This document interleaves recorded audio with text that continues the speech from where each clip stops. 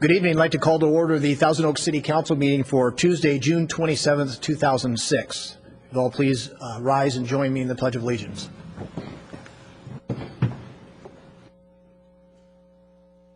Ready? Begin. I pledge allegiance to the flag of the United States of America and to the republic for which it stands, one nation, under God, indivisible, with liberty and justice.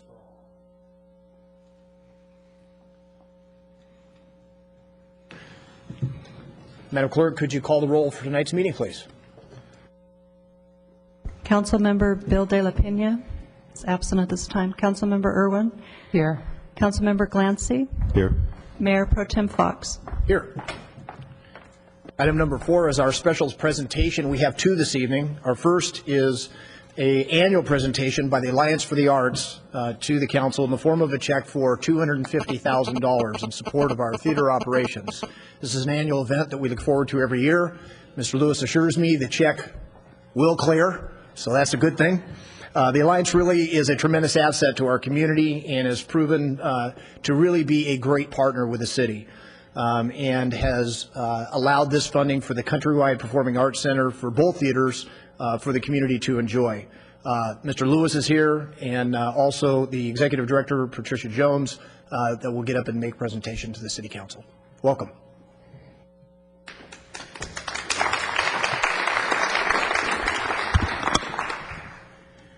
Thank you. Honorable Mayor Pro Tem Fox, distinguished City Council, City staff, I am Bob Lewis, a board member of the Alliance for the Arts. I had the pleasure of serving as chairman of the Alliance for the Arts from 1995 through 1998. In addition, as many of you know, I had the honor to serve our wonderful city as mayor and as a council member during the approval process, as a member of the council committee working with the architect on the design of this facility, and during the early period of the construction of this fantastic Civic Arts Plaza. This service has provided me the unique experience of sitting on both sides of the dais and having an understanding of the issues and concerns of both the city in operating this facility and in what is required to meet donor concerns in order to raise the significant monies the Alliance has achieved to date. On behalf of the Board of Directors, we are pleased to be here to celebrate the success of the joint fundraising venture between the City Council and the Alliance for the Arts. We are here today to celebrate the 12th anniversary of a successful public-private partnership between the City of Thousand Oaks and the Alliance for the Arts. This partnership has been lauded nationwide is a highly successful model to emulate. We are proud of this recognition, and we honor, respect, and appreciate our partnership with the city. A significant event in the hearings on whether or not this city should build the Civic Arts Plaza facility occurred one evening when a group of citizens appeared before the City Council and announced that the Alliance for the Arts, at that time a fledgling organization, pledged to use its best efforts to raise an endowment fund of $3 million to help support this facility and the local performing arts groups which were seeking a place to perform, with a pledge of using this fund to provide financial support of $250,000 per year to this facility. This pledge was made by a group of citizens, was a major determining factor in my personal decision to vote to authorize the construction of this facility. I believe it was also a major determining factor of the other members of the City Council in this decision, who were Alex Fiore, Frank Schillo, both of whom were the major leaders in the effort to build this facility, Larry Horner, and Tony Lamb.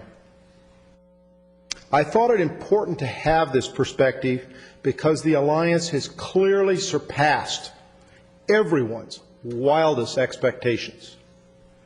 During these past 12 years, the following has been accomplished.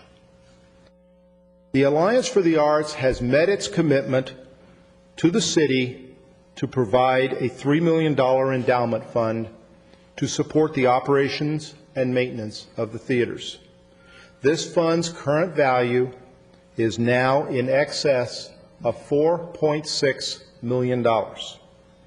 Interest from this fund, together with other accrued funds, is presented to the Community and Cultural Services Department, formerly known as the Theaters Department, each summer in the form of a check for $250,000. We will present this check again this evening. Over these 12 years, the grand total of cash contributions to support the operations and maintenance of the theaters totals $3 million. In addition, the Alliance is proud to have also assisted the theaters with in-kind, non-cash gifts in the form of media advertising, communications, printing, travel, and other services, which now total $3.9 million. These in-kind, non-cash gifts represent real money because the theaters would have otherwise incurred much of this expense, or if such money was not spent, there would have been an impact on attendance from reduced media exposure. Over the years, the Alliance for the Arts made a conscious decision to expand its mission and assist with arts programming due to the increasing need by performing artists and performing arts groups for subsidy funding in order to perform in the countrywide Performing Arts Center. And this decision was certainly consistent with my understanding of the role of the Alliance for the Arts when I sat as a council member on the other side of the dais and voted to build this facility. With this in mind, the Alliance continued to raise funds, and in 2000, we opened a second endowment.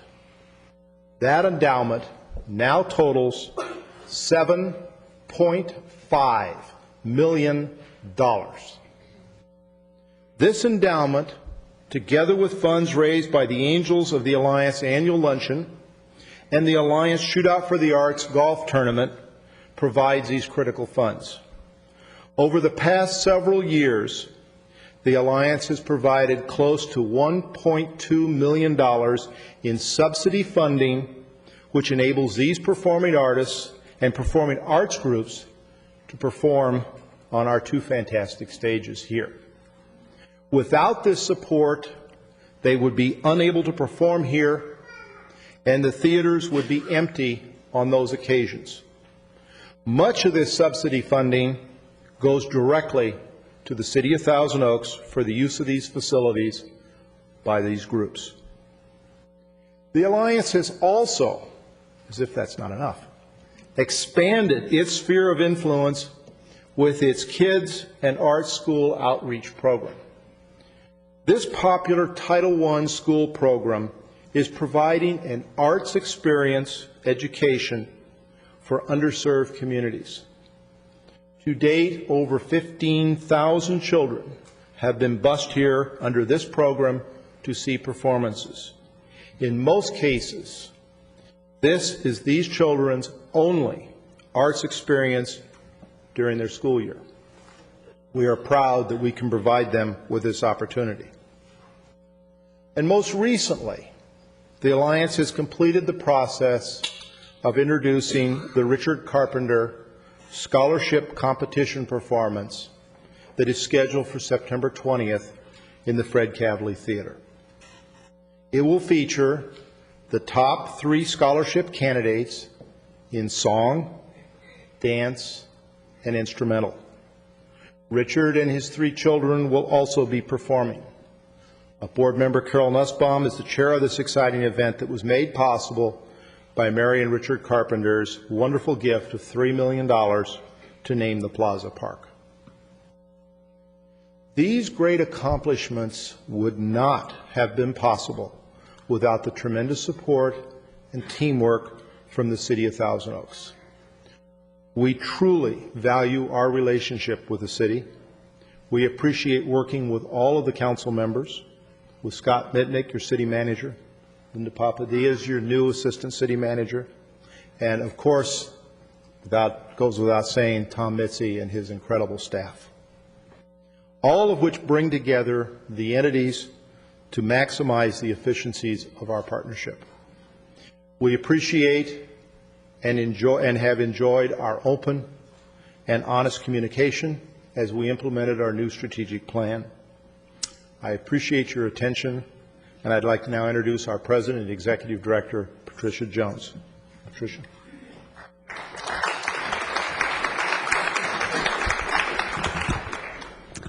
Good evening, Honorable Mayor and City Council members and members of the city staff. It's very nice to be here once again.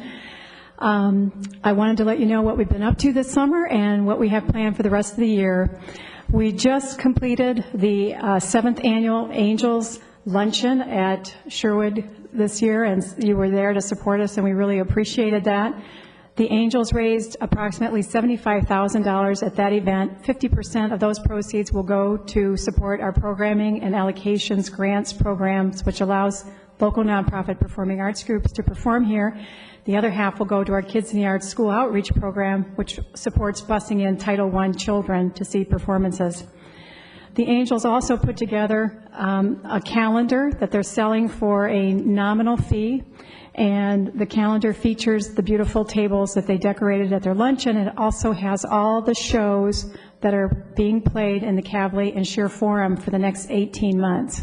And we have one here for each of you, but this is an additional fundraiser that they're working on and very proud of. This summer we also have our 10th annual Alliance Shootout for the Arts Golf Tournament. We just can't believe it's been 10 years already. That'll be at North Ranch Country Club on November 17th. Then in September, we will have the Kids in the Arts Fun Run coming up on the 16th, and we expect 500 and more runners.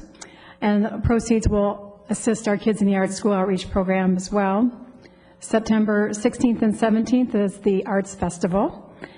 And September 20th is going to be Thousand Oaks' own version of American Idol, where we're going to identify our most talented young men and women in the areas of dance and the other performing arts areas. So we're very excited about that. And then in the fall, October, we are going to have our gala, October 7th, and we are very excited that we have Michael Crawford coming to the Civic Arts Plaza. And Michael Crawford, as you know, was the Phantom for many, many years, played Phantom of the Opera, and he's actually coming to our own Thousand Oaks, and he has requested a local orchestra perform with him, as well as a local choir. So we're going to have the best of both worlds that evening for the gala. That is the end of my report, and I want to thank Tom Mitzi as well and Scott Mitnick for meeting with the Alliance on a regular basis as we continue to work out our partnership issues and agreements. So thank you, and we have a check for you now. All right. Go ahead. If we may present this to you. Okay.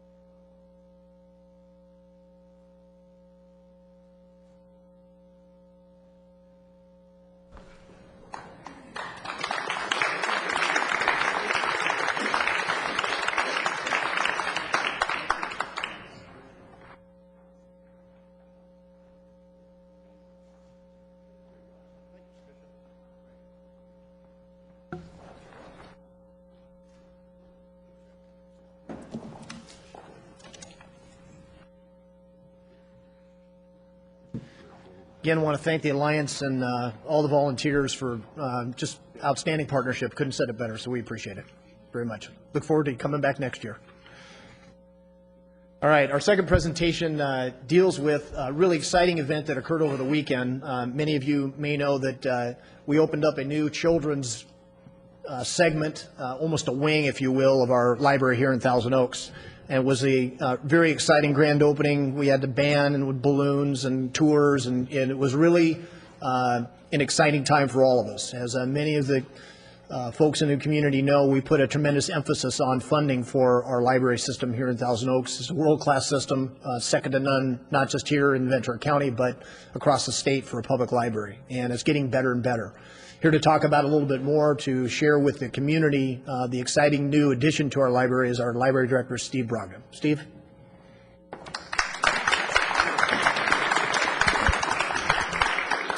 Thank you, Mayor Pro Tem Fox and council members. Sunday's opening was an unqualified success, and I'm happy to provide you with some details on it. But first, what I want to do is ask the planning committee, who worked so hard, to come up and stand behind me as I give this report. So would everybody that's here please come forward?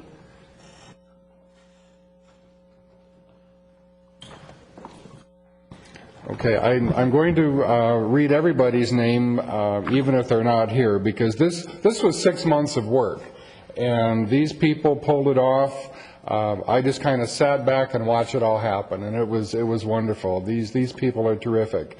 We have Jana Cavell from the City Manager's Office, Tony Hagopian from the Library Foundation, Honey Shusett from the Friends of the Library, and Cindy Smith, Library Administration, Sally MacArthur, Library Administration, Norma Calero, Volunteer Coordinator, Nancy Severe, Deputy Director, Nadia Dagger, Library Division Manager, Jan Fletcher, Library Administration, Sue Pellman, Adult Services Supervisor, and Ann Landon, Children's and Young Adult Supervisor. Let's give these people a hand, please.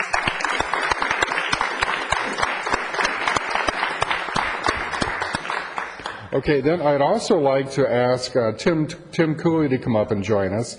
He wasn't on the committee, but he's president of the Thousand Oaks Library Foundation, and he's been working very, very hard, not only for the children's expansion, but for other things. Just a few other people who had an awful lot to do with the success, and these people don't often get mentioned. Michael Farranon is one. He's our facilities guy. He was working practically 24 hours a day, both before, after, and during, and I think he's still at it. And if you ever get a chance to cross his path, shake his hand and give him a thank you. Mike Newman from the print shop also, he went above and beyond to have everything ready to go. It was just a real treat. City Council, you need to take a bow yourselves. You've carried on the tradition that previous city councils have done to make this library world class. It's a dedication that's seen rarely, and you have the results in a world-class library. And you just need to thank yourselves for that. It's a wonderful tradition, and I'm proud to be a part of it, and you should too. We also had many sponsors for the event: Ventura County Star, Sage Publications, Verizon, Dreyer's Ice Cream, Macy's, Burt's Pharmacy, National Charity League, the Callegas Municipal Water Company, Thousand Oaks Library Foundation, Friends of the Thousand Oaks Library, John MacArthur of the Art Department, Domino's Pizza. Participants included, and these were not sponsors, but participants included the New West Symphony, the Art Den, the Chinese Cultural Society, Thousand Oaks Police Department, Ventura County Fire Department, Conejo Valley School District, and Boy Scout Troop 716. We calculated the attendance of that day at nearly 5,000 people.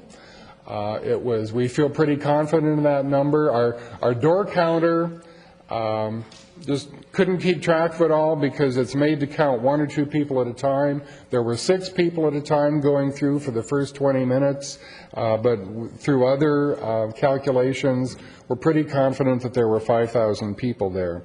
Approximately 1,500 children signed the guest book. This is a guest book that was special in itself because the pages were designed by Canal Valley artist Eva Roberts, who passed away a few years ago. But these pages are special not only for their design, but also for the fact that when children gave to support the library after the earthquake, she designed these pages for the kids to sign. Whether they gave pennies, nickels, or dollars, they signed this guest book. So it was a nice sense of continuity to have these pages in the guest book.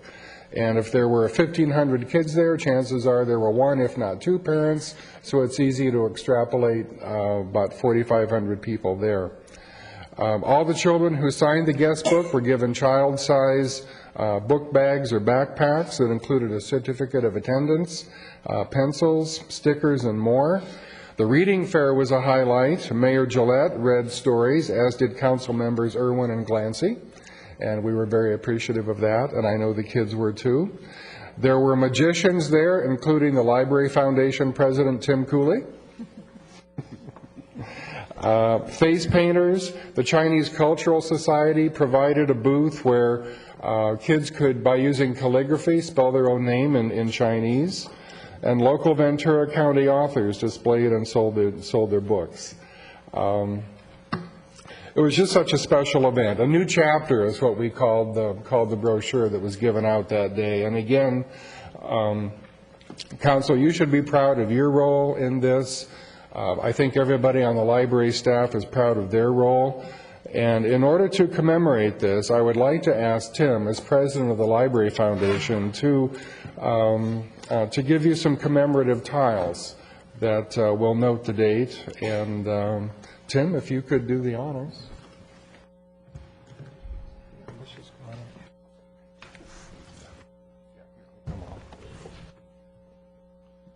While Tim and Steve are making the presentation, just a couple of notes for the community. First, I think Steve might have mentioned, but this is not just a small addition to our library. 22,000 square feet. And when you go and you visit it, you'll know exactly what I'm talking about. It was no small investment either. It was approximately a $15 million project that was paid for in its entirety by Thousand Oaks taxpayers. There was no state funding, no federal funding, no assistance of any kind. The project was done on time and on budget, and the thanks needs to go to our staff and the architect, all the contractors and everybody that was involved in the construction and the design and the planning of this really state-of-the-art facility. And so it's something that the entire community can be very, very proud of. And want to emphasize finally and most importantly, this project is for one segment of the community, if you will, and that's the kids. For kids and grandkids. And it's named after our city manager emeritus, Grant Brimhall. And in Grant's short talk on Saturday, he talked a lot about the value of grandparents and kids coming to this facility and reading and spending time with their children.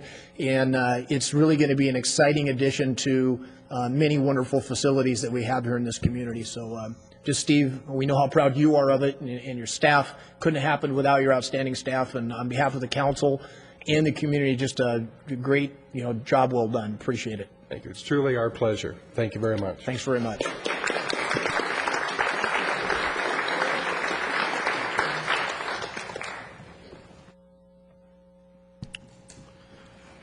That concludes our special presentations for this evening. We'll move to item number 6, and that is our public comment section. Madam Clerk, could you please call public comment, please?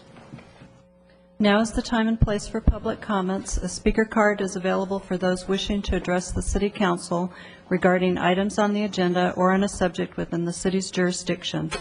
All speakers for public hearings shall be called and heard during the public hearing. Pursuant to council standards of operation, the mayor may assist any speaker from straying into areas not within the city's jurisdiction. All remarks shall be addressed to the council as a whole, and remarks directed at a particular council member are not allowed. Under state law, issues discussed under public comments can have no action unless listed on the agenda and may be referred to the city manager for administrative action or scheduled on a subsequent agenda. All documents for City Council and the official city record should be presented to the city clerk prior to speaking, allowing dissemination to council and staff. 2 people have presented cards, and pursuant to council direction, speakers are allowed 3 minutes. The yellow light displays when you have 1 minute remaining. Thank you, Madam Clerk. Our two speakers for public comment this evening are Marilee Ullman, followed by Leslie Reed.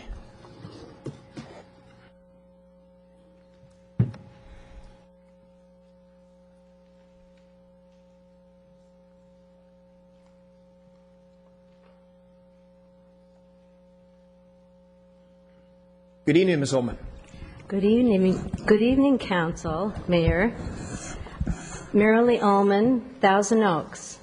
From the time my family arrived in 1962 in Thousand Oaks, I was involved and appreciated the rural characteristics of the area and was involved with the horse community. We had a horse boarded at the property in North Ranch when I first met Bully and his family. They had rental horses there for the public. Because of development at the site, he moved to Newbury Park. Over the last 35 years, I've attended meetings and listened to all the politics regarding establishing permanent equestrian facilities in our city.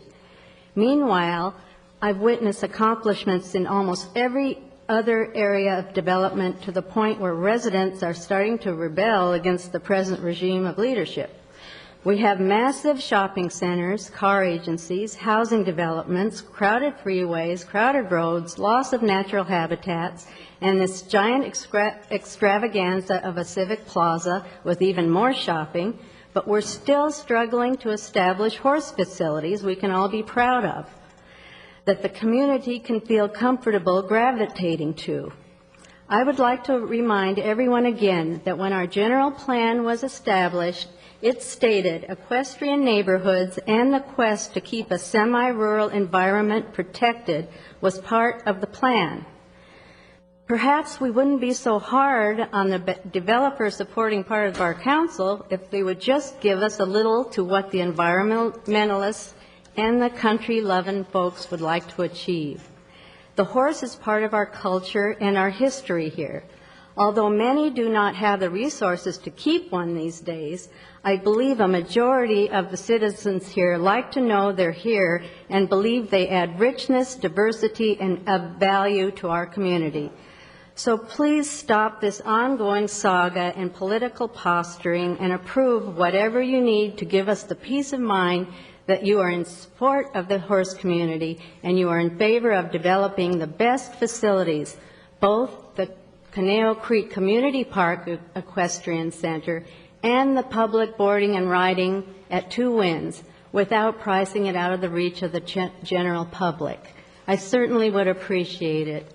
Thank you very much for all of you being attentive to this matter. Thank you, Good Ms. Ullman. evening. Next speaker is Leslie Reed.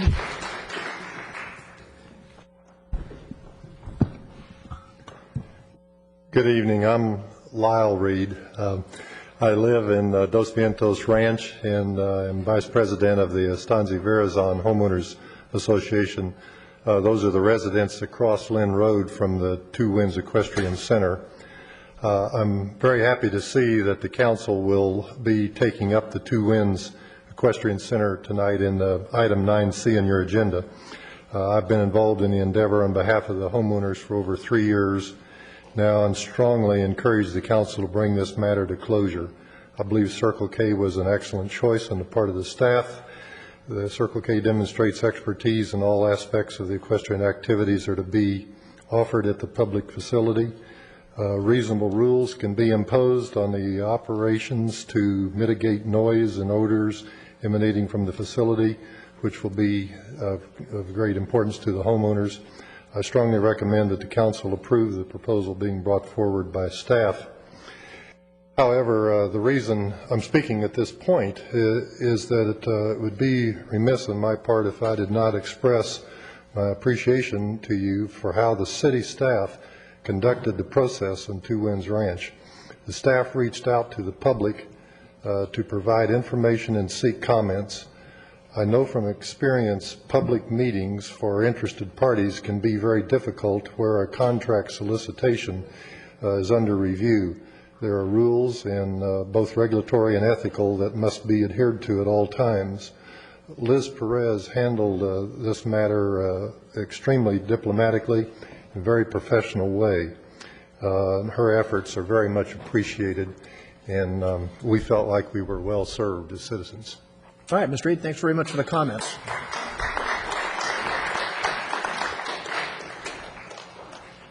Nice to hear staff complimented from time to time. It's very nice. Item number, that's all our public speaker cards tonight. We'll move to item number 7. That's the City and Redevelopment Agency consent calendar. Okay? Come on down and fill a card out.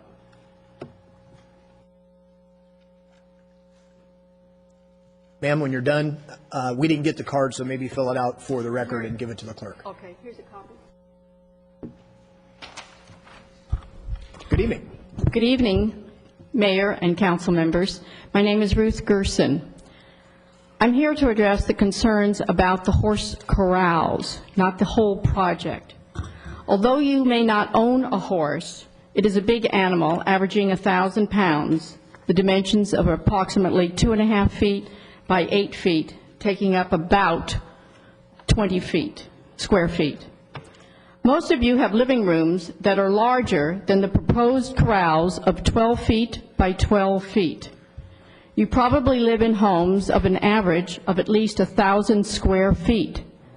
Yet the Circle K organization wants to enclose horses in corrals smaller than your living room, which would sentence the horses to being couch potatoes with barely any space to move around in. That's not the right way to treat an animal.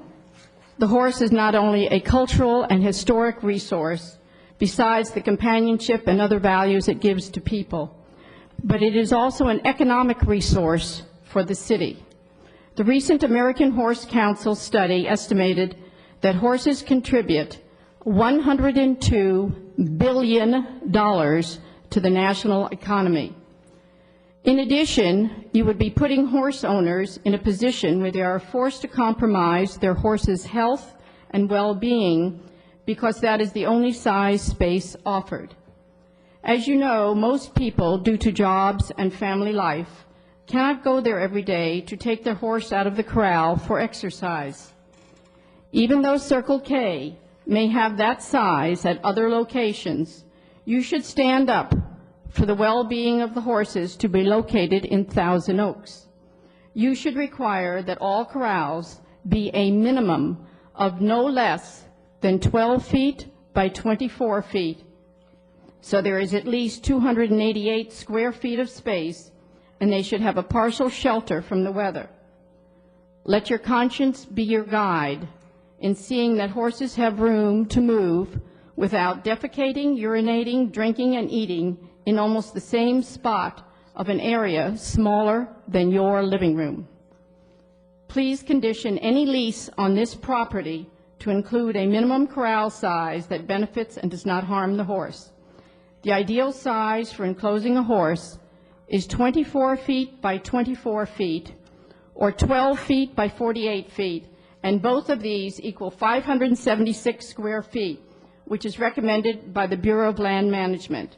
And although we live in an economic world where the almighty dollar makes a lot of decisions, the horses stabled here are part of your responsibility, since Circle K has apparently put their profit motive ahead of the care of the horses. Thank you very much. Thank you, ma'am.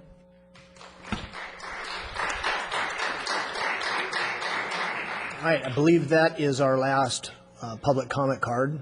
So now we will move to item 7, which is the consent calendar. It's page 7 on your agenda. Any items that the council wishes to be pulled? Yeah, Ms. Bill de la Pena. Thank you, Mr. Fox. I wish to pull items L and M, and if there are no other requests for items to be pulled, I can move to approve the remainder of the consent calendar. Okay, Ms. Bill de la Pena requests the L and M to be pulled and called special. Any other requests by the council? Hearing no objection, those items will be pulled, and now we have a motion on the table for approval of the consent calendar.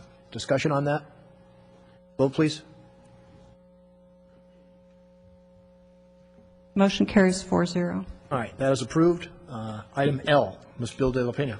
Thank you, Mr. Fox. Items L and M, I had previously voted against both items involving the lakes and the BID, the Business Improvement District, and just for housekeeping purposes, I'd like to vote against them just to keep consistent. So if somebody else would like to make the motion to approve them. Okay, very good.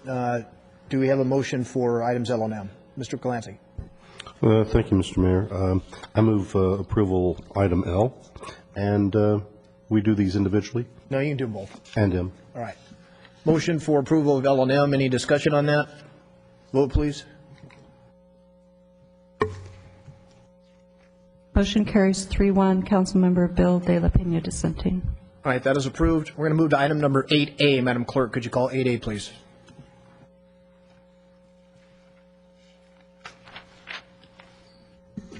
Hearing advertised as required by law is hereby opened to consider agenda item 8A, Municipal Code Amendment 2006-70342, an amendment to the municipal code allowing use of mobile home, trailer, or other transportable facility as temporary emergency dwelling when residence on same lot is destroyed or declared uninhabitable due to certain causes. A speaker card is available for those wishing to address the City Council regarding this public hearing. All documents for City Council on the official city record should be presented to the City Clerk prior to public speaking. 6 people have presented cards, and pursuant to Council direction, speakers are allowed 4 minutes each. The yellow light displays when you have 1 minute remaining. I thank Ms. Lawrence. We'll hear a report from staff, and then we'll hear from the speaker cards. Tonight, the report will be given by Mr. Spector and Mr. Ware, respectively. Good evening. Good evening, Mr. Mayor, Mayor Pro Tem, and members of the City Council. This item is a municipal code amendment to allow the use of a mobile home or trailer or other transportable facility to be used as a temporary emergency dwelling. And its purpose is to allow the use of one of these facilities as an emergency dwelling when a residence on the same lot is destroyed or becomes uninhabitable as a result of a fire, flood, earthquake, or other physical disaster. As a matter of background, on May 20th, a residence in town was damaged by fire and became uninhabitable. And following the fire, a trailer was placed on the property of that damaged home, and that resulted in a code compliance action for using the trailer as a dwelling. We understand that the displaced family made other living arrangements but would prefer to live in the trailer for financial and other reasons. This municipal code, the existing municipal code, allows a mobile home to be used as a temporary dwelling for 6 months on a lot where the property owner is building a permanent home under an active building permit. In the case of a trailer, the code doesn't allow a trailer to be used as a dwelling, and no building permits have been approved to reconstruct the damaged home in the case that prompted this amendment. When a home's destroyed in a disaster, typically it takes a while before reconstruction begins. The homeowner must obtain insurance payments or alternative financing, must draw up building plans and submit for building permits, which must be reviewed and approved. And in the meantime, that displaced homeowner needs to find alternative housing. The amendment that's before you tonight would allow homeowners whose homes become inhabitable due to a disaster to use a mobile home or a trailer or other transportable facility as an emergency dwelling on a temporary basis. And the code amendment would also allow these emergency dwellings subject to reasonable restrictions on the amount of time that they would be allowed, the place they would be located and the manner in which they're used. This amendment would allow a mobile home, trailer, or other transportable facility to be used as an emergency dwelling if the permanent home on the property is destroyed or declared uninhabitable due to fire, flood, earthquake, or other disaster. Also, if the landowner obtains a permit from the city. In addition, the emergency dwelling would be occupied only by the landowner and the members of his or her household. Another condition would be that the dwelling is suitable for human habitation and connected to utilities such as water, wastewater, and electricity in conformance with the applicable codes. As far as the location of the emergency dwelling, I also already indicated that it would have to be on the same lot as the damaged structure and in a location that would be approved by the Community Development Director.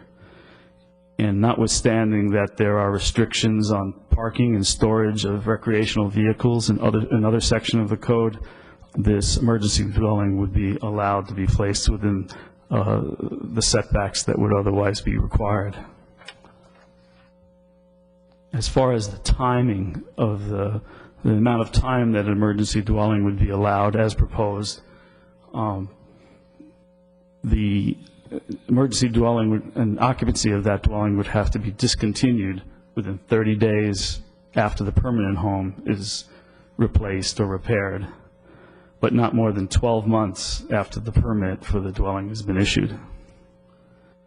And it also provides for an extension of time for an additional 6 months if construction and repair of the permanent home has been taking place under an approved permit and it's being pursued towards completion. In this case, staff is recommending 2 ordinances. One, a regular ordinance that would require a second reading and take place 31 days after second reading. But we're also recommending that the council adopt an urgency ordinance to allow the amendment to take effect immediately in order to preserve the public peace, health, and safety. That requires a 4/5 vote of the council. That concludes staff's presentation. I'll be happy to answer any questions. Mr. Ware, you got any additional information, or is that the conclusion of the staff report? All right, very good. Any questions for staff from council? Ms. Irwin. I had a few questions. The first is, how long does it typically take to issue a building permit if we're not talking about waiting for the insurance? Typically, it would depend on the circumstances here. In a case like this, where we have a fire destroying an existing house, if the plans were in a similar fashion to what was previously on the house, if the house design was a very similar design, it could be done rather quickly. It's really a matter of getting the architectural drawings set up and plan checked, which in a case like this we could probably do within a couple weeks, get a plan check done, and then issue a permit. If there's a significant redesign to the property where they wanted to come in with a design that was much different and a different look, then they would have to go through the regular process that any type of house would go through the possibility of a precise plan design, which has required notices and processes for that for the public and the immediate area of the house. So in a case like this, if it was an exact redesign or a very similar redesign, it could be done rather quickly once plans were submitted and complete plans were submitted, and that's assuming that the corrections were rather simple and it could be approved quickly. Okay, in emergency situations, does the planning department expedite the plans? Yes, we would do our best to have a quick turnaround on something like this. We understand the importance of getting this turned around, and like I said, the plan check would be done relatively easily if a full set of plans is submitted, and if there were corrections, they were resubmitted in a quick fashion, and that could be approved. Okay, really and then very timely. And what is in this case is the holdup the insurance? Have there been plans submitted? I wouldn't be the proper person to ask that. That would probably be a good thing to ask of the property owner. As of this time, we have not had house plans submitted. Okay. When you state his or, Mr. Spector, when you say his or her family, are you talking about extended, immediate family or extended family? What's the definition of family? Well, that's tends to be a legal question, but there was a family living in this household as a family unit, which can be extended. It doesn't even have to be related people, but the property owner needs to live there. So you say his or her family, and there's no definition of what that is? It's just a household. So then it should be household as opposed to his or her family, right? And I think the code amendment says household, but perhaps the PowerPoint said family. Yeah, it said family. Then you're talking about a transportable vehicle, but here it says the emergency dwelling shall be suitable for human habitation, connected to water, wastewater, and electrical. Some of those trailers don't have, let's say, wastewater. Or is it a requirement to have all three for anything that you're declaring inhabitable? Habitable? I would say so. Okay. All right. Thank you. All right. Any other questions for staff? Ms. Bilda La Pena. Thank you. Good evening, Mr. Spector. How often has staff found itself in a situation like this? I don't know how long you've been in the city. We've had a few earthquakes.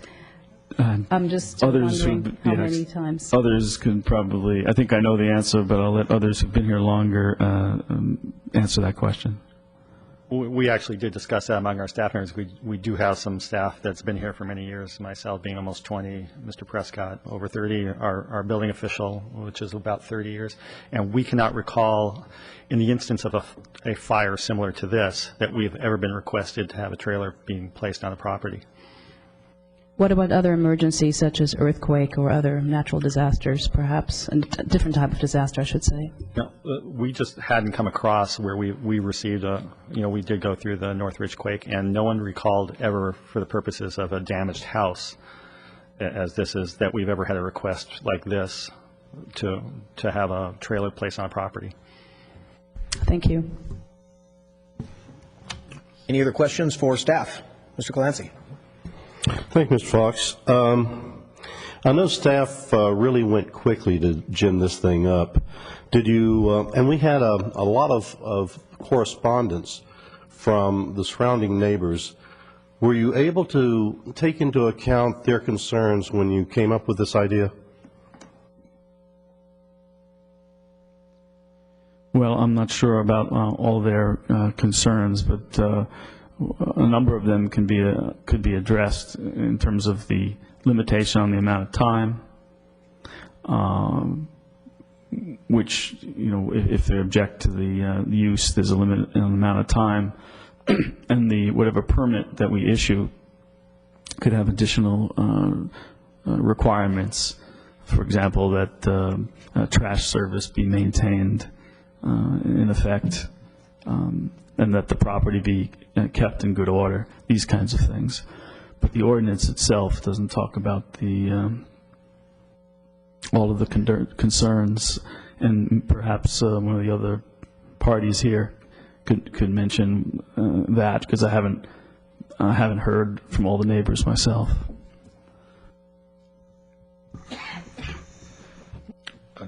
It is apparent through reports that staff has received concerns about the placement of this trailer for living purposes, as was mentioned in staff's report, that initially upon putting the trailer on the property, there was a code compliance complaint that was investigated by the code compliance section. As the process of in direct question, to your answer, or in response to your direct question, we were not contacted necessarily specifically about the code amendment process. And although the concerns were noted and knowledgeable to staff, I don't believe there was any direct communication in the process of developing the ordinance. Okay, let me just pose a question of you. primarily because I'm not experienced with this situation. I would assume that there are a lot of people who are underinsured in Southern California with the rate of construction costs increasing fairly rapidly, and it's an area of endeavor that people don't really routinely check, and so they can end up in a bit of a pickle. We've got a year's period of time here where we'll allow this unit to be on the property with possible 6 months after that. But insurance money can be held up an awful long time. And if construction time also goes an awful long time, what happens at the end of the 18 months or 12 months? Well, the staff would be unable to grant any more time than that. And that would be, it would have to be removed under the, unless the council chose to amend the code and extend the time. Okay, thank you very much. That's all. Let me follow up on a couple of those questions. First, as I look at the report, I don't see any benchmarks, for lack of a better description, that would, I think, go to the issue that Dr. Clancy was talking about, and that is the proposal would provide for up to 12 months for construction. The reality is if you're starting 8 months into the project, you're not going to finish construction. And so it seems to me that we need to build some benchmarks that staff can evaluate in an objective way based on what's going on in the construction industry, of reasonable benchmarks with respect to getting the insurance, getting the permits, getting a contractor in place. We want to be reasonable, but at the same time, it seems to me that this is an open-ended process that could prove problematic if 7-8 months into the 12-month period there hasn't been a single piece of construction done on site. Can you respond to that? Well, perhaps I can respond. The ordinance just has one benchmark, and perhaps we could consider adding benchmarks, and that is that the construction would have to, a building permit would have to be issued and construction underway within 12 months, and if that occurred, then they would be eligible for an additional 6 months. Theoretically, somebody could come in on the the 11th month and the 3rd week and get their building permit and start construction at that point and still comply with that benchmark. If the council desired, perhaps we could have an earlier benchmark for submittal of a building permit application to the city. But I think the bottom line is that if construction is not underway within 1 year, then they're not eligible for the additional 6 months. I'll just speak for myself. I don't want to see an earlier benchmark. I think a year before construction starts, unless staff is telling me that that's the reasonable and customary process. For example, if somebody's going to do a room addition or a home improvement, that's essentially what we're talking about, whether it's caused by the act of fire or property damage, or it is caused by the desire of the homeowner to improve their property. The process, in a sense, is very similar. You need permits, you need a contractor, you need a plan, and then you go to work. Is a year a reasonable period of time or to start construction? Does it really take that long, or should we be looking at a shorter benchmark of 6 months, 4 months, something along those lines? Well, I think the year is a generous benchmark and takes into account the fact that the family has been disrupted. They're dealing with a disaster, some financial loss, the fact that in most cases insurance will be necessary to get a construction loan and begin construction. So if I were to want to build a house today and I hired an architect, I would think it could be a period as short as 6 months before I was in and pulled a building permit to actually build it. But we feel that a little bit longer period of time is necessary in an emergency or a disaster type situation. Yeah, I'd like to see it. I'll let the council decide, but I'm prepared. I want to hear the speaker cards, but I think 12 months before anything starts and then additional 6 months is too long a period of time. That's just my perspective. The second item that occurs to me is Why are we, I think Ms. Bill de la Pena asked a very pertinent question, and that is, how often does this happen? I've never heard of this with respect to being on the council. I do have some experience with respect to people's homes being burnt down, and I certainly have an appreciation, probably better than most, on the kind of devastation that causes not just from a property, but internally with the folks that are living there. That being said, since this is just such an infrequent occurrence, why are we proposing a change in the municipal code, which is forever, so to speak, rather than looking at a special use permit that can be granted on a one-time basis, can be conditioned, much more specific to the issue, and if the conditions are not met, can be revoked very quickly? Well, I think that the code amendment enables that process. Right now, the code only allows a mobile home or other transportable facility to be used on a lot if there is a new home under construction. It does not allow it in the circumstances that we have here. So in any event, we need a code amendment to allow it. What we've recommended as far as permitting is that it be essentially, and we do have a permit application form prepared, so if the council adopts this as an urgency ordinance, we would be able to take in the application tomorrow and issue the permit tomorrow. It's a ministerial, basically over-the-counter permit with conditions attached. A special use permit, when we look at what the code procedure is for special use permits, it involves notice and hearing, and a hearing either by an administrative hearing officer or the planning commission. So that's a more deliberate and cumbersome to the family that might be affected by it procedure. But if the council wished to move it into that realm, that could be done with some changes to the ordinance. But I think an ordinance still is necessary just to enable the city to consider that kind of a permit. Okay, I appreciate that. My last question deals with, while the title of the proposed municipal code amendment deals with temporary emergency dwelling for residents that's been destroyed or declared uninhabitable due to certain causes, what has staff looked at with respect to future requests for people that are doing home improvements that essentially want the same latitude to be able to put a trailer on site for a period of time to live in while home improvements are taking place? What's the distinction? Well, this is specifically for emergencies created by sort of acts of God, or, you know, fires aren't always acts of God. And so it's a very, very narrow test that someone would have to pass in order to allow this. And I think if people could do it for home improvements, it would be far more widespread, the use of a trailer or a motor home or for that purpose. And so we have to think about whether we, as a city, want to allow that practice. It's certainly possible.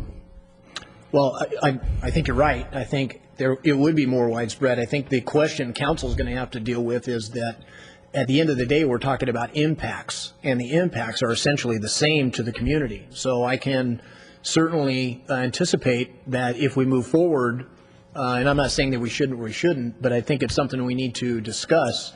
If we move forward, we need to anticipate how council will deal with somebody coming and making a very reasonable request, because the impacts and the ramifications of this are essentially the same. We have to have some conditions in place, but people were saying, well, you allowed it over here for a fire, why don't you allow it over here for a room addition? And, I think while you've made the distinction, we at least need to be thoughtful about future requests coming in and people making the very same arguments with respect to impacts. I think council is going to be in a difficult spot to simply say, well, we're going to do it for emergencies, but we're not going to do it otherwise, even though the impacts are identical. And so, well, I appreciate the response. I think we need to think about that. Ms. Irwin, do you have additional questions? I just had one comment after what you said. What about something like somebody has a mold infestation? Is that an emergency? it would require, in order to qualify for the city's building official to declare that the home was uninhabitable. And I'll have Mr. Ware augment my comments.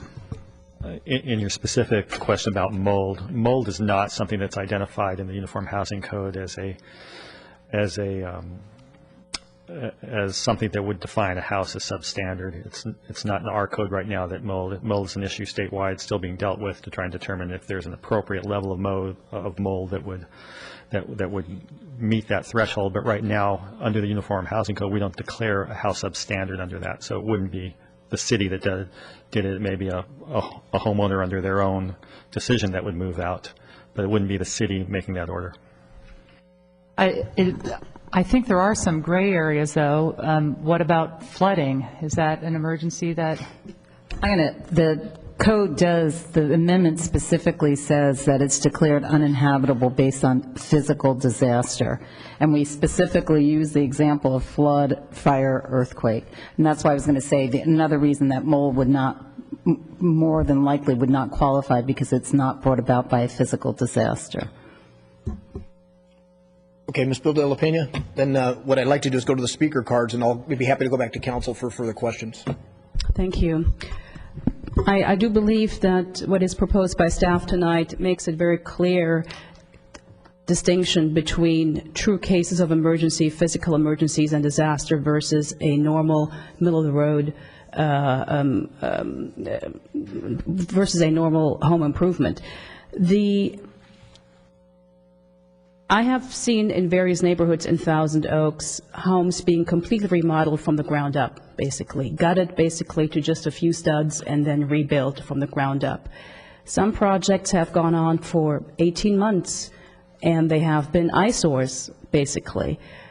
Sometimes the homeowner runs into financial problems, needs to find another loan, the contractor can't get certain materials, and a home remodel or rebuilding is delayed.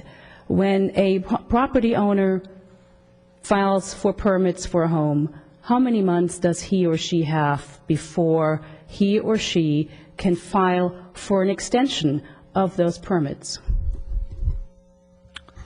for normal home rebuilding or remodeling? What the building code says in regards to how a building permit it goes through its process, it says once you get the building permit, you have to diligently pursue construction. That's generally defined as you must receive at least one inspection every, I believe, 180 days, so about every 6 months to keep that building permit active. There is the ability to request, if, let's say you didn't get an inspection but you want your building permit to continue, you can make a written request to the building official who can allow one extension of that period of time. So basically it's pursuit of the permit by obtaining inspections. That's how you do it, and you would need to get an inspection once every 180 days. In fact, I know of a development that's going up that has been under construction for probably 7 years now and still is not built because the builder is getting extension after extension after extension, and the builder has a couple of trailers on the property in order to, of course, secure the property, provide security, safety, and make sure that construction is moving along. I see that in non-emergency examples and scenarios, extensions are given on a regular basis and trailers are allowed on a regular basis to the point where one can even take 7 years to build several homes. So if we're already doing that in a certain area, why not even do it for a true physical disaster or emergency? Well, I can't comment on the exact situation you've seen. I explained what the process was for the building permit, and to the best of my knowledge, we follow that fairly strictly as far as them getting inspections and the continuance of the active portion of that permit by obtaining inspections. And mind you, there are many inspections that take place through the process of construction. particularly on new houses, it's quite extensive, so it can go on for some period of time. In regards to trailers, we do allow on occasion trailers, I think for security purposes. They aren't supposed to be used for living purposes. The code's fairly clear on that. But, when we do have security, I think we do allow them under our ordinance for things such as Christmas tree lots. But they aren't necessarily living. It's a security issue for those sites, so they have a place to both do business when they're on site and also to have someone on site to make sure that the project is safe during off hours. But certainly there are instances where a remodel or rebuilding can take more than 18 months in a non-emergency situation, correct? I'm sorry, ask that once again? There are instances where a rebuilding or remodeling can take more than 12 months or 18 months in a non-emergency situation. I would agree. Thank you. But the code right now only allows the use of a trailer as living quarters when you're building a new home on a lot you own, and then only for a 6-month period. That's the code now. Okay, if we don't have any more burning questions for staff at this point, let me go to the speaker cards. We have 6 speaker cards. We'll start with Richard Preston, followed by Mitch Hale, followed by Lucia Panetta.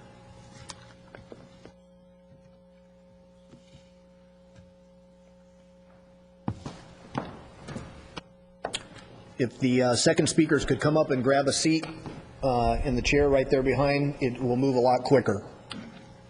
So the next speaker is Mitch Hale. Mr. Preston, good evening. Thank you. Mayor and Council, I'd like to thank you for giving me a chance to voice my opposition to your proposal to let them live in the trailer. I'd like you to look at the facts. That overcrowding and unsanitary conditions have existed at this house for years. Lack of trash service has resulted in vermin-ridden trash piles.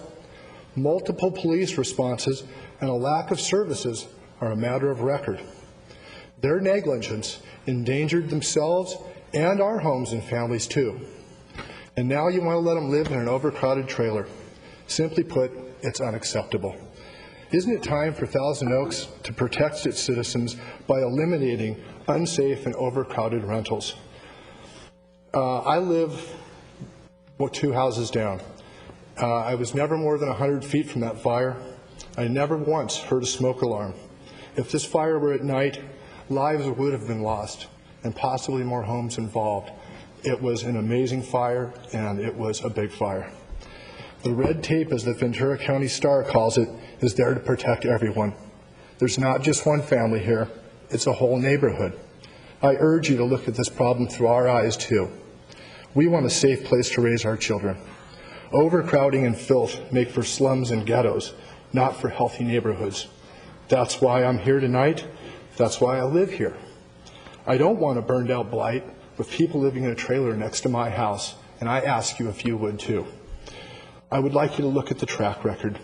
Do you really believe things are going to change? Well, I don't. We'll be the ones that are stuck with the eyesore, the miserable smell of a burned house, and more filth. And I would like to ask the council, is that what you want for our families? I'm here tonight to protect my family and my home. Please help us keep our homes and streets healthy. It would be irresponsible at this time for you to change this code. I've never even seen the owners of the house. Those are not the people that own the house. As a resident of the area, most of the slabs are cracked. The houses were built in 1959 and 1960. There is nothing to code in these houses. If you have to rip that slab out, you're going to have to take out 5 feet of dirt and recompact it. That's code now, and you can ask them. If you rip out 5 feet of dirt and rebuild a house, I don't think you're going to want to be living on the lot while they do it. But I can tell you that if this was my house, that I would be down here and I would tell you what the condition of my house is, and I would have plans for it. And I would be starting it already, and I haven't seen that happen. And I haven't seen any changes in that house. I have called code compliance numerous times, and nothing's been done. Our neighborhood is ignored. Calle Margarita is trying to turn around and make it a safe and happy neighborhood, and this is not going to help us. Thank you. Any questions for Mr. Preston? Questions? Okay. Thank you, sir. Mitch Hale, followed by Lucia Panetta. followed by Mark Eaton. Good evening, sir. Hello. Thank you for the opportunity to speak tonight in regards to 759 Calle Margarita. I'm the next door neighbor and have had to live with this problem for many years. I've made several complaints to code compliance with no avail.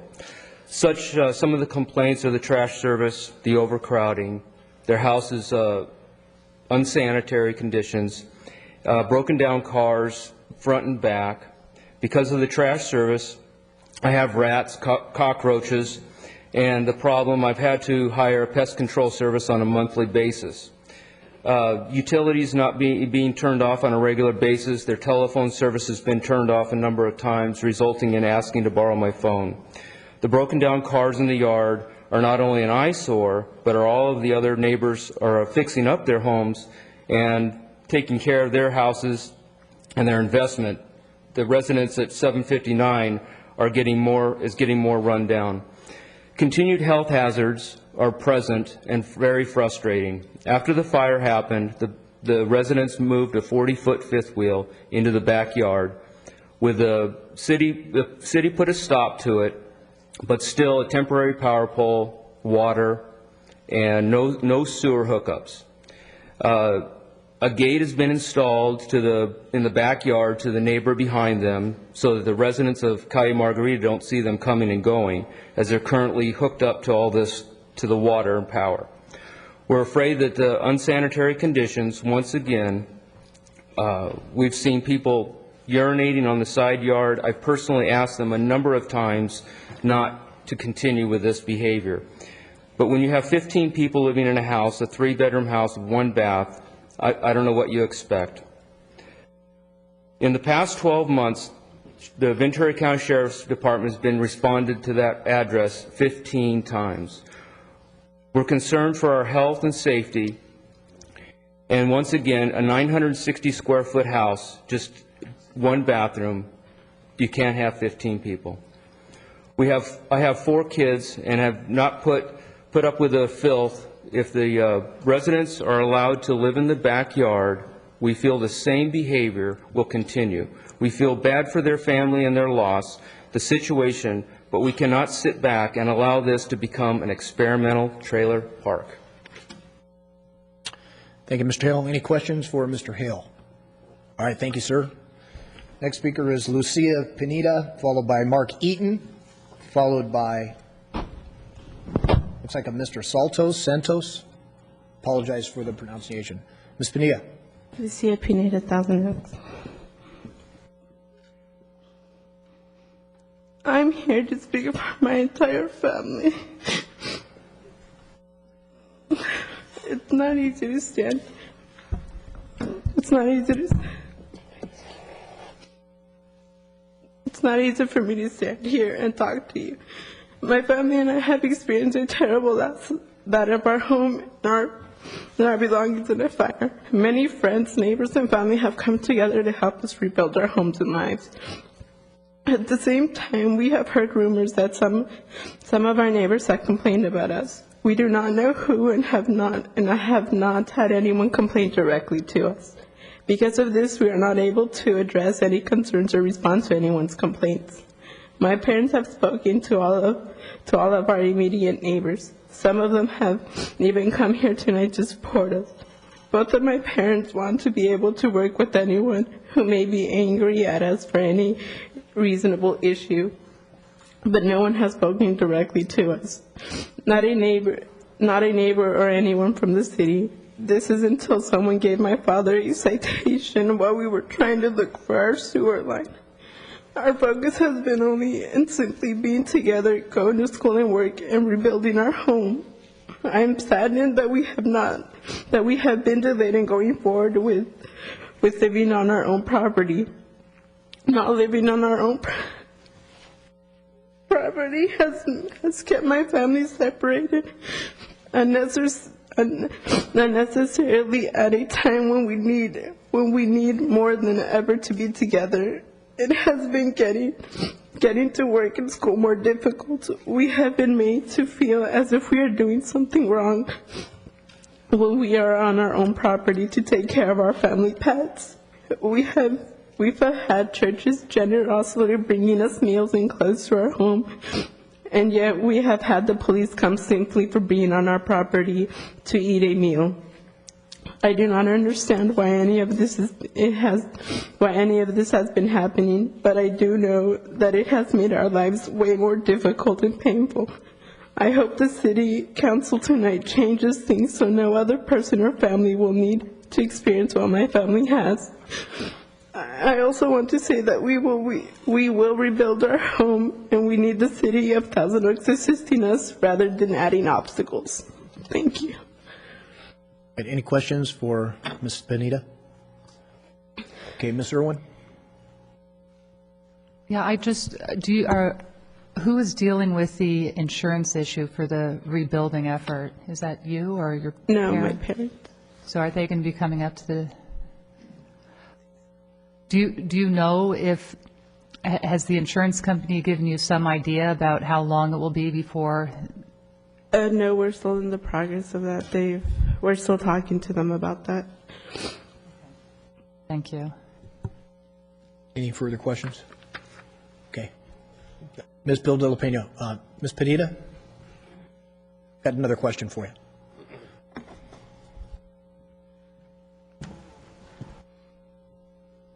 Good evening, Ms. Pineda. I was just wondering, obviously you have a couple of angry neighbors who would rather not see the trailer on the property and cite other concerns about overcrowding. According to state law, and I think Mr. Mitnick told me that you did not violate state law according to the number of people that were in there. However, has your family discussed the issue of overcrowding and some of the other issues that your neighbors mentioned tonight regarding the trash, Okay, sanitary? let me just jump in. Just want to remind the council that notwithstanding the comments from the neighbors, those are separate code enforcement issues that are appropriately handled by staff. Tonight's hearing is for a municipal code amendment to allow for the trailer to be on the property for a temporary period of time. So want to request the council to restrict your questions relative to the item on tonight's agenda and not necessarily to some of the issues that have been raised by the speakers. Thanks. Does your family have an idea how long it may take until the permits or the plans could be submitted to city staff, to City Hall? For the insurance, how long would it take? Mm-hmm. Do your parents have any idea how long it might take? I don't know. Are they here tonight? Yeah. They're here tonight, and where are they? Okay, and are you saying that they don't know or they haven't discussed it? Well, they've discussed it, but not with us kids. They know. But they do have help from someone that is willing to help rebuild their house. Perhaps that person will be able to answer my question? Okay, thank you. All right. Thank you. Mark Eaton, followed by Mr. Saltos and Sandra Guerrero. Good evening, Mr. Eaton. Good evening. I think I can answer some of your questions. I'm the person that's going to be assisting them rebuild their house. First, I wanted to share an experience that I had while I was out there working on the house, trying to locate the sewer line. We were out there locating the sewer line, trying to find out how we could put a clean out in to address the issue of not having a sewer for the trailer, and a code compliance officer arrived and said he was going to cite me for plumbing without a permit. So I asked him how he was going to cite me. I hadn't done any plumbing yet. We were just exposing. We had just dug a hole. We were looking for the sewer. I told him if we're not supposed to be plumbing without a permit, we won't continue. There's no reason to cite me.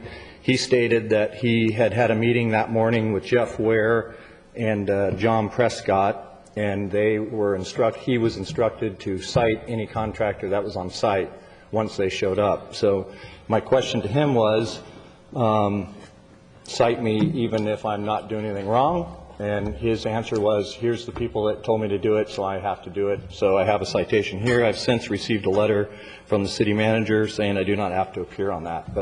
So the attitude of the city seemed to be very hostile from the beginning and not helpful. I'm a third-generation resident of Thousand Oaks. I've been a fire restoration contractor for 20 years. I've seen Andy out on fires in Los Angeles. I've been on fires where multiple people have been displaced.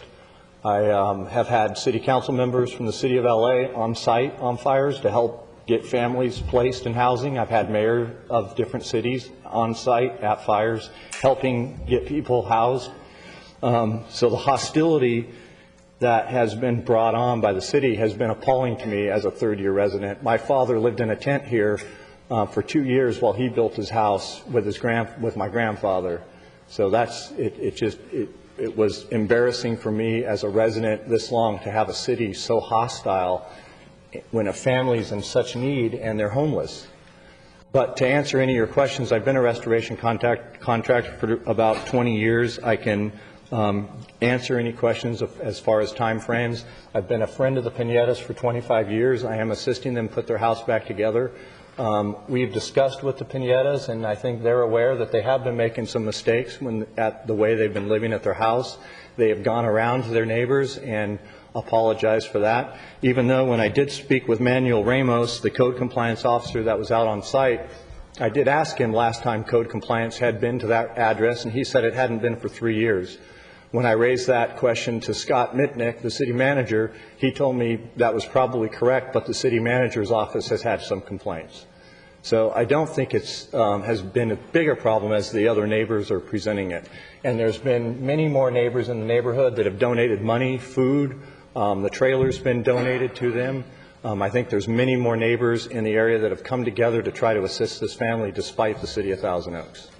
So I would recommend passing that amendment. Whether I agree there could be other benchmarks established to that, I'd be happy to answer any questions as far as my idea of how long the process takes. It is a very time-consuming process. It's very different than a room addition or building a new home. It's a sudden event that happens that has had no previous planning. And as far as some of the questions that you're asking and what a sudden event is, Red Cross has come up with what a sudden event is. Red Cross does not come out and assist a family and put them in free housing if they have a mold problem. So it's very easy to establish a sudden event. Insurance companies have been able to establish sudden event. So if you have any questions, I'd be happy to answer them. All right, thank you, Mr. Eaton. Questions for Mr. Eaton? Mr. Clancy. Thank you, Mr. Fox. Mr. Eaton, are you the major contractor on this? I'm going to assist them as a contractor on this, yes. Can you give me an estimate of length of time to reconstruct after the permits are in? I can't give you an exact length of time right now. We've pulled a temporary power permit that will hopefully assist the trailer, but it was also necessary for the partial demolition of the house. We've pulled a demolition permit. Prior to doing any demolition, we have to do asbestos testing, which is already in progress, and we're awaiting results now. I'm still waiting for coverage issues from the insurance company to determine what they're covering and what they're not covering. The policy on this house is a forced place policy by the mortgage company, so there's different conditions that apply to the house. The family lost everything in their home. Basically, they have nothing. The insurance will not cover any of their belongings, does not cover their loss of use. A lot of times there is coverage for loss of use on property insurance, so you won't run into this situation. But over my last 20 years, I've probably placed 30 or 40 trailers on property to house people on their property. Very common in horse areas and places where people have pets, which these guys have, pets on their property. It's very difficult to go house pets for 6 months to a year to 18 months as the process can take. But to answer your question, I would reasonably say that there should be a house back on that property in 12 months. That's from today or time of permits? That would be from today. There's already been an engineer hired that is starting the process, but it's a very lengthy process. It's nothing like new construction. I also do new construction, and it's a very different process. The engineer can't evaluate the structural damage and what's salvageable and what's not salvageable until the demo's been done. You can't do the demo until the asbestos has been done, and it's a very lengthy process. Okay, I assume that in your 20 years of experience with rebuilds from fires, you have some experience in a relative amount of money or percentage of a policy that an insurance company is apt to dole out. Are you anticipating this is going to be a sufficient amount of money or not? I'm still waiting for the insurance company to give coverage, and so I couldn't answer that question. It appears at this point that there will be, and it appears that there's already a group of people that are together that are donating money and have already donated money to purchase the trailer, so the house is going to be rebuilt whether there's insurance money or not, because the neighbors and the friends and family are coming together to pull that off. Okay, and the trailers... essentially donating my time to make this happen. Okay. The trailer being placed is acknowledges the usual setbacks. That's correct. How about also a very secure connection to the sewer line? Very simple. That can be hard piped to the sewer line. Is that your question? Yeah? Yeah, it really was a question. Thank you very much. I mean, I agree the electrical needs to be done to code, the plumbing needs to be done to code, all the life safety issues need to be, taken into account, just like, I just got back from, I did a lot of work after Hurricane Katrina, and there's just, you can't go to a neighborhood where there's not a trailer in the yard. There's thousands of them, and it's just done on a daily basis. And I agree with what Andy Fox said earlier. I've never had to go to a council meeting in order to get a special use permit or a conditional permit to place a trailer on somebody's property. I mean, I think that there should have been more cooperation from staff to make this happen without making this such an issue. You might have a point there, but it is also interesting that there's no one on staff now, with Mr. Prescott's having 30 years, where this occasion has ever come up. So it's kind of an unusual situation, and let me, as an aside, I'll tell you, if we give waivers, we get criticized tremendously for it. If we go against code, we get criticized tremendously for it, because the codes are there to protect the residents, and other residents don't take kindly to our ignoring that. So this may be part of the problem that you've had to deal with. But thank you very much for answering my questions. I understand that, but I've had that done the same process in City of Los Angeles, City of Ventura, City of Camarillo, and I've never had the issue that I've had here. So I think that the council should take that under advisement, just so there's not the sense of hostility when somebody's trying to get something done. It would have been very simple for a code compliance officer to come out and speak with me and speak with the family and say, we'd like to have a meeting at the Community Development Department to come up with some kind of solution to this problem, as opposed to coming out with a ticket book in their hand and writing citations. Thank you. Okay. Any other questions for Mr. Eaton? Mrs. Bilda La Pena and then Mrs. Irwin. Thank you, Mr. Glancy, for asking the question that I planned on asking. Good evening, Mr. Eaton. First of all, I think it is rather commendable, setting some of the controversy aside, that a resident such as you and other relatives are actually coming together, as well as friends and neighbors, to help someone who is in need. This is extremely commendable, and I'm pleased to see that there is more willingness to help rather than negativity. That is very important. And yes, I too was frustrated that it took 2 weeks to discuss this at the council level. Unfortunately, that was the proper process and the procedure, and we didn't have anything else in place, simply because, as you have heard, this has not happened before, which does not mean that it won't happen in the future with any other sort of natural disaster. And we do have to consider that there are families in Thousand Oaks who are of modest means and live with modest means, and that needs to be taken into consideration. And I just wanted to thank you personally for helping this family. All right, questions for Mr. Eaton. Mr. Eaton, I believe Mr. Irwin has a question for you. All right, Mr. Irwin. You seem to have all the answers, so you'll have to stand up a little longer. You were talking before about, because Mr. Fox was talking about other milestones, and you obviously have a lot of experience in this area. What are some other reasonable milestones that we could look at? I would say a reasonable milestone would be to have plans submitted to the city within 6 months for repair, and I would say a second milestone would be 12 months to have a permit issued, because he's right in that people you can't use it. You don't want to set the code up to have somebody take advantage of it to remodel their entire house, to add a couple thousand square feet to their house. I mean, usually there's minor modifications to a home after any fire, but to properly have that code in place, you wouldn't want to allow somebody to run off without, with a blank check on that issue. Okay, and then there is 6 months additional time, and after that, the time would run out. So if it's 12 months for a permit, how long do you think maximum that it would take for construction? I would say 18 months is a reasonable period of time with, but if there's a 18 months from the beginning? From the beginning. So if there's a hardship involved in that process, then, and they could come in, I mean, obviously permits are extended all the time. It's just like I see new developments that go on and on also. So, I mean, if there's other extenuating circumstances that continue, I think reason's got to prevail. So I think, the benchmarks are to establish the code, and then, there's variances and modifications put on permits and codes every day. Thank you very much. Thank you, Mr. Eden. Sorry, I can't read the first name here, but it looks like Saltos, Mr. Saltos, Mrs. Saltos, followed by Sandra Guerrero.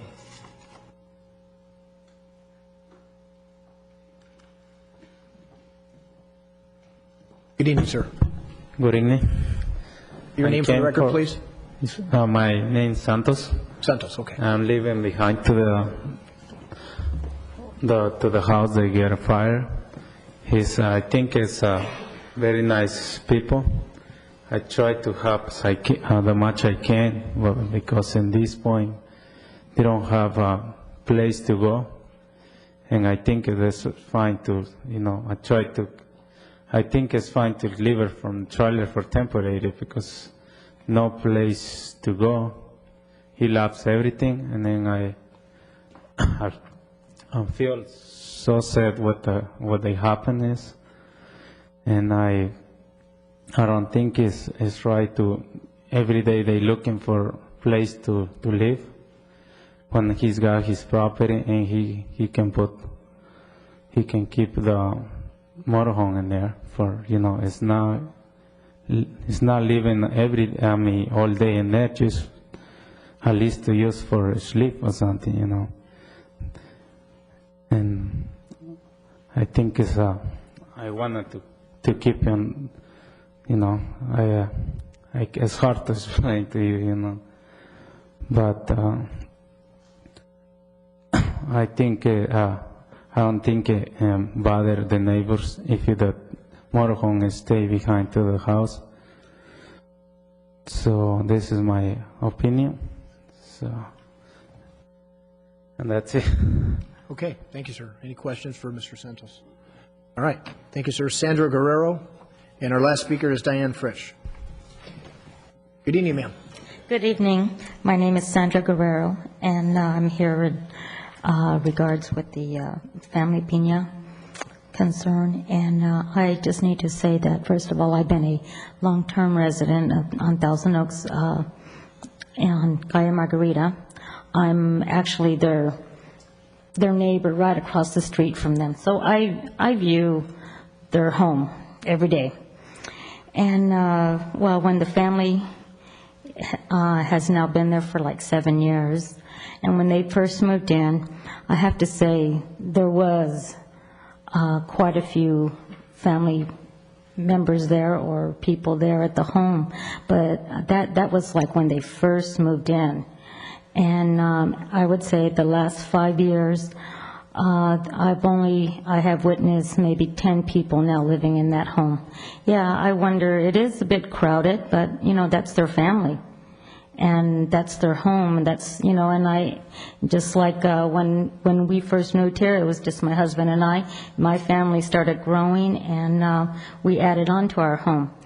And I suspect, one day they hope to do the same, being it is a large property, and you can add on to your home. In regards with the family piña and their home being burnt down, it was a tragedy to the whole neighborhood to see such such this happening to them. And to all the neighbors all around us, they all came and witnessed this horrific fire that took place. I was in such disbelief myself, so I can imagine how this family feels, being a family, a wife and a mother, and being left out now, with no home. It must be, I know it has to be very heartbreaking. And our concern was myself and the other few residents around us was, we need to help the family. We need to get them back together and put them back on the right track and so they can come together, and because they don't belong in a motel or a hotel. I was very happy that the Red Cross was there that evening to help them. Otherwise, I was willing to give them, a bed in my house, on the floor, wherever, And also, what I wanted to mention, like I said, when the family came into our neighborhood 7 years ago, there was quite a few cars, there was quite a few people there, but they're no longer there, and all I see is the family themselves. And as far as them living there as a family, that's what I see. I see the family growing as, with respect, with other people, other surroundings around them too. And that's what I just hope, that the council changes the code system and do allow the family to come back together on their home property, and being that it is large enough property that they can put the trailer in the backyard with under good conditions and running conditions, that the family is able to live there without any problems from the other neighbors that I know of. And that's what why I'm here today, is to hopefully that this code system does change for this family and any other family in Thousand Oaks. Thank you. All right, thank you, Ms. Guerrero. Any questions? All right, our last speaker is Diane Fritsch.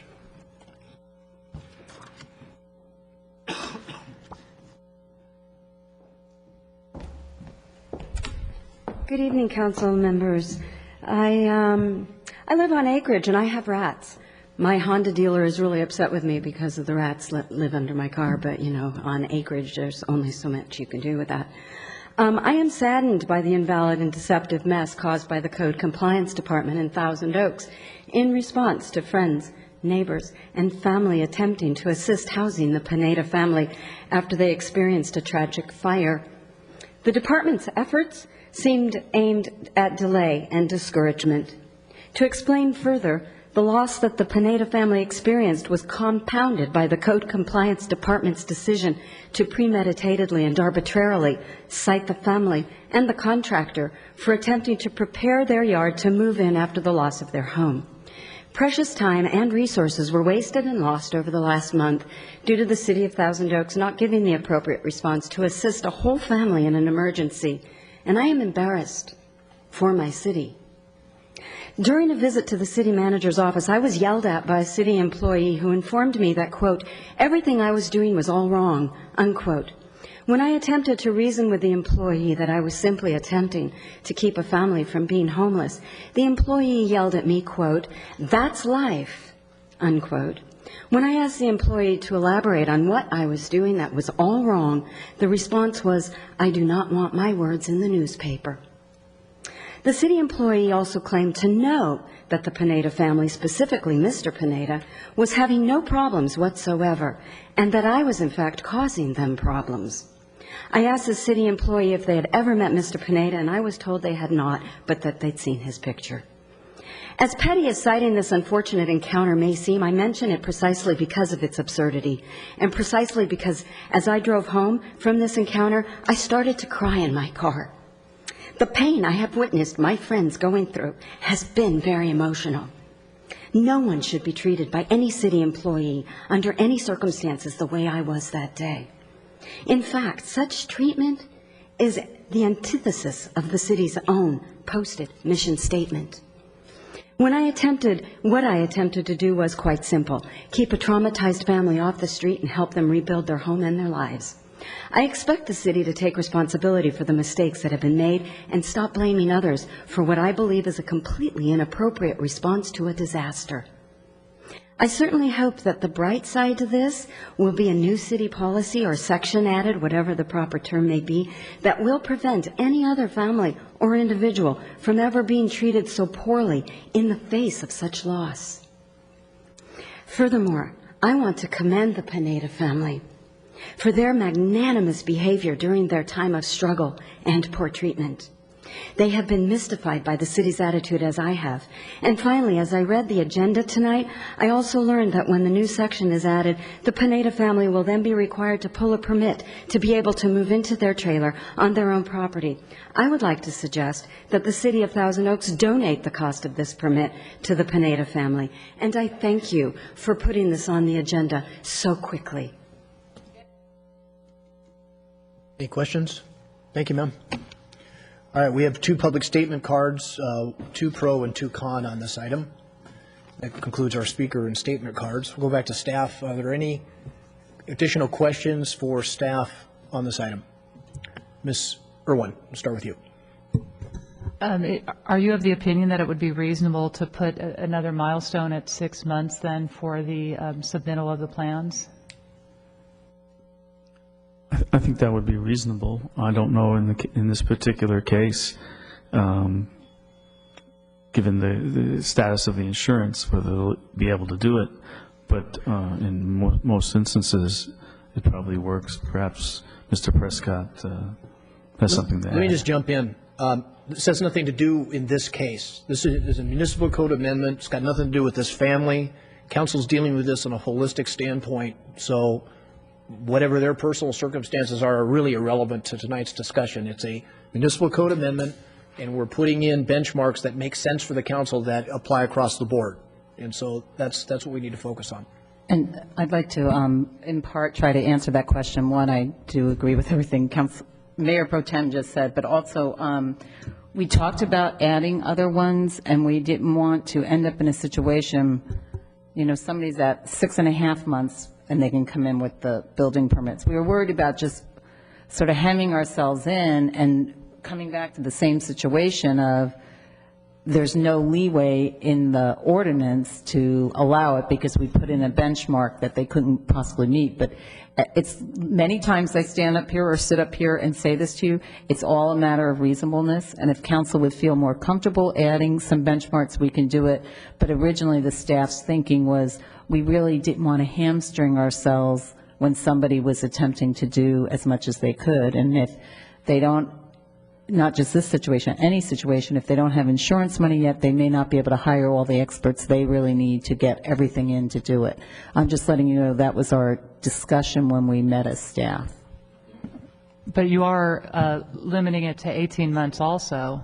I mean, certainly I think it's reasonable to put some limits for at least so that the neighbors have some comfort that this is not going to be an ongoing situation. And maybe you can say 6-month milestone, but there could be some flexibility with it. But to just leave it open-ended, I don't think is in anybody's best interest. And as I said, that's up to the council. We can make changes if council so desires.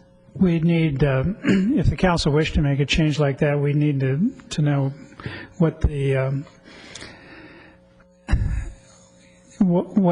sanction would be, if you will, if they did not pull permits or did not file the building plans within 6 months. In other words, if they don't pull their building permit within 12 months, then the mobile home or trailer use has to be terminated. Would that be the same situation if they didn't file their permit application in 6 months? And also, I can tell you it's fairly easy to file a permit application with plans that really you couldn't build from. But if it's just filing a permit application, then that test would have been met. If it's filing plans that the city can approve for construction, that's pretty much the same thing as the 12-month test of the city issuing the building permit, because once plans that are acceptable for construction that meet the building code are filed, it will probably be a matter, as Mr. Ware indicated, of less than 2 weeks before the city issues the permit. So I think we need to, if we are going to have some kind of an intermediate milestone, we need to really think about what that is and how it's different from the other milestone that we've set up. Ms. Irwin, you have any further questions? Okay. Ms. Pilde de la Pena? Thank you. Just so that I'm clear on this, staff's original recommendation is 12 months or 18 months for a family to live in a trailer until the home is starting to be built or will be built? The initial period is 12 months with the possibility of an extension only if construction has already started under permit and is being pursued. And how many extensions are normally allowed during regular construction or remodeling? Did you say one, or does it vary? In a case of a non-emergency situation, someone's just building a house, is that what you mean? I imagine quite a few, as long as,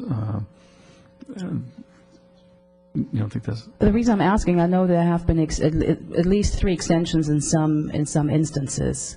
So I know the city's supposed to have a limit on extensions, but I don't know whether we really adhere to that on a regular basis. I think on a building permit, it's just one extension, but then the permit expires and they can file a new permit application and it's reissued. So, projects that lapse where the construction lapses for a long time can be reactivated by filing a new permit application. And in this case of allowing the use of a trailer or mobile home as an emergency dwelling, there would not be any extensions the way the ordinance is written. You have 12 months to pull your permits and begin construction, and if you do that, then you have another 6 months to stay in the mobile home. Thank you. Mr. Fox, since this is a public hearing, do we need to close it before making a motion? Yes. Okay, And because we're I not was done asking prepared. questions either. Okay. So, okay. Mr. Glancy? Thank you, Mr. Fox. Let me ask a hypothetical, just for my own enlightenment. If the question or the house in question in our MCA, proposed MCA, is the middle house in a string of 3, and if either of the houses on either side, the owners thereof chose to put their houses on the market, would we expect any kind of an effect on that owners being able to sell his house at the desired price, or is this of such a temporary nature that it wouldn't even be noticed hardly? Well, I think it would depend on the circumstances. For example, if it were a very large lot and the mobile home was over on the other side of the lot, it might not have much of an effect. But if it were a very small lot and the mobile home were right next to the home that was for sale, then it could have a larger effect. And then again, it would be a judgment by the potential buyer, recognizing that that was a temporary situation. But if some people may just not want to take a risk that it really is temporary. Okay, thank you very much for that. Let me ask you too, there seems to be a little difference of opinion about the number of calls for code compliance and or calls for complaints with police department. Can you shed some light on that? Although I don't want to discuss specific code enforcement issues, I would confirm that there were complaints submitted and they were investigated by our section. Let me interrupt you right there. I think that's improper. We're not really talking about this specific, so I apologize for posing that. No problem. Thank you. Okay. Okay, I got a few questions, and one of them is going to be for the fire department. So, Mike, if you can get ready for that. My understanding is, Chief, is the proposed amendment allows for a encroachment into the setback. Is that correct? That's correct. How much? Well, it's open-ended. It's what? It's open-ended. It doesn't state what it might be, but we would have to look at that as they propose a particular location and review that, and part of that review would be consulting with the fire official. All right. and that's where I'm getting to with respect to some type of, maybe the special use permit isn't exactly right, but I understand what Mr. Prescott's talking about is we need to not look at this for this particular issue. We need to look at this from a citywide basis, because you could have a single-family dwelling fire on a very small lot that's not going to accommodate a trailer, or the setbacks would be violated so much that it would compromise public safety. And so I need you guys to do the staff work to figure out how we're going to apply this on a citywide basis. And it really does need to be on a case-by-case basis, from my perspective. There may be occasions where the lot size is just insufficient to support a trailer and maintain the type of public safety protections that we're looking at. So we need to take a look at that with respect to how much of the setback is going to be negotiated, for lack of a better description, and what's going to be the determining factor. That's one issue. The other question I have is from a public safety standpoint, Chief. I don't know. I haven't had a chance to look at the proposed trailer, but again, from a broad city perspective, most trailers have just one exit. Do you have any comment on a temporary use as opposed to a use that's going to exceed possibly a year with respect to some of the health and safety issues, particularly for fire and exits? Is that temporary trailers, trailer mobile homes, et cetera, are typically built to be lighter in weight, movable, and typically their construction is not as substantial as a typical single-family residence would be. Although mobile homes that you see in mobile home parks are built for long-term use. Trailers, such as recreational vehicles, are not built for that type of load for the long term. And so generally speaking, the construction is somewhat lighter, not expected to be occupied for year after year after year. So therefore there is probably some compromise in the interior construction, the fire stopping, the material used. I suspect that building and safety would not allow, or community development would not allow a home to be built under the same manner that a trailer would be built for long-term occupancy. So trailers do present, in my experience, a more dangerous situation over time. Limited access, smaller windows typically, construction materials that may be more flammable, a lack of drywall to create fire stops, firewalls. And so it does pique our interest a little bit when we see long-term occupancy of a trailer. What happens over time as well as people's stuff accumulates, their possessions increase, like all of us. My garage, I have to take a look at every 6 months or so, because that's just the way it is. And these trailers, again, are not designed to have large amounts of storage within or around those, because, again, they're built to be somewhat transportable. So we'd be concerned about the amount of storage.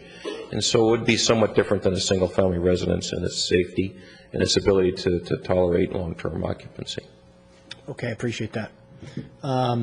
Thanks, Chief. Okay. Also want to ask some questions to the city attorney. One would be, Ms. Albano, what would be the process for enforcement, and what would be the revocation process if the conditions of, again, whatever permit we grant are not met through inspection?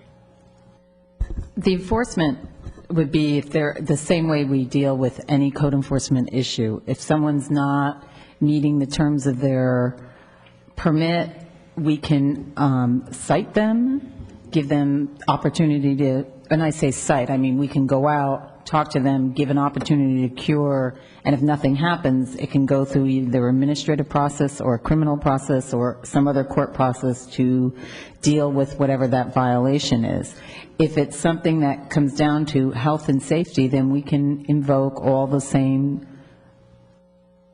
legal rights that we would have in a regular health and safety issue, which is if something's going on that puts the occupants of a trailer, say that they didn't, disconnected the electric and had it running, wires back to the house or something like that was going on, we can go in and we'd be able to reg tag a facility just like anything else. So all our normal code compliance issues, Jeff's looking at me, okay, red tag has to do with specific things for certain codes, but I'm saying all of our normal code compliance laws that we have and remedies are available to us when there's any violation of a city code. I don't know if Jeff wants to jump in where. The only thing I would add, the city attorney, I think, stated pretty clearly, the only concern that I would have beyond the electricity, the plumbing, and such is that the city does not necessarily have standards, and I believe Mayor Pro Tem Fox was sort of going through this with our fire representative. We don't really have standards of what is safe or not safe in regards to mobile homes or trailers. It's not an area the city does enforcement upon. It's enforcement for such things as a mobile home park is all done by the state of California, who really occupies that area of law. So in determining what is necessarily safe or unsafe in regards to the use of a trailer, it would be very difficult for the city staff to do, as we don't really have expertise in that area of law.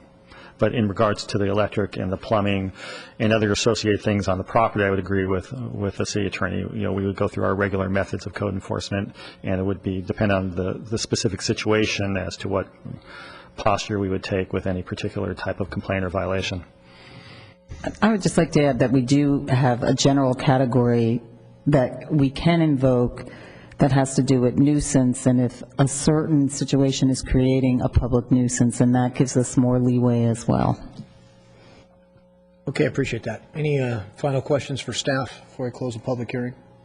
All right, we're going to close the public hearing, and would like council to start off with discussion first.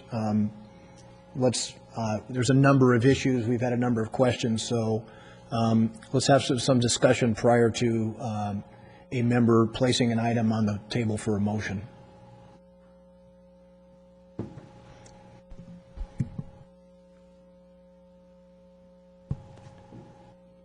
I'm not talking first. I'm running the meeting. Anybody want to share some thoughts? Okay. Dr. Clancy. Thank you, Mr. Fox. What we have here is quite a unusual situation. Certainly it's unusual in our community, whether it's unusual in LA or otherwise, I don't know, but in our community it hasn't arisen.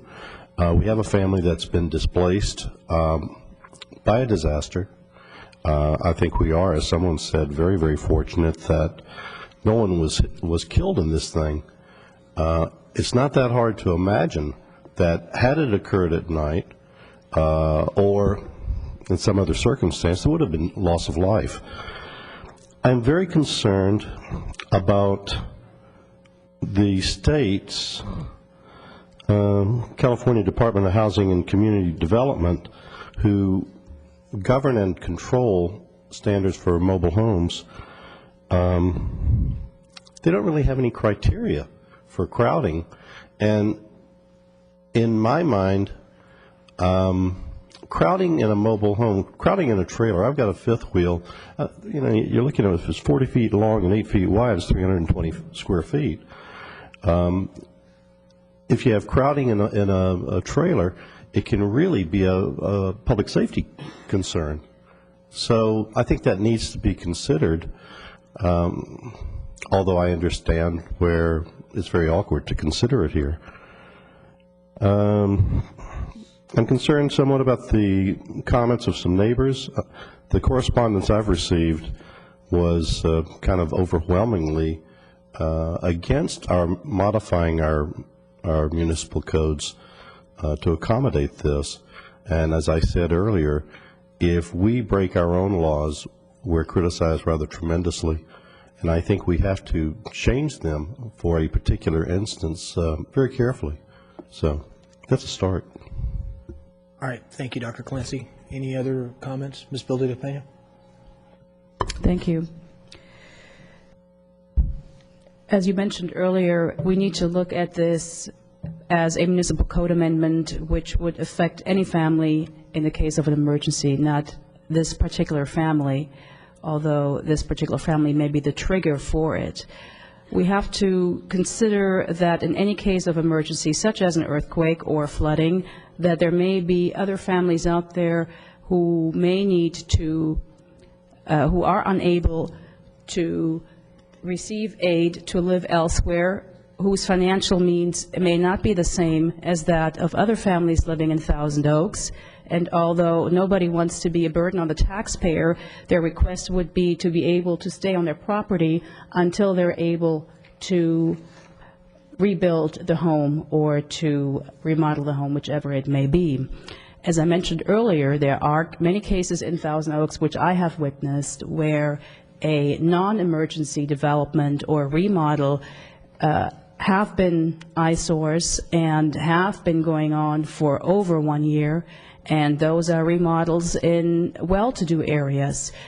I cannot imagine that we would not be able to accommodate families in cases of emergencies when we are doing it for other families or builders able to receive extension after extension after extension. And I mentioned one particular development earlier this evening simply because it's been going on for so many years.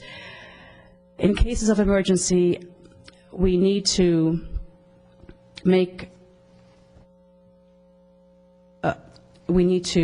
to be able to accommodate families to some extent.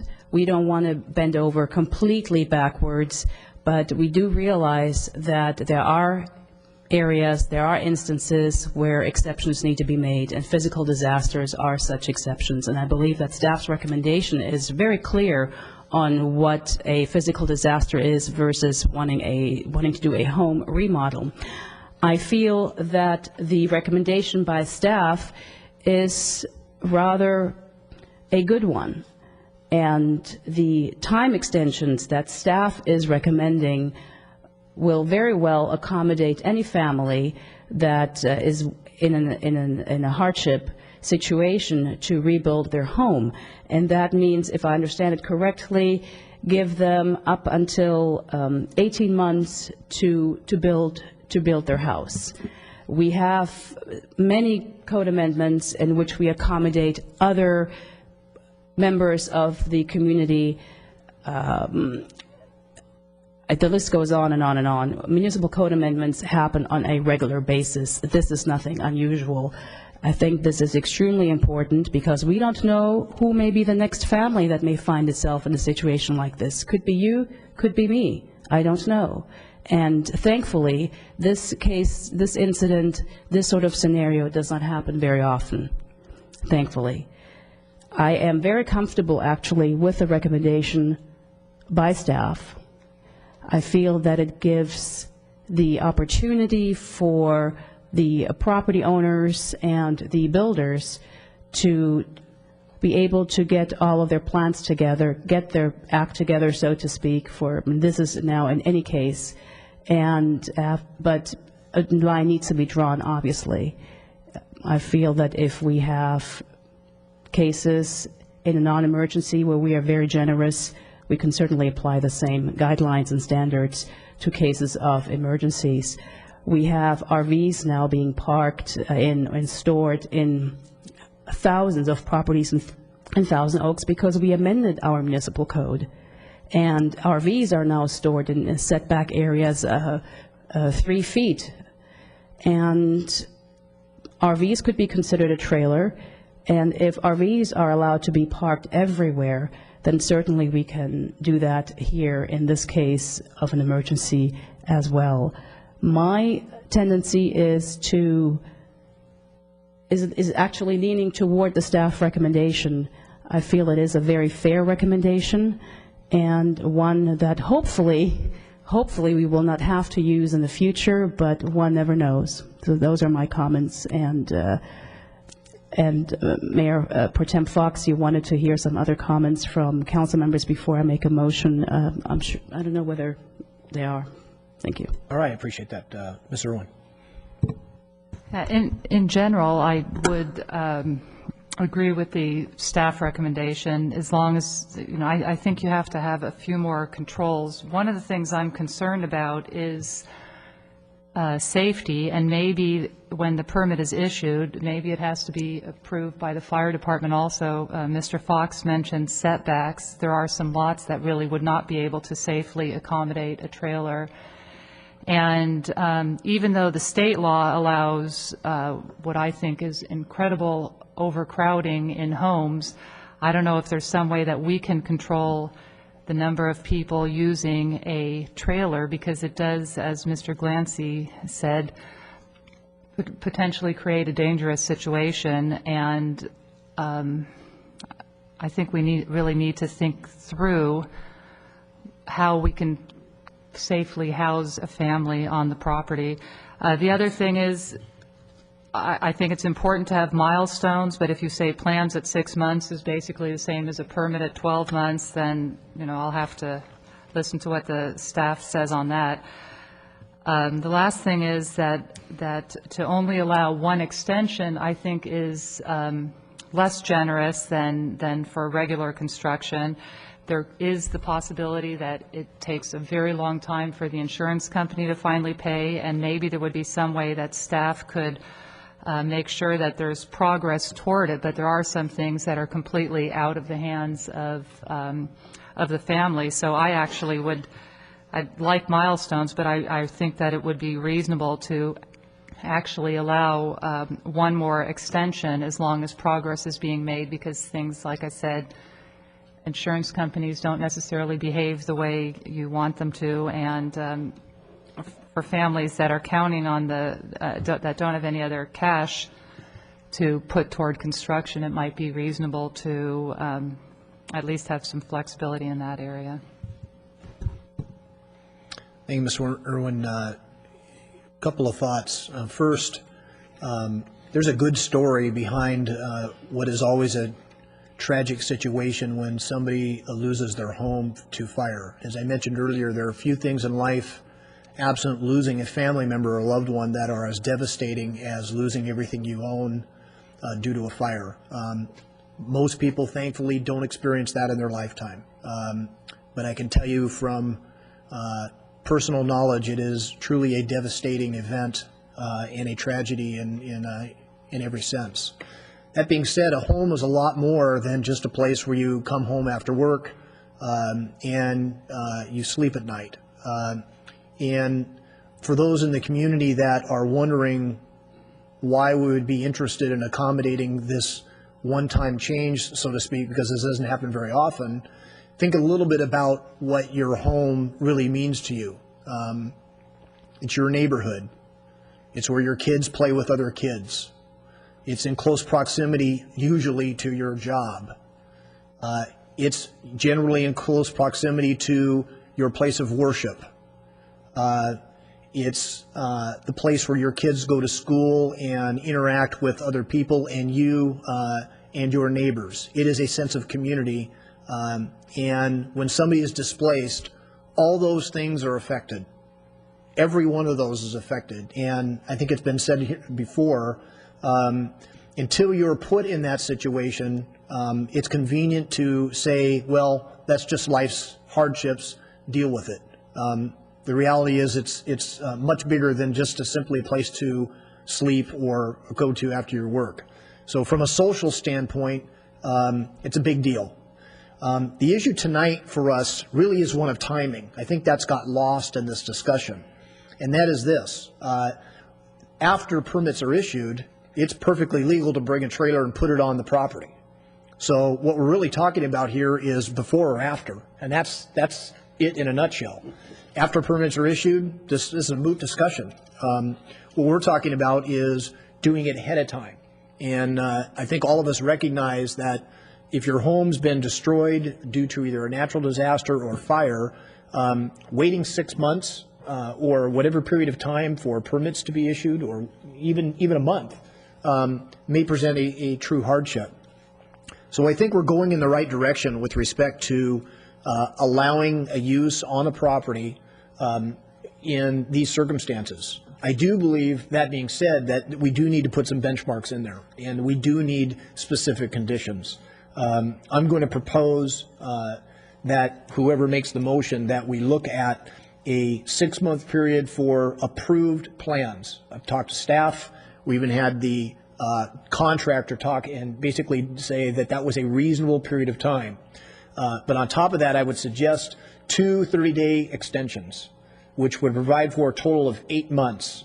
And staff would be in a position to determine if and how those extensions would be granted. As an example, if there had been zero work done whatsoever, nothing submitted, no plans, no nothing, my sense is staff would not be very inclined to grant an extension. If, on the other hand, as I think Mr. Prescott talks about, there's ongoing work, there's good progress being made, staff has some indication that work is being done, but there's some administrative issues, then I believe the 230-day extension allowance would make a lot of sense, giving a total of 8 months by which permits could be approved and in place. The other thing is that would include a total build period for 18 months. I think any longer than 18 months, we've heard from the fire department, we're not talking about a temporary situation now. We're talking about a much longer situation. And while it's not really part of the hearing, it is a health and safety issue. A trailer is not designed for long-term living. And everybody needs to be aware of that. Not so much for some of the code enforcement issues that we heard tonight, and I'm confident that all those have been taken care of, but really a health and safety issue in terms of exits and the appropriateness of folks living in a trailer for extended period of time. So with those conditions, I think this makes a lot of sense for the community. And again, I think the good news out of this, although we've had some different perspectives, is we demonstrated that we really are a community where we care about one another and neighbors come to help one another. And I think this makes sense, not just in this particular case, but if we have similar tragedies across the community. So those are my comments. I allow Ms. Bilden-Opena if she'd like to place a motion on the table, then we can have further discussion. Thank you, Mr. Fox. I do have a question for the city attorney. Would the benchmarks or the milestones be included under the first recommendation to introduce an ordinance, or would it be under the adopting an urgency ordinance? Either way, we need to, if we can clearly understand what your amendment is and we can add it here right now, then you could introduce and adopt it. But if we, depending on what the outcome is, will make a difference on whether we can introduce and adopt tonight. Introduce under recommendation 1 and adopt under the second one as an urgency order. But we need to be clear on what it is you're asking us and note where we will put that in the ordinance. I hope that answered your question. Yes, it does. I am comfortable, and I believe that Mr. Eaton also thought it was reasonable to be given an 18-month time period in order to come up with the building plans and construct the house. I think he was comfortable with that, and I think that he's also comfortable with a 6-month period to submit the plans and then 2 30-day extensions. I see him nodding. That is fine with him, so therefore I will move with the recommendations, with the set recommendations, to introduce an ordinance amending the Thousand Oaks Municipal Code to allow the use of a mobile home, trailer, or other transportable facility as a temporary emergency dwelling when a residence on the same lot is destroyed or declared uninhabitable due to certain causes.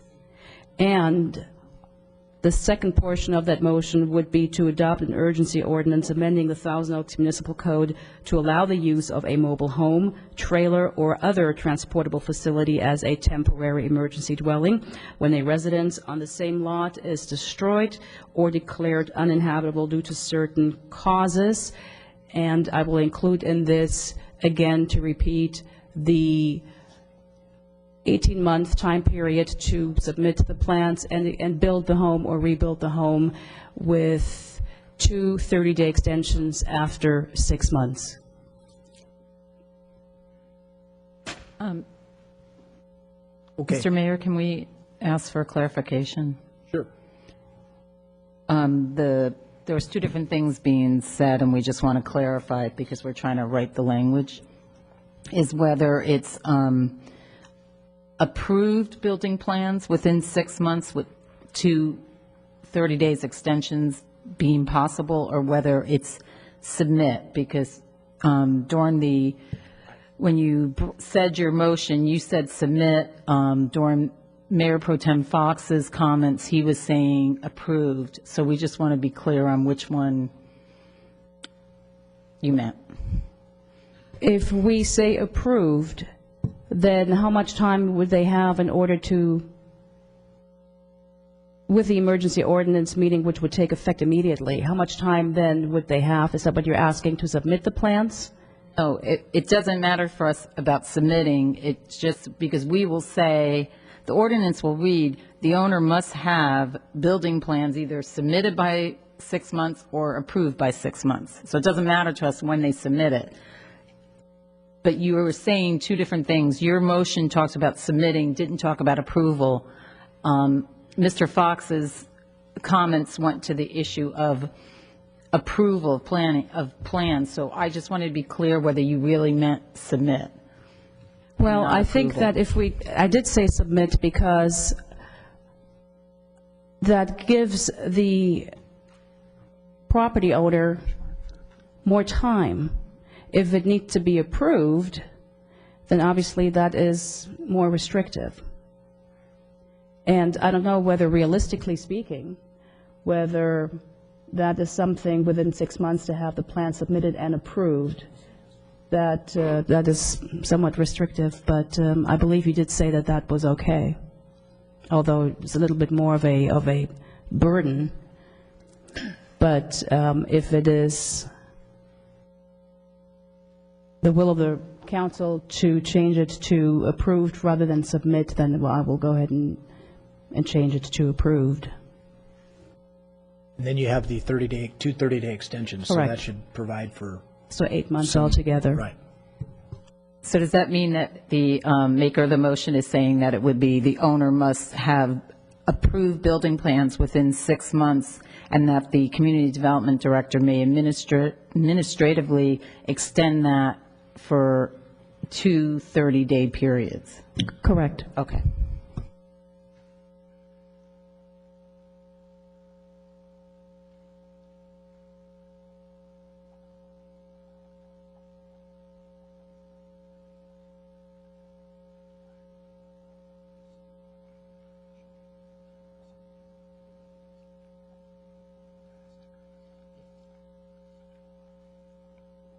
All right, any further questions to staff or clarification? Ms. Billy, is that your motion? All right, discussion on the motion, Ms. Irwin.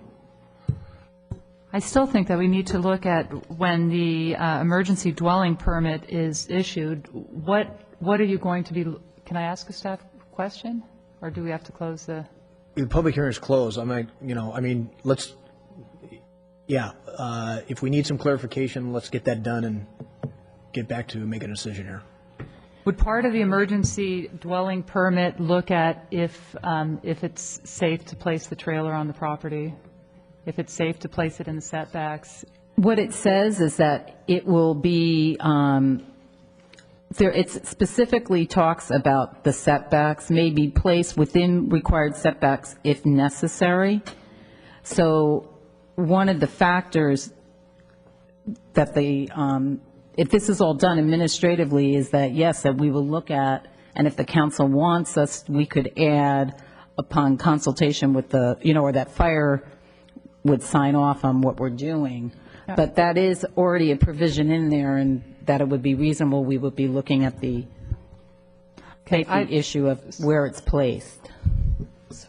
Okay, so I would like to add that fire does take a look at the emergency permit before it's issued, just to make sure that we're not ending up in an unsafe situation for a family that's living there.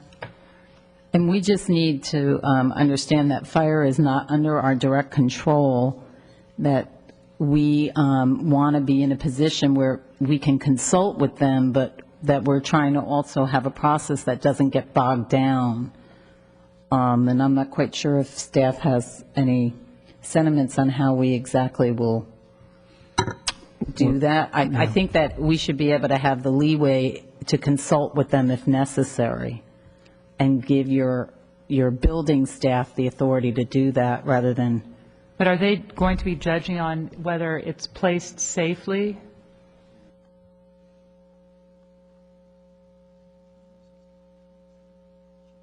Well, one of the things we'll look at, just from a planning standpoint, is whether it's placed with a reasonable degree of safety within the, keeping in mind you have a damaged or burned out structure on the property. All right, thank you. Mr. Fox? Ms. Bill de la Pena? Thank you. Now that we reopen the public hearing, I just want to make sure that by amending this ordinance, if we were to include the concern by Mrs. Irwin, that this will also apply to any trailer that will be on a property, even those in a non-emergency case. That would not be the case as written, and it actually would, what we're trying to do for this, and especially for the urgency part of the ordinance, is we really need to stick with what's in front of the council. If you want to ask staff to go back and then apply that, then you might want to hold off on the recommendation of introducing the ordinance tonight, and we could look at that part of it and bring it back. The reason, I just want to clarify, the reason that we ask that you adopt an urgency ordinance and then introduce the ordinance and eventually adopt it under the normal standards is so that it sort of gives us double protection legally. But if you are starting to want us to look at other parts of the code, even this section, we really need to do that separate from what we're doing here tonight. I also, the maker of the motion hasn't given us, it's not clear to me whether you want us to include something and what that would be as to what Councilwoman Irwin was talking about. It would have to go in subsection F4, and so the council needs to decide what it is you want to put in. At this point, I would like to move ahead with the urgency ordinance, and because I don't want to completely differentiate or distinct an emergency case with a non-emergency case, which may have a lot more leeway and may not have as many restrictions, for example. So that is my concern. Mrs. Albano. But I understand what you're saying, but the case where it's the non-emergency, as we so to speak, it's really the other section of the ordinance code that allows someone to build a brand-new home on their lot, that they can place it. And Mr. Prescott may be better able to talk about how often that happens and what they do with the setback situation. But it is different, and it's for a much shorter period of time than what you're talking about here. In that case, it's for 6 months only. Here, we're looking at an 18-month period. So there is some differences. But, Mr. Prescott, do you have anything on how we look at that? Well, it happens very rarely, and when it does happen, they do have to comply with the setbacks. The code has setbacks for recreational vehicles that are different than structural setbacks in some cases. Excuse me, and when we would have a mobile home used as a housing unit, in that circumstance, we would apply those setbacks. So this one's really treating these people in this situation very differently because we're not applying the setbacks to them. Okay, let me just interject. We've strayed a little bit off from what we're here for tonight, so let me just ask the council, let's get focused back on the item before us. We have a motion on the table. Any further discussion on the motion? Dr. Clancy. Thank you, Mr. Fox. I think the motion, as stated and modified, to my understanding, is a very reasonable motion. It does allow us to make exception for people in times of emergency caused by disaster, and it's be my pleasure to support it. All right, any further discussion? Ms. Bill de la Pena, any final comments? No final comments. I can only say, well, a few final words, I should say. I can only hope that no family in Thousand Oaks will ever find itself in a situation like this. And if there is a family that will, we do have, hopefully, we'll have a code in effect that will be able to accommodate such a family. Thank you. All right, no further discussion. Vote, please. Oh, wait, before you call it, we have to read it so that it's clear. Thank you. Thank you, Mr. Mayor, for letting me interrupt. It will be, as it stands now, it is Section 3 of the ordinance that's in front of you, Title 9, Chapter 4, Section 9-42516, and subsection F is hereby added. We'll now be adding what is currently in front of you as subsection 5 will become 6. We're adding a new section, subsection 5, that will read, "The owner must have approved building plans within 6 months of issuance of the permit provided for in this subsection F1, period. The Community Development Director or designee may grant up to 2 30-day extensions to receive approved plans, period."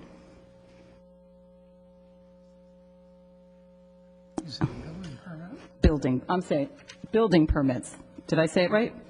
Approved building permits, not plans. So that's what we have in front of you. Okay. I think that covers it. All right. Vote, please. The titles have been read. The second one is an urgency ordinance. And the motion carries 4-0.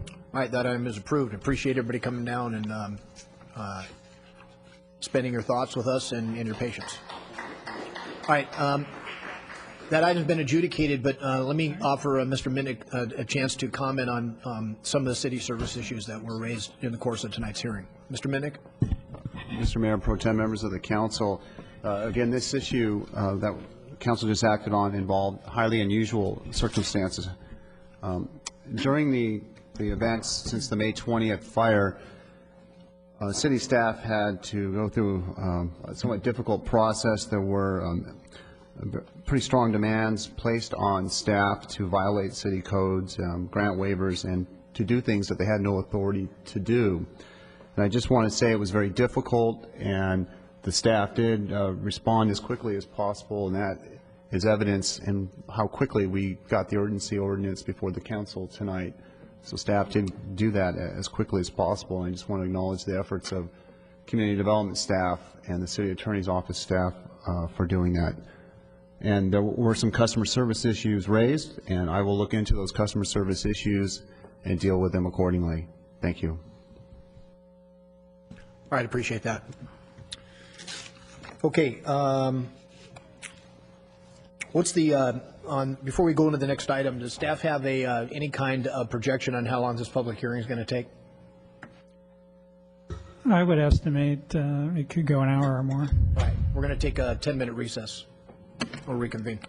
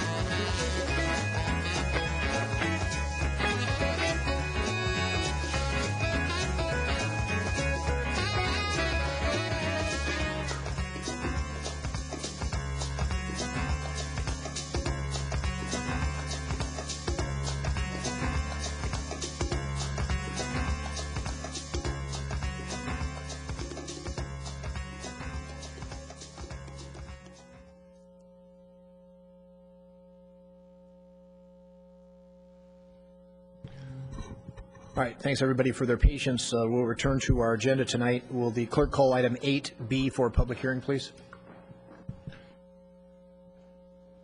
Hearing advertised as required by law is open to consider agenda item 8B. Appellant Thalo Tempest et al., applicant Roy Brasher, appeal of Planning Commission decision approving precise plan of design PPD 0471176 to allow encroachment within 25% natural slope terrain to accommodate construction of 3 single-family dwellings on 3 contiguous lots. Oak Tree Permit 0570411, Oak Tree Permit 0570412, Oak Tree Permit 0570413, Landmark Tree Permit 0570414, located at 3010 Foothill Drive. A speaker card is available for those wishing to address the council regarding this public hearing. We have 8 people who have presented cards. The appellant is allowed 15 minutes with a 5-minute rebuttal. The applicant is allowed 15 minutes, and the remaining speakers are allowed 4 minutes. Thank you, Ms. Lawrence. We'll hear from staff first. Mr. Chua. Good evening, Mayor Pro Tem Fox, members of the council. May I direct your attention to the screen? On your screen is the aerial photo of the site. There are 3 lots on the property, lots 6, 7, and 8 of the Thousand Oaks tract. The application was approved for 3 single-family dwellings, which is now the subject of this appeal. This is the site plan. I'm not sure whether this is showing nicely on your screens, but as you can see, the restrictions on the slope on the property and the amount of oak trees. This is a view from the freeway as it is right now, as existing.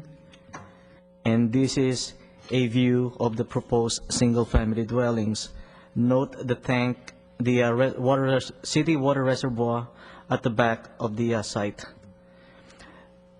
The single-family dwellings comply with the precise plan of design guidelines. The encroachment within the 25% natural slope is unavoidable. The proposed shared driveway minimizes grading within 25% slope. A 20% driveway grade is necessary to avoid city water lines running through lots 6 and 7. The granting of the oak tree and landmark permits will allow reasonable and conforming use of the property. The Planning Commission made a decision to approve the PPD, the oak tree permits, and the landmark tree permits on February 27, 2006. An appeal was filed by a group of residents headed by represented by Thalo Tempest on March 6, 2006. The appellant's grounds of appeal are mansionization, the water supply, encroachment into natural slope, negative visual impact, inadequate runoff, destruction or encroachment of several oak trees, inaccurate and outdated oak tree report, zoning conflict, environmental impact, construction noise and traffic, general hazards and liabilities of the project, construction over main water line, and hazardous 20% grade driveway. Staff response: in mansionization, the houses are resident. The subject of appeal are all listed in the staff report, and just gonna go through the staff response for each. Mansionization, the applicant claims that these houses would look commercial in nature. As a staff response, the house designs are residential in nature. These are similar, the design is similar to new residential projects approved in the city.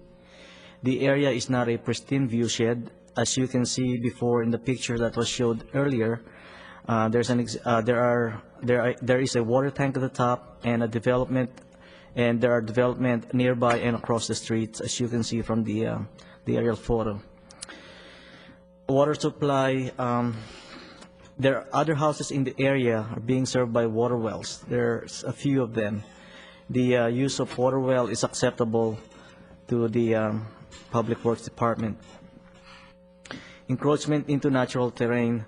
The Municipal Code Section 7307 requires grading into 25% of grading to be approved by the Planning Commission or City Council.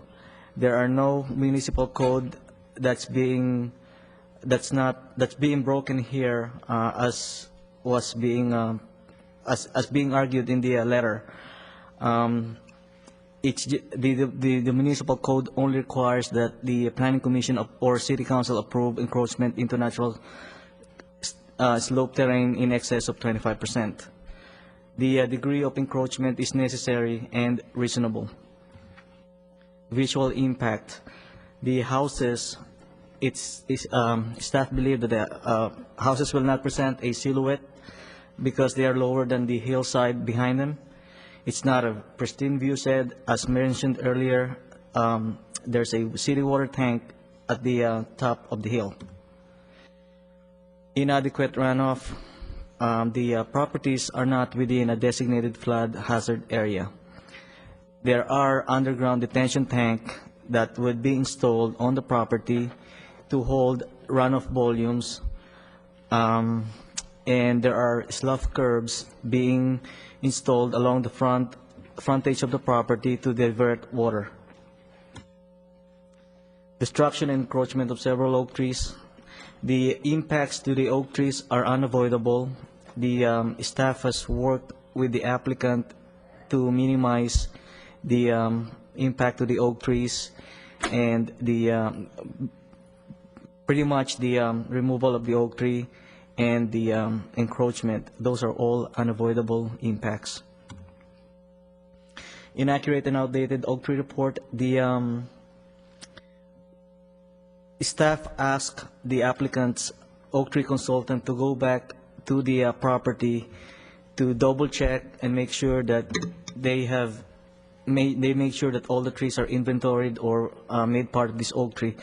As a result of that, oak tree number 21 was discovered located along the northerly property line of lot 6. Oak tree number 2 is an off-site oak tree located just outside lot 6. Lot 8's rear property line. The project will not have impacts on both oak trees. Zoning conflict, there are no zoning conflicts granted. The lots were legally created in May 11, 1923. It predates the city. The lot sizes exceed required minimum lot sizes of 13,000 square feet. The lot widths are 67, 68, and 80 feet respectively. The minimum required is 90 feet, and this is why the lots are considered legal non-conforming. Code Section 94.2707 allows the use of a non-conforming lot as a building site even though the lot has less than or lot width than the zoning requirements, provided that each lot has a minimum width of 30 feet and total area of 3,000 square feet. As required by SECO Guidelines Section 15126(4)A, mitigation measures have been identified in the final M&D that will serve to reduce the project's impact on the environment. These oak woodlands and vegetation is not federally listed as endangered. General hazards and liabilities, the city requires issuance of building permits and grading permits for approved projects. The applicants required to provide documentations that the project complies with applicable standards.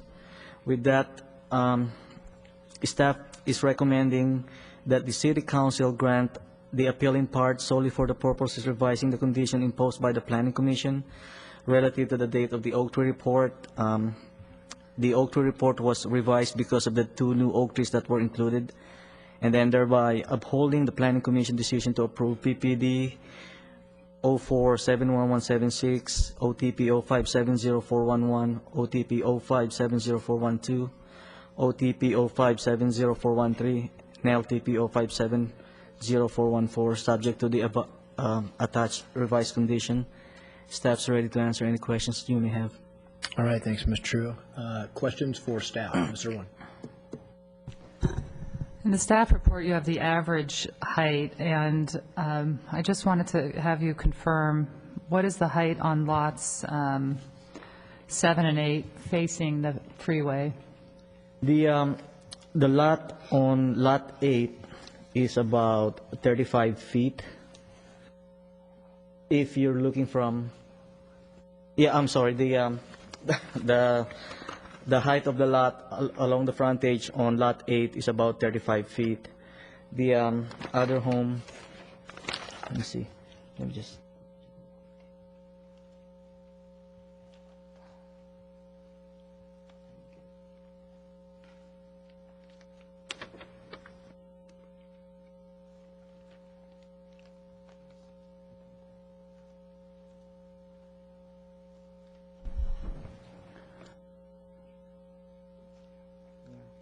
Yeah, I don't have the exact height of the lots, the house on Lot 8, but the applicant would probably be able to give that. Okay. Just from this picture, the houses on 7 and 8, they do look, the picture from the freeway, they do look massive there. Did the applicant try to do a design with just 2 levels? Or is that impossible with the terrain of the lot? When in previous discussions with the applicant, staff, I've expressed my concern over the size of the house on lot number 8, which is the rightmost property, the rightmost house. Now, the applicant stated that the footprints of the houses are small. What makes them big is the size of the houses. Now, these houses complies with all the requirements of the municipal code. However, and the municipal code does not have a restriction regarding the sizes of lots. Regarding the sizes of houses that can be built on a particular lot. But reasonable and conforming use doesn't guarantee a 3,000 or 4,000 square foot house on that lot either, does it? Reasonable and conforming use is subject to argument. What we're comparing here is that the house is similar to what has been approved in the past within the same area. But not facing the freeway like that. I'm sorry? Are there any homes like this facing the freeway? On the hillside? Not on this particular, not on this hillside. There is one down the street though, across, that was approved back in there's a house approved back in 98, and that was the house across the Little Dreamers daycare, and I believe that's about 30, let me check real quick, I think that's about 3,600 square feet.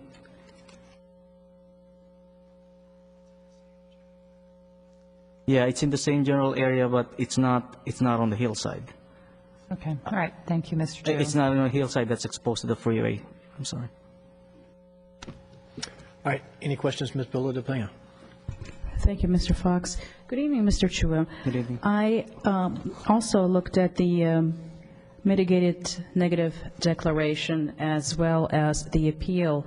I do have several questions. First of all, about the 2 oak trees. How did the 2 oak trees, if you could explain that again, come into play, whereas before they did not? Are you referring, these oak tree numbers 21 and 22? When the appellants noted on their grounds of appeal that there are other oak trees on the property that were not listed, staff has directed the applicant's oak tree consultant to double check and look carefully at the property to make sure that we have not missed any oak trees. Now, when the report came back to us, the applicant's oak tree consultant has stated that he discovered 2 other oak trees. One of them is located midway on lot 6 on the, if you're looking at it from Foothill, that would be on the right side along the property line. And the other oak tree number 22, is located just outside lot 8 at the rear property line. In essence, confirming what the appellant claimed. Yes, in essence, yes, there it is. But I think it's important to note that neither of those oak trees is affected by the development. And the Toyon, do you have a picture of the Toyon anywhere? I don't have a picture of the Toyon. This is a rather impressive specimen, and we don't see too many of them in the area, correct? I'm sorry? Could you say that This again? particular tree. The Toyon? Yes. I'll have Mr. George Moore answer that question. The Toyon. Thank you, Mr. Moore.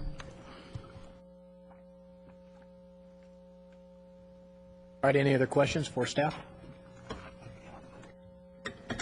Okay, go ahead.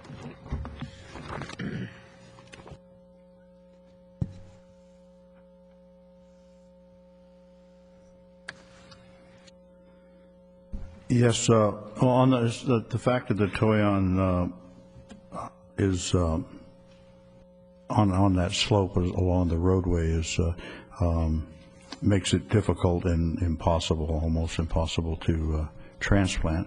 As far as finding many Toyons, you find a lot of young Toyons that are multi-trunk like that in the Canal Valley, but there aren't a lot of them in that particular area. It's a pretty healthy specimen, but it's multi-trunked and it's in solid rock. And how would this one be affected or impacted exactly by this development?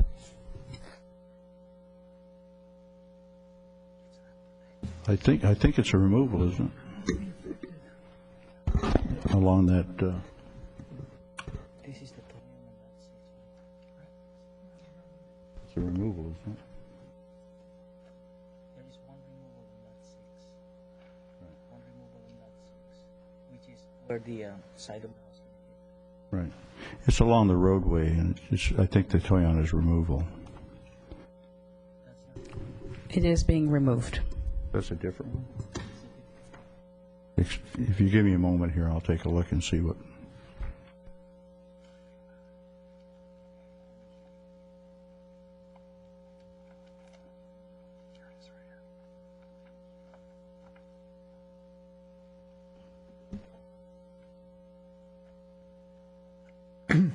If I could provide some clarification. During the Planning Commission discussions, this particular specimen was discussed.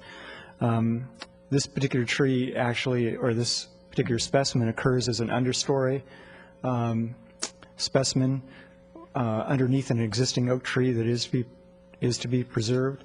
It was my understanding during the Planning Commission consideration of this particular issue that that specimen was going to be preserved on site.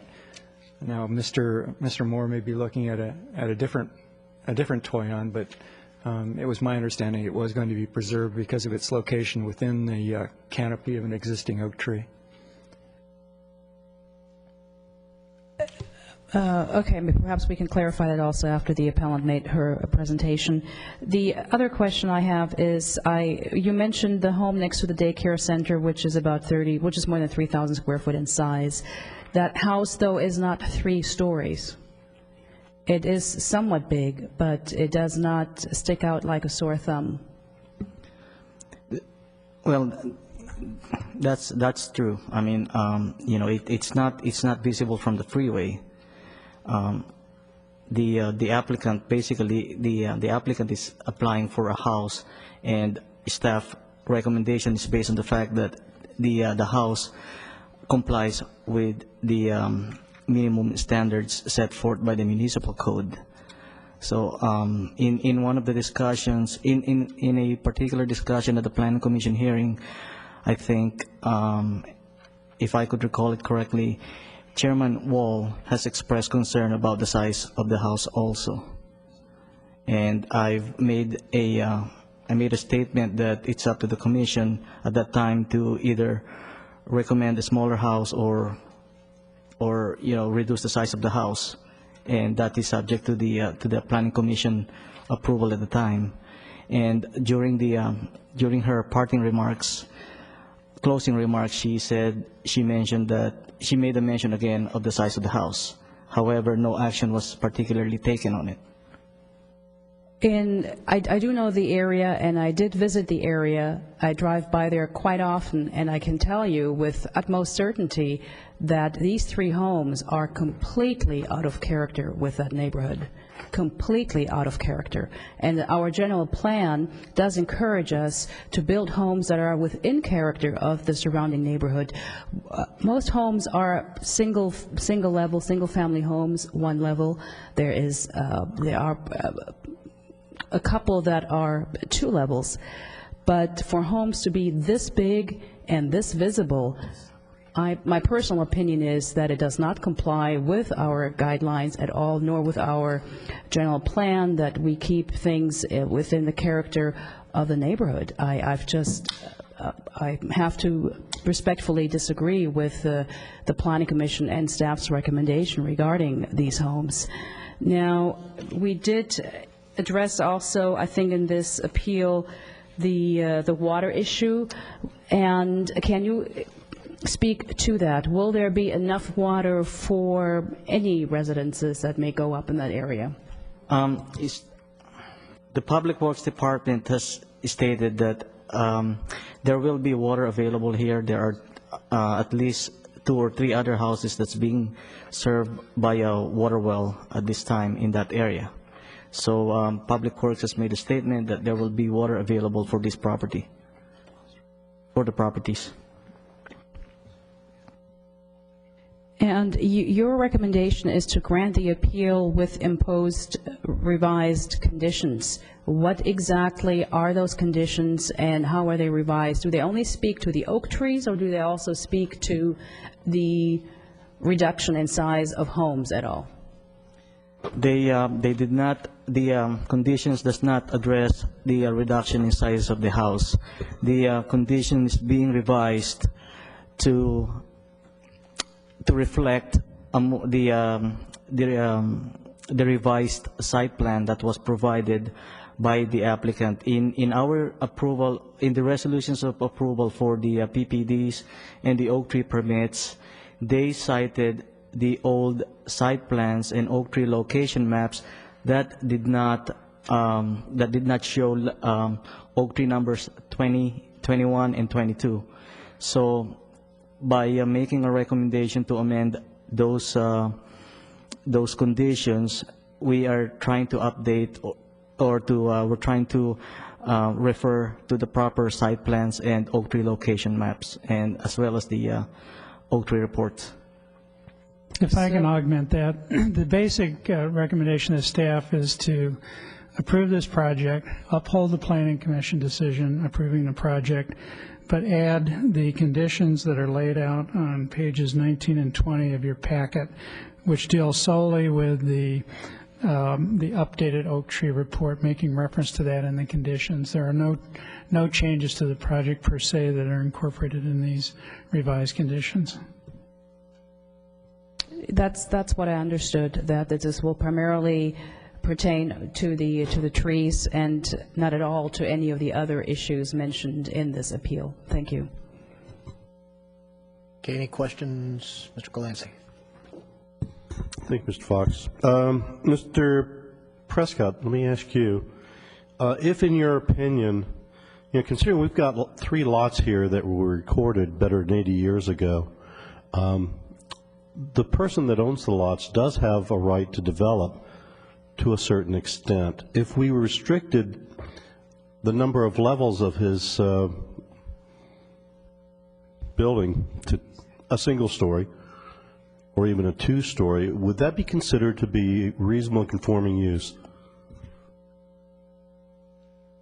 Well, I think you probably need to have a conversation with the applicant on what that would mean in terms of the square footage they would have left. Our view in analyzing these projects was to try to get as small a footprint as possible and to have the homes step up the hill to minimize grading as much as possible. The sites are all basically for the most part, over 25% grade. We're sort of stuck with them because they were created even long before the city incorporated. Reasonable people can disagree over whether that's the right trade-off to make. If you let the pads be larger, you could get the same size house with maybe 2 levels instead of 3, but you would have a lot more grading and maybe more other impacts. If you took the 3rd floor off, 2 of the units, and again, the 1st floor being a garage, I think you need to ask the applicant what kind of a house they would have left and what, whether that would be consistent in size with that area. There are many older, smaller homes in the general area. The newer homes that are going in on the vacant lots, as Mr. Chua pointed out, are more in the general size range of what's proposed here. Thank you very much for your comments. Appreciate it. Okay, we'll go to the cards. First, we're going to hear from, looks like Theo Tempest, who's the appellant. I believe there's 15 minutes allotted for that. Kim Turner and Lisa Lubert.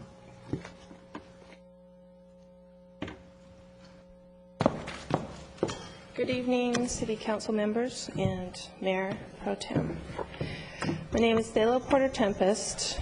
I live at 231 Fairview Road, below and 1 lot to the east of the hillside land proposed for development by Realtor Roy Brasher at 3010 Foothill Drive in Thousand Oaks. I have appealed, along with most of my neighbors, including those directly adjacent to the site, the Planning Commission's decision to approve the Mitigated Negative Declaration, MND, which states that the environmental impacts caused by this development have been mitigated, and the precise plan of design, which includes 5 permits allowing the waiver of city codes pertaining to the encroachment into natural slope terrain of greater than 25%, and the encroachment into the protected zone and or the removal of 13 oaks and 1 landmark tree. First, I wanted to try and show you some photos of the site, and hopefully you can see these. We live in a really rural area, and right here, let's see. This is the site looking from below Foothill Boulevard. As you can see, it's fronted by many mature oak trees, valley oaks. It's never been developed. It's never been graded. You were incorrect in saying that this has been graded before. There's 1 pad on this piece of land that was put in there for a water tank. This tree here is oak tree number 3, and around it is a bunch of toyons. These toyons have not even been counted in any reports at all. Because they're multi-trunk, they said that they shouldn't be counted. They will be removed for brush clearance. Not only that, there will be a retaining wall in back of this frontage of this property, and it will be, they say it will be within 7 feet of the trunk of this large tree. But I looked at the plans and it looks more like 3 feet, and with the footing that will be there, it's very close to this tree, and I consulted another expert, and they told me that this tree may not survive depending on how actually close that footing is. This is not a visually insignificant place, either to our community or to our neighborhood.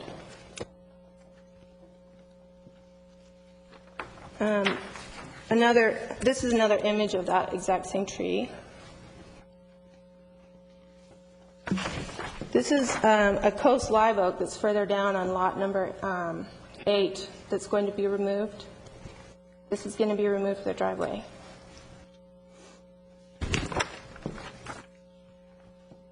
This is a view from the top of the site of the city. This is how high it is. This particular development will be higher in elevation than any other development, I think, in the city. Especially, I mean, I know it's the highest development on this side of the freeway. There's no other developments that compare to this in our neighborhood. Another image from the top. This landscape is called Oak Savanna, and it's also oak woodland. And it's a nesting site for many hawks and owls.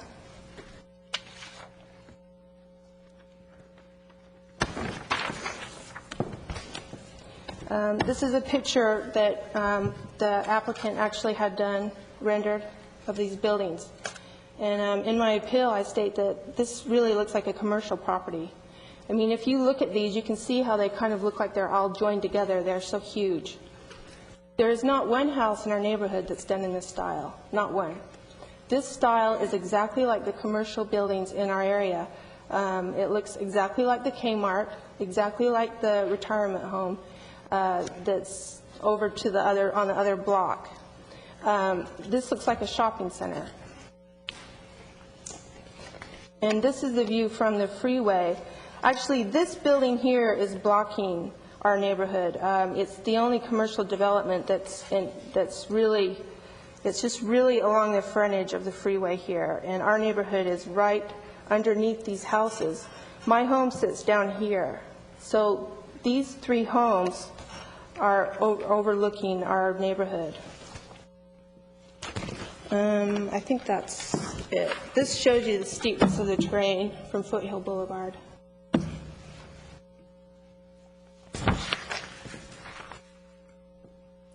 Another image.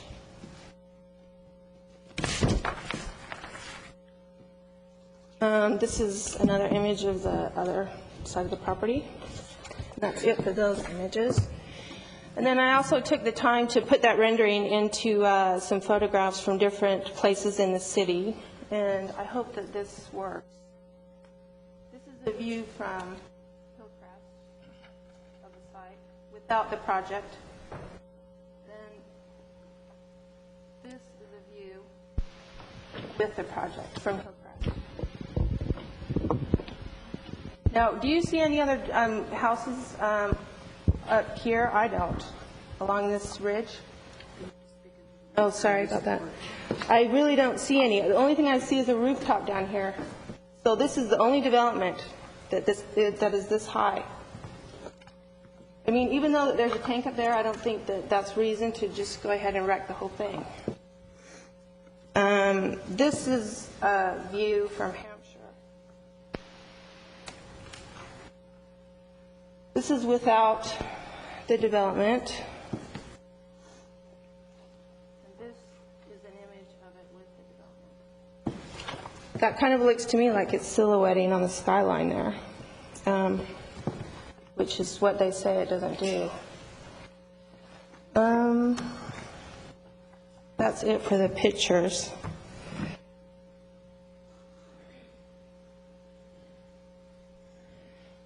Like I said, the site's on a prominent hillside, previously undeveloped except for a small pad created for a water tank in the 1950s. The lots were created in the 1920s, along with lots that extend to the top of the natural ridgeline of the Canal Mountains, and lots in central Thousand Oaks, created well before the city was incorporated. There is no housing or development above or on the two side slopes of this site, which faces Thousand Oaks Boulevard and central Thousand Oaks City. The hillside slopes steeply down to Foothill Boulevard at the front, and is directly connected to open space at the top above the water tank. The project proposed by the realtor Roy Brasher is an attempt to make this natural hillside into what is not a suitable site for three homes which are gigantic. In order to make the hillside hold these three homes, two of which are 35 feet in height and 3 stories, over 60% of the natural terrain of this hillside will be graded, which basically means removed. Along with the rock and dirt of the hillside being removed, so will all the natural plant and animal communities, which include many oaks and protected trees. In order to maximize the immediate profitability of this land, many city and state ordinances, codes, and laws protecting the environment and Thousand Oaks natural resources have been either officially waived by the Planning Commission or otherwise broken, such as the ordinance regarding the zoning of this site, or simply ignored. The city's plan, codes, and ordinances were created to protect the city's long-term quality of life against exactly this type of strictly for-profit development. It is my intention to give the City Council the opportunity to see this project for what it is and to reverse the Planning Commission's decision in favor of protecting the city's long-term value and maintaining the integrity of the city's general plan and codes against the pressures of those who seek to use the land to make the maximum immediate profit without regard for the future quality of life of the city as a whole, for now and in the future. Houses and buildings may be built and destroyed, but our natural resources and the natural beauty of our city, once gone, cannot be replaced. Once this beautiful natural hillside, which supports valued plant and animal communities, including nesting hawks, mature valley and coast oaks, oak woodland, and oak savanna, is essentially destroyed by this development, it can never be replaced, especially in this case, which involves the actual removal of most of the hillside. I would feel completely different about this if it was an individual who wanted to build what would in reality be somewhat reasonable for this site, a single home, and did the least amount of grading possible. This is the case of a home directly, there is a case with a home directly to the east of this one with the same zoning, which is on a separate hill adjacent to this site. It is one house with one driveway, as logically fits the rural zoning and character of this neighborhood. I got involved in this project when as an owner of property within 150 feet of the site, I was sent a notice about the project. At that time, I called the planner, Will Chua, as directed on the notice, and told him I did not want the removal of the trees, which was the only issue I was aware of at the time. And I asked him for documentation on the project. I was told I had to come into the office to review it. I was shown the documents, but was not allowed to look at anything on my own. I was not offered anything called a mitigated negative declaration, or MND, or even told what that was. I did ask for a copy of the tree report, but was told I was not allowed to have one. I could only look at it at City Hall in the presence of Chua. Before the Planning Commission hearing, I asked for a tree report 3 more times and was refused. I also asked for the environmental impact report, which I was told by someone I might ask Greg Smith for. And again, I was not given the equivalent, the mitigated negative declaration, which was supposed to be in its public review phase. Will Chua never mentioned the existence of such a report to me. I attended the Planning Commission hearing on February 27th to oppose the project, but all the information I had about the oak trees was from what Chua told me in observations of the site. The MND is inaccurate and incomplete. I will only point out a few errors in this document, since I don't have time to go over all of them. In the MND, the questioner asked, does the project conflict with any applicable environmental plans or policies of any agencies with jurisdiction over the project? The answer marked no impact by Greg Smith. What about the city's general plan? What about the zoning conflict? The removal of the surface of this hillside is not considered an environmental impact in the report. The export of 500 dump trucks full of rock from the hillside is called a less than significant impact.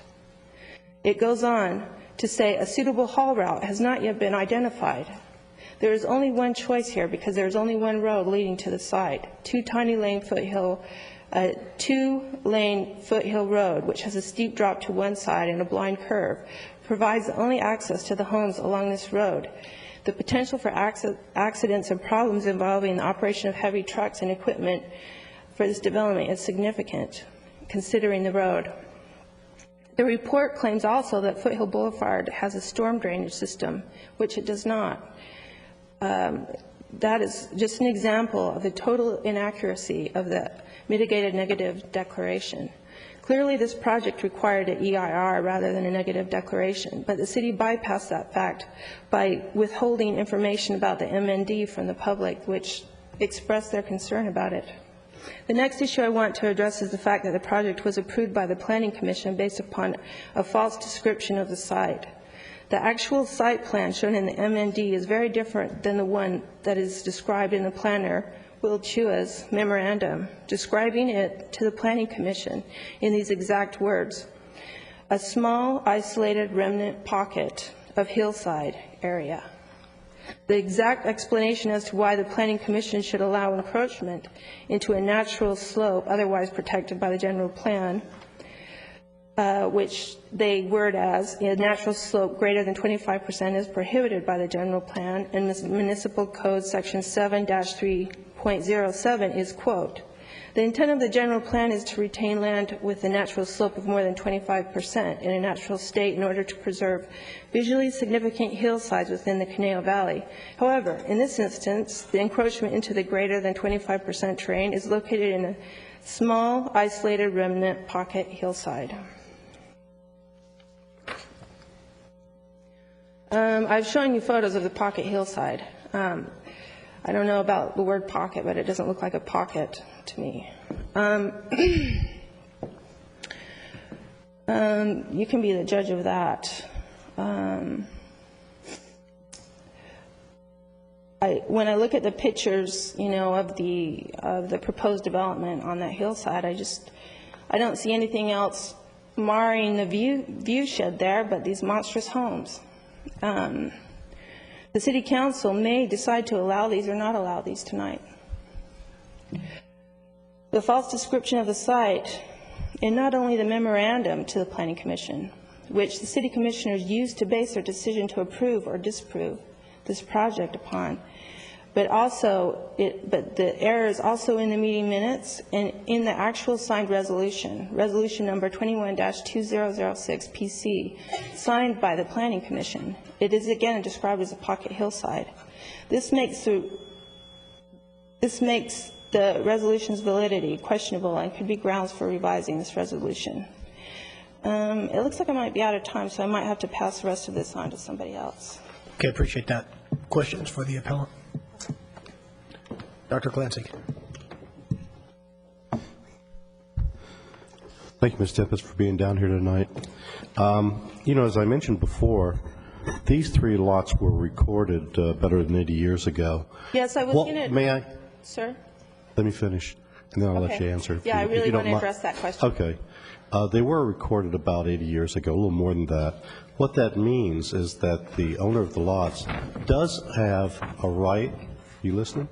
Yeah. Does have a all right. These lots Does were hold recorded it. at the same time. They do have a right to put something on there. Now, as Mr. Prescott said, we have two options. One, they can make a taller structure requiring a smaller footprint, which requires less grading, or they can make a shorter structure, which will require more grading. My question to you is, if you had your choice, which would you prefer? Sir, to address your question, first I must explain something to you. This is a map of the Thousand Oaks tract. Okay? All of central Thousand Oaks was subdivided in the 1920s before the city was incorporated. Does that mean that none of the zoning codes apply to any of this land? It means that if it's a recorded map, they have a right to put something on it. That's right, but is this reasonable use of this property? I disagree. Thank you very much for your answer. You're welcome. Any other questions for the appellant? Thank you, ma'am.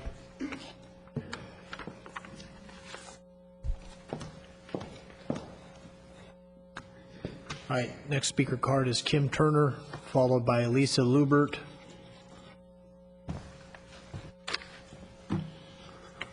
Good evening, council and staff members. My name is Kim Turner, and I've lived at 3005 Foothill Drive since 1978. Mr. Turner? Yes. Are you the applicant?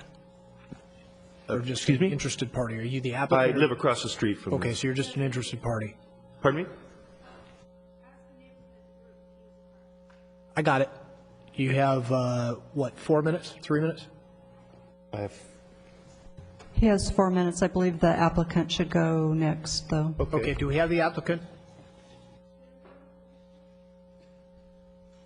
If the applicant is present. If I'm out of order, that's okay. Do you have a representative for the applicant? Yes, the applicant's representative is here in the front row.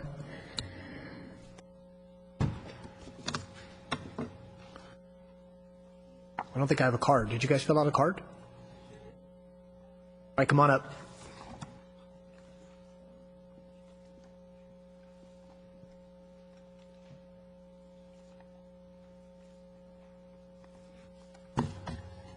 Was their presentation to be in parts because they've left all their exhibits here? No, And that's their presentation. If they haven't finished their presentation, I would like to yield to have them finish.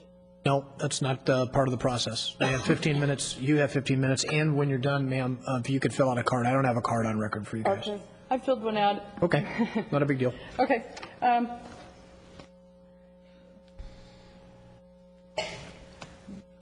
Good evening, council members and Mayor Pro Tem.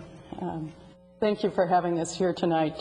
We wish that we weren't in a position to have to be to both Planning Commission and City Council, but we too are interested in the neighborhood, in that our project is located within a very nice area of Thousand Oaks. I am the civil engineer responsible for the design and site plan of this site, and also I am a resident of Thousand Oaks. Okay. The project here before you is for 3 single-family lots single-family lots with residences, single-family residences proposed. They are multi-level homes consisting of stepped architecture and consistent with the topography and the ideas of design that the city staff has told us is generally acceptable, meaning stepped architecture on hillsides.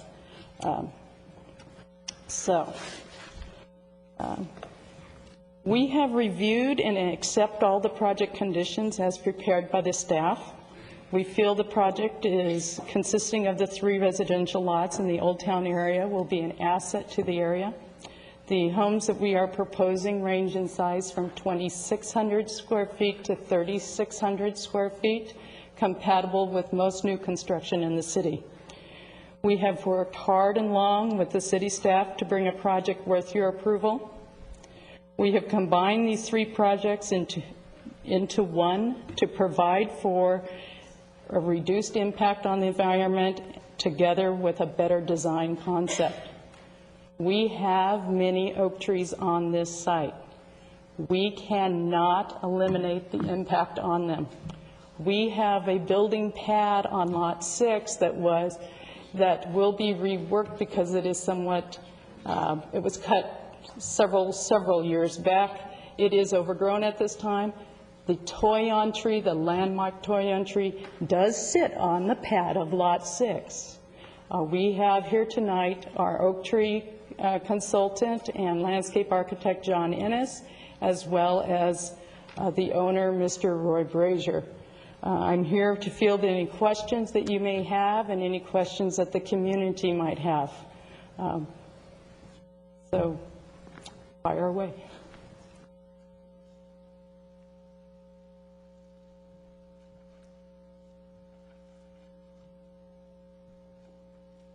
Questions? Ms. Bilda-Pena. Thank you. Good evening. I didn't catch your name. What was it? Kath McConey. Kath? Kath is good. Okay. I assume that you know that you're quite familiar with the area where you're proposing to build these homes. Yes, ma'am. In saying that, wouldn't you agree, although you probably will disagree, that these 3 homes, being 3 stories high, will indeed have an impact on the viewshed driving north on the 101 freeway as well as driving south? Not only that, but those 3-story homes are also completely out of character in that neighborhood, completely. I'm actually quite astounded that the Planning Commission approved this. I don't know how else to put it, but wouldn't you are you amenable to reducing the height of these homes and reducing some of the square footage so that it can be more in character with surrounding homes, as well as having a less of a negative impact on the viewshed? The homes are facing the 101 freeway. Driving into Thousand Oaks, looking to the left, it will be the first thing that one will see. because they are so prominently placed. Could you answer that question, perhaps? Oh, yes. I can talk viewshed as well, in that we, as is policy with the city, is that you pick the worst possible angle to show the maximum amount of development you can, and it must be from the scenic corridor pathway of the freeway. The particular freeway, the pictures that we have presented were, the angle was taken as is designated by city staff, and it does present almost a side view of all three homes. Okay, yes, a side view does make a home look bigger, okay, as they truly did in this thing. Our pictures are taken from the on-ramp, or approximately the on-ramp going northbound on the Hampshire on-ramp. So that is a distance, because the closer you get, for instance, the southbound lanes, you don't see this because of the vegetation along the freeway. Okay, but when you back off and get to the far side of the freeway, you see over the freeway vegetation, and then you can see ours. So southbound, there's really not a view shed issue. Northbound, yes, there is. Okay, as far as the height of these homes, Lot 6 is proposed for a traditional two-story with no stepped foundations. That's noted on the plans, okay?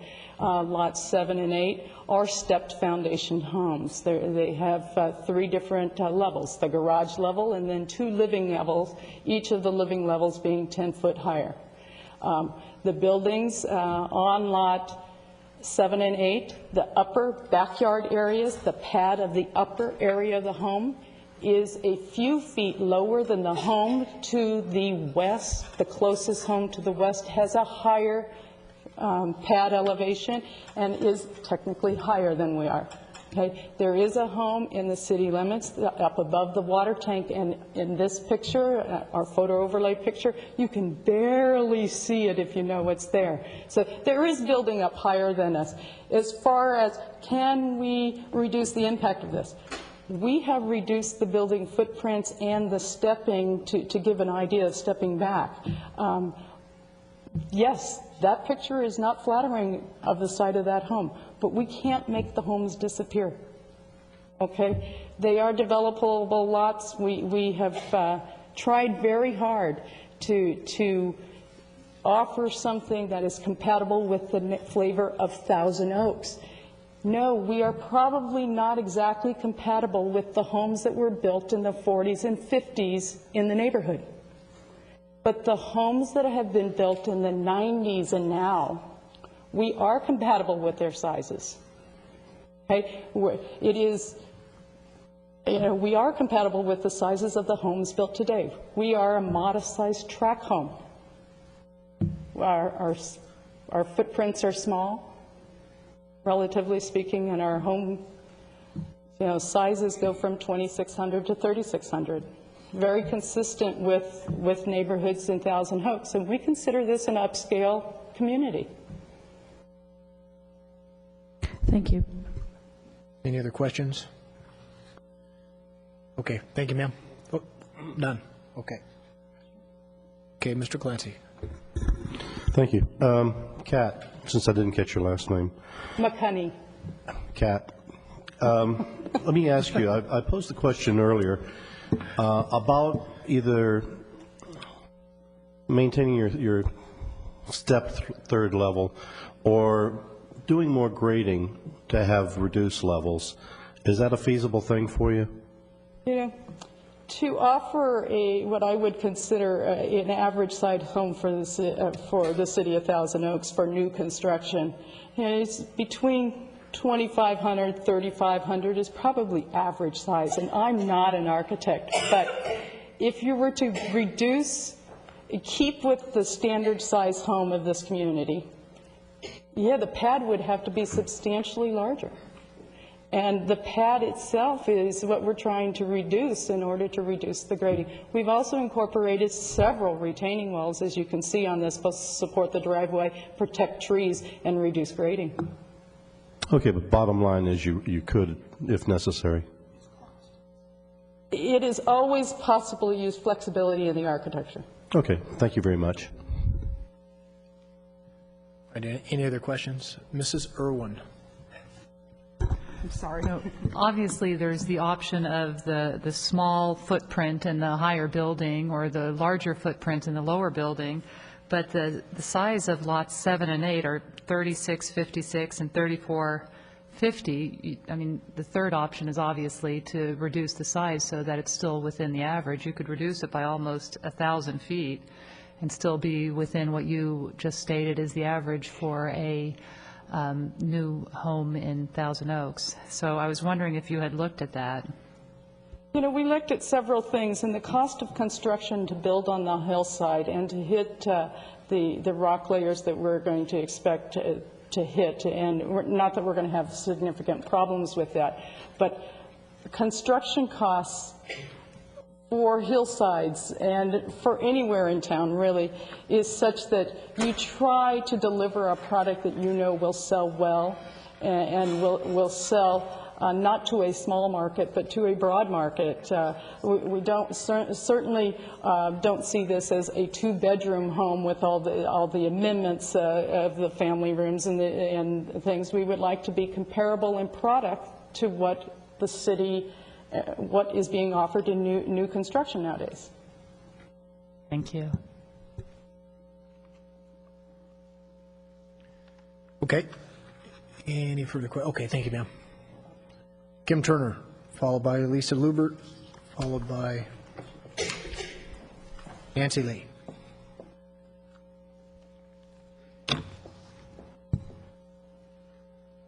Good evening, Council, again. My name is Kim Turner, and I have lived at 3005 Foothill Drive since 1978. This proposed project on Foothill Drive is across the street from my house. My main concern about this project is the design of the driveway. This driveway is too steep. About 12 years ago, I witnessed a fatal truck accident at 2922 Foothill, next door to this project. This accident started on a single steep driveway, like the one proposed for this project. A service truck couldn't handle the driveway and rolled down the hill, crashed into the street. Since my house was built around 1957, my bedroom is only 30 feet from the center of the street. This is a narrow street. The land is marginal for any kind of construction, never mind 3 to 4,000 square foot houses. I don't know of any other houses of that size in this area. Removing landmark oaks to build a project really saddens me because I've lived here since '68, and I've witnessed too many oak trees being removed to build projects. This area might not be prime real estate, but it is seen by everybody traveling north on the 101 as they enter the city. I'd like you to please realize that this project is overkill for this area, and I'd like to see you reverse its approval. Thank you. Thank you, Mr. Turner. Lisa Lubert, Nancy Lee, John Ennis. Mr. Ennis for questions only.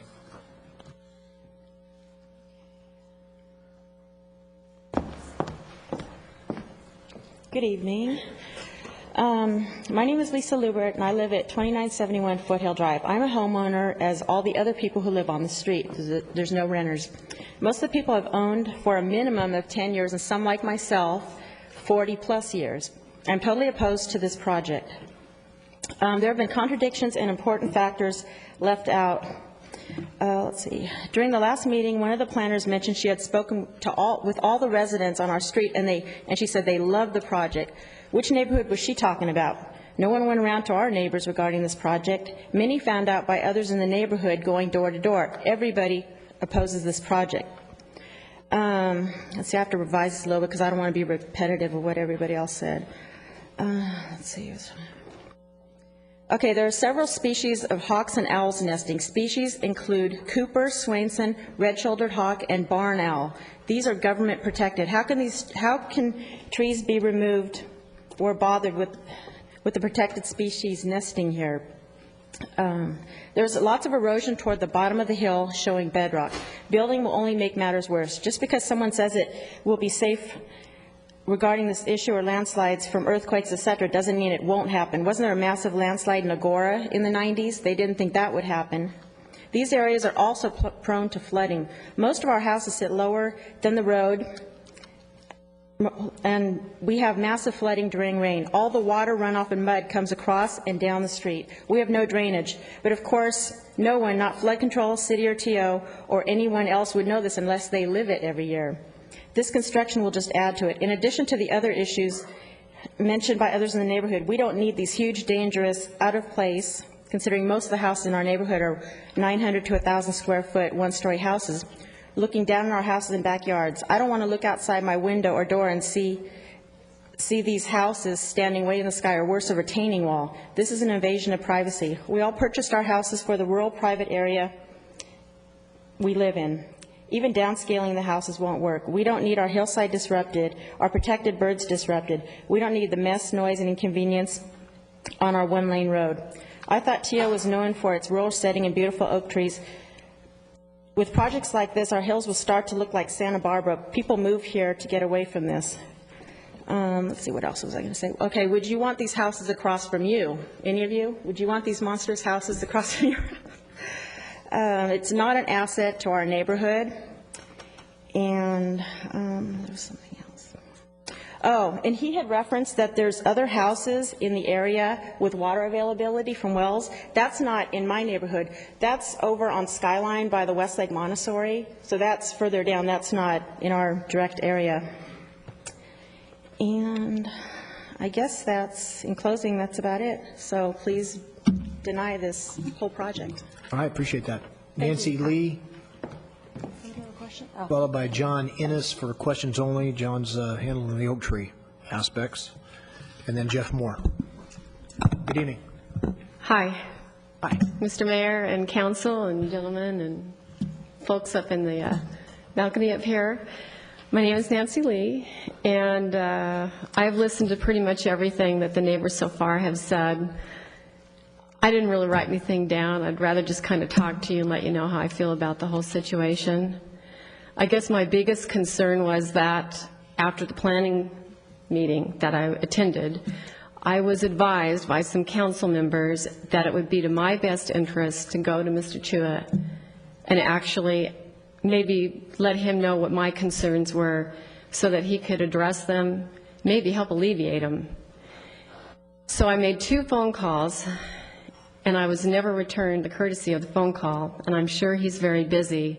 We've had a lot of time in between then and now. It was never addressed. So my concerns were kind of amplified. The biggest problem is, I hear a lot of this going on all the time. We have beautiful homes in Thousand Oaks. He owns the property, Mr. Brasher, and I understand that. And you're right, when you have that property, you've got a right to do with it what you want, as long as it is within the city's advice, laws, ordinances. The problem is, a lot of these ordinances, if they were back in the 20s, then we probably would have 3,000 square foot homes, even where I'm living, which is only 900 square feet. I don't know if you have all driven in that area, but the problem is the houses they're speaking of that are of the same size aren't right there.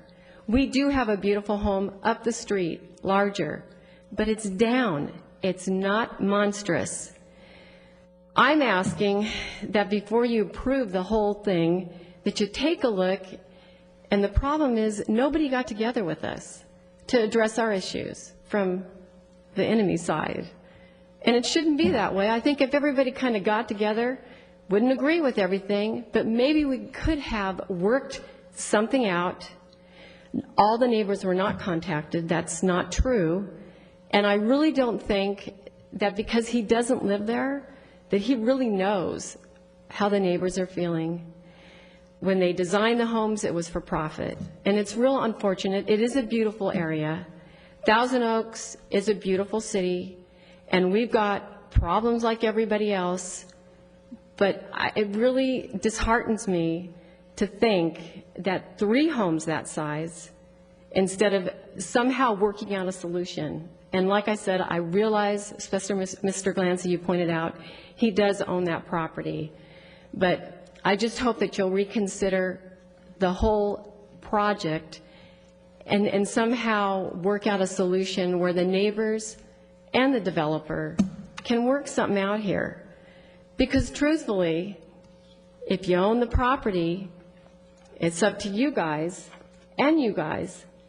to figure out a way that it's going to work for everyone. And not everybody's going to be happy about every single thing, but the way this was done, I just don't feel like it was done correctly and neighborly. And I think that's a real big important part of that neighborhood.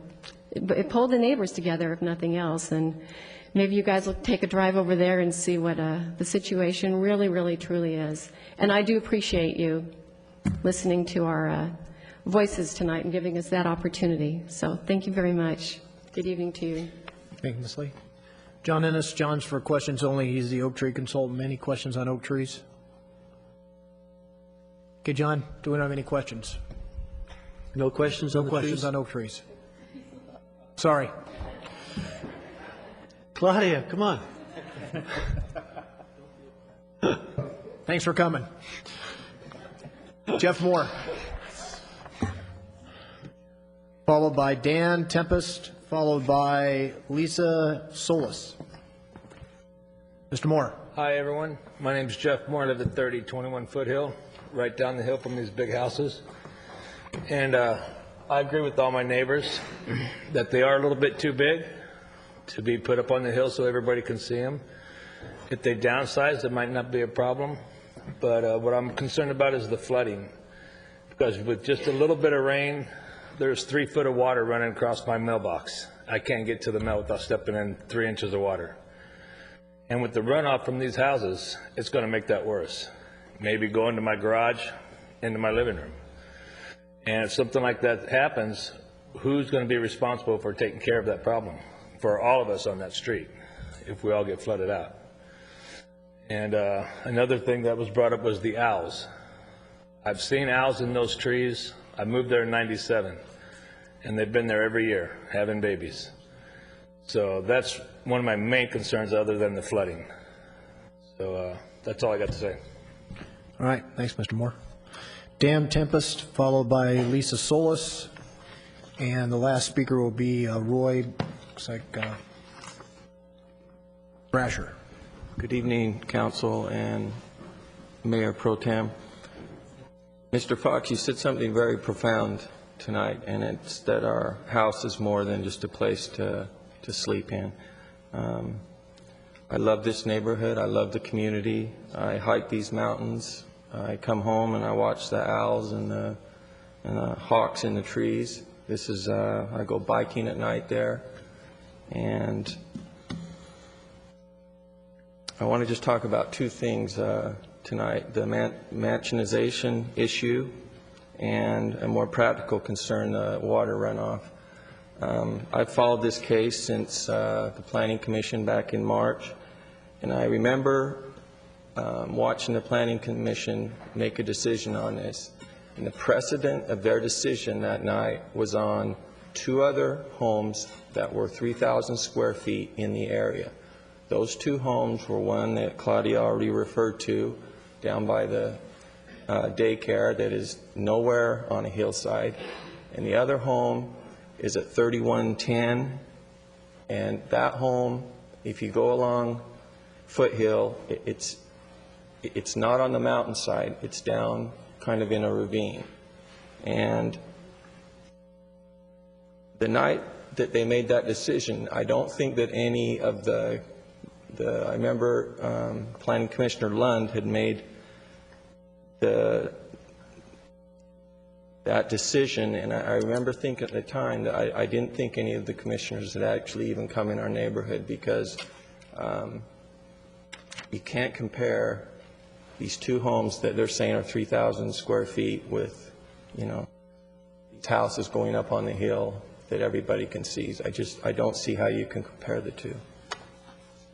The other issue is an issue of safety to me. One of the biggest concerns in our neighborhood is regarding the tremendous amount of storm runoff that this hillside, this hillside, which is completely rock, cannot absorb water. This is a rural neighborhood, and Foothill Boulevard is an old narrow road with no underground storm drains, gutters, sidewalks, or even shoulders. The city has stated that the Public Works Department has approved the storm drainage plan. However, considering the reliability of the city so far, I have my doubts on this. I have been told a slough curb will be installed that will direct the water flow down Foothill to Fairview on another street without storm drains. This has already become a river. In addition, there is a tank that is supposed to store the runoff from the site. How will they direct all the rainwater to the central source? Seems very impossible to me. I want to thank you. Sir. Lisa Solis. And our final speaker will be Roy Brasher. Good evening, council members. My name is Lisa Solis, and I'm sorry I didn't come real prepared tonight. I'm just going to give you my personal point of view. I grew up on 2939 Foothill Drive. My parents have owned that house since 1965. And pretty much, there's a few concerns we have. My family, I come from a family of 9, and all us 9 children grew up in that house on 2939 Foothill Drive. And some concerns we have is, one, the safety.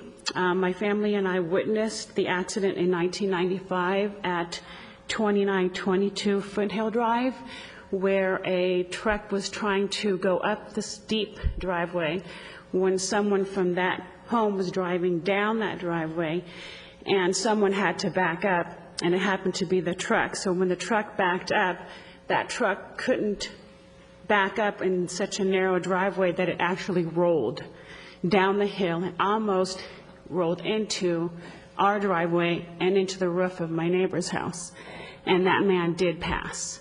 He did not make it through that accident. The other concern we have is the traffic on Foothill Drive. I don't know if you've ever driven on Foothill Drive in that particular area, but it's very, very narrow. And right now, with the lakes going up, and now with you guys here, the Civic Arts Plaza, the traffic is so much heavier now. And if 2 cars are coming opposite directions on Foothill Drive, you literally have to slow down. And it's bad enough that they're coming so fast that there's one point, like right at where this construction is going to be, where it makes a curve, and it is so narrow you can't even see the other car coming in the other direction. So I don't know if you guys have ever driven up there, but it can get pretty dangerous at times. We used to be able to what we called walk around the block, meaning we could walk Foothill down Fairview to Willow, up Manzanita, and all the way around. Well, there's no such thing as walking around the block anymore, not with our kids, because there's too much traffic, and we can't even do that anymore. And we used to be able to go up to those hills and hike, and we've gone up there many, many times, playing up in those hills. And I've just seen so much construction going on this in our general area in the last couple of years that it's been pretty ridiculous. I agree that they own that property and they want to build something on it, build something more reasonable, as our other neighbors said, get together and try to come up with some type of agreement where everybody can be happy, or at least semi-happy. One other question I wanted to state was that I heard a comment about tract homes. There's no tract homes in our area. Every home is an individual home. Every home that's been built there is an individual home, and it has an individual driveway. This is going to be a project where 3 homes are going to share the same driveway. To me, that's not very safe, especially not on a slope. After witnessing the accident that we did, I can just imagine the kind of accidents that could occur. The other thing I wanted to state was the water also. When the rain gets really heavy, our backyard at 2939 Foothill Drive does flood. So when the water is coming down from that hill, there is flooding that occurs in our backyard, and it gets pretty deep. Other issues.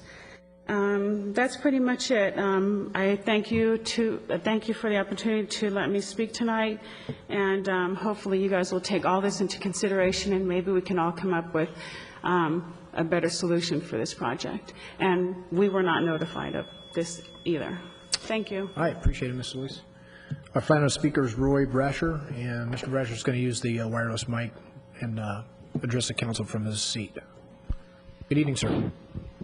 Can you hear me okay? My name is Roy Brasher, and I'm the owner of the 3 lots that are in discussion. And I wanted to say, first of all, to my neighbors that I'm not an enemy. I'm a resident of Thousand Oaks, California. I love Thousand Oaks just as much as they do. And I have 3 properties over there of which I want to develop. And I bought them with the intentions of developing them, knowing that I could based on the rules and regulations of those particular properties. I don't think that it's mansionization. I do have some pictures that I would like to submit to you, if that would be all right. I have one picture here when we talk about the height of these projects. There's one of the people that are here, I think they're here, their roof line and the other roof line of another new home that is over 3,000 square foot is identically the same as mine, no lower than mine. And so that's one that I would have. And then when they talk about mansionization, there is a big medical center right there, right across the street from where some of these people live. And that's a new building right there in that community, which fits the structure of the ones that I'm building. And I think one thing that maybe, I understand that they love their neighborhood like it is, but it's called progress and life goes on. I mean, people lived in Thousand Oaks 25 years ago would like to have it kept like it was too, but there's a pressure for people to have houses out here and they need homes. The other issue that I heard that came up tonight was the slope of the driveway. I'm not setting precedents in any of the slopes of the driveway there. Here's an existing slope of a house just 2 or 3 lots down from mine, which the driveway is the same type of slope. And I believe the gentleman that said that his home was being hindered, his particular home right here is at the very base, the very foot of that driveway that comes down. So I don't think I'm setting any kind of a precedence there. Another thing that I think was not discussed, you're looking at those houses up on the side of the hill done by a photographer, but what you don't see there is the trees and everything. If you look at the pictures that are there on those 2 particular homes, they have trees in front of them because they've been there for a long time. These homes are brand new. The trees are not there. There will be landscape. This is part of it. Another thing about the water runoff, we do have off-site curb improvements. That's all going to go in there, so it's going to improve the street, not hurt it. So I would hope that they would see that when these go in, this is only going to build the values of their home. Maybe they don't care about the values. Maybe they just care about the nest of where they live, and I can appreciate that. But I think they ought to also look at the investment, because Thousand Oaks is an investment town. Ventura County is that way. There's a lot of people who like to live here. And so the amount of time that I spent, I applied for this in it was either January of 2000 or January of 2001 that I started this process. And I can't tell you how many times we went back and forth to the city. They looked at the architectural plans. They looked at the roof lines of each one. They said, bring this roof line down just a little bit here. Every step of the way, I did it exactly the way the city told me to do it, redoing it after time and time again. And so I've spent thousands and thousands of dollars to come this far. And I've done everything in accordance with what the rules of Thousand Oaks are. And so I appreciate these people, and I hope I can still continue to be a friend to them. I would like to be, and I don't want to do anything in their neighborhood that would hurt their neighborhood. And so I hope that they would see that. All right, I appreciate it. Thank you, sir. Dr. Clancy has a question for you, sir. Thank you, Mr. Brasher. Several people have expressed the desire to get together with you and work out something that's sort of amenable to all parties concerned. Would you be willing to do that? Well, I have followed the process of the legal process of going through and notifying all the neighbors that there is homes being built on the neighborhood. I have been in that neighborhood many, many times. I have stopped and talked to neighbors that are there. My car is there. It's there at the lots. It's a pretty conspicuous spot that anybody around can see that there's somebody over there in that lot. They've been free to come over and talk to me anytime they want to, but I can tell you I'm a friendly person, and if I've seen somebody on the street over there, I can tell you I've stopped and talked to them. May I assume that's a no?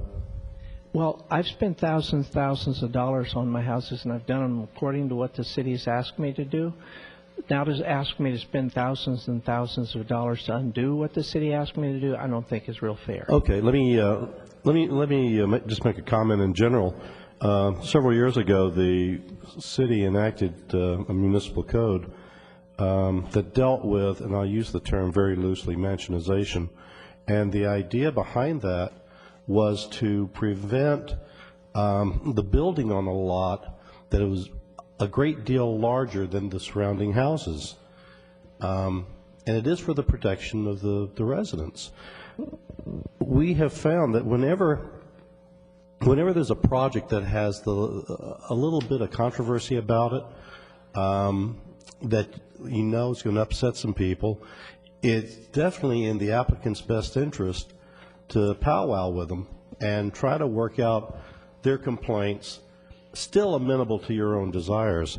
And so that's why I asked you if you'd be willing to sit down and talk with them at this point. Well, I would be willing to sit down and talk to them, but it's like one of the ladies said, not everybody's going to be happy here. Some of the people don't want me to build at all. That's true, but we've really covered that angle. Thank you very much for your answer. I appreciate it. Any further questions? All right, thank you, sir. We're going to go back to the appellant for any closing comments. You have 5 minutes. You don't have to use them. Right.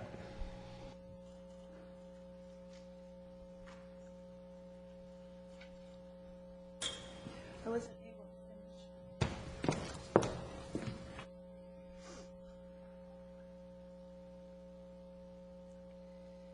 finish. Well, I hope.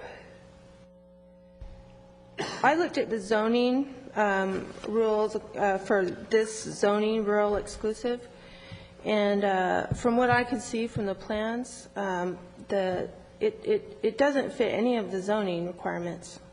The lot widths are more narrow. They're not large enough. They're supposed to be 10,000 feet. The homes are too tall for the side yards. I didn't find one zoning rule that these houses actually fit for the zoning that they were in. Also, they're talking about the drainage. It's a really serious problem because right now that hill does somewhat absorb some water that comes down from the rainstorms. But once they put all that building up there, they're basically going to have cement and building over like 60 or 70% of that lot, including all the driveway and retaining walls and all that stuff. Where is all that water going to go? The storage tank that they're talking about is upslope, and it's only 5 by 3 feet, according to the plan. That's not going to do anything for the drainage. We have terrible flooding in our backyard. We have to get a pump when it rains hard to get the water out from under our house, and this will just make it worse. I wanted to address what Tom Glancy mentioned about the reason behind his ability to develop this way on these lots. And part of the argument was that these lots were created prior to the zoning ordinances. And I went to Ventura County and I got a copy of the Thousand Oaks tract map. And most of Thousand Oaks, the lots were created in the early 20s, including my home. I have a map here, and I will give it to you so that you can see that. And also, there are legal lots all the way to the top of that ridge. Small lots, large lots, some of them are zoned open space, but one of my big concerns is when you start developing up on this tier, how far up are you going to go with the development here? Is it just going to keep creeping up this hillside? Because there are lots all the way to the top. And in fact, the space that the water tower is on is zoned, it is zoned not rural, but it's zoned for housing, which I thought was kind of odd. I think that that's about it. And I appreciate you giving me a chance to speak again. I will give you my speech, which I was not able to finish, and I hope you will include that in the records for this appeal. All right, Thank you we very appreciate much. it. Thanks, Ms. Tempest. Okay, that concludes our speaker cards, and are there any outstanding items staff needs to clarify?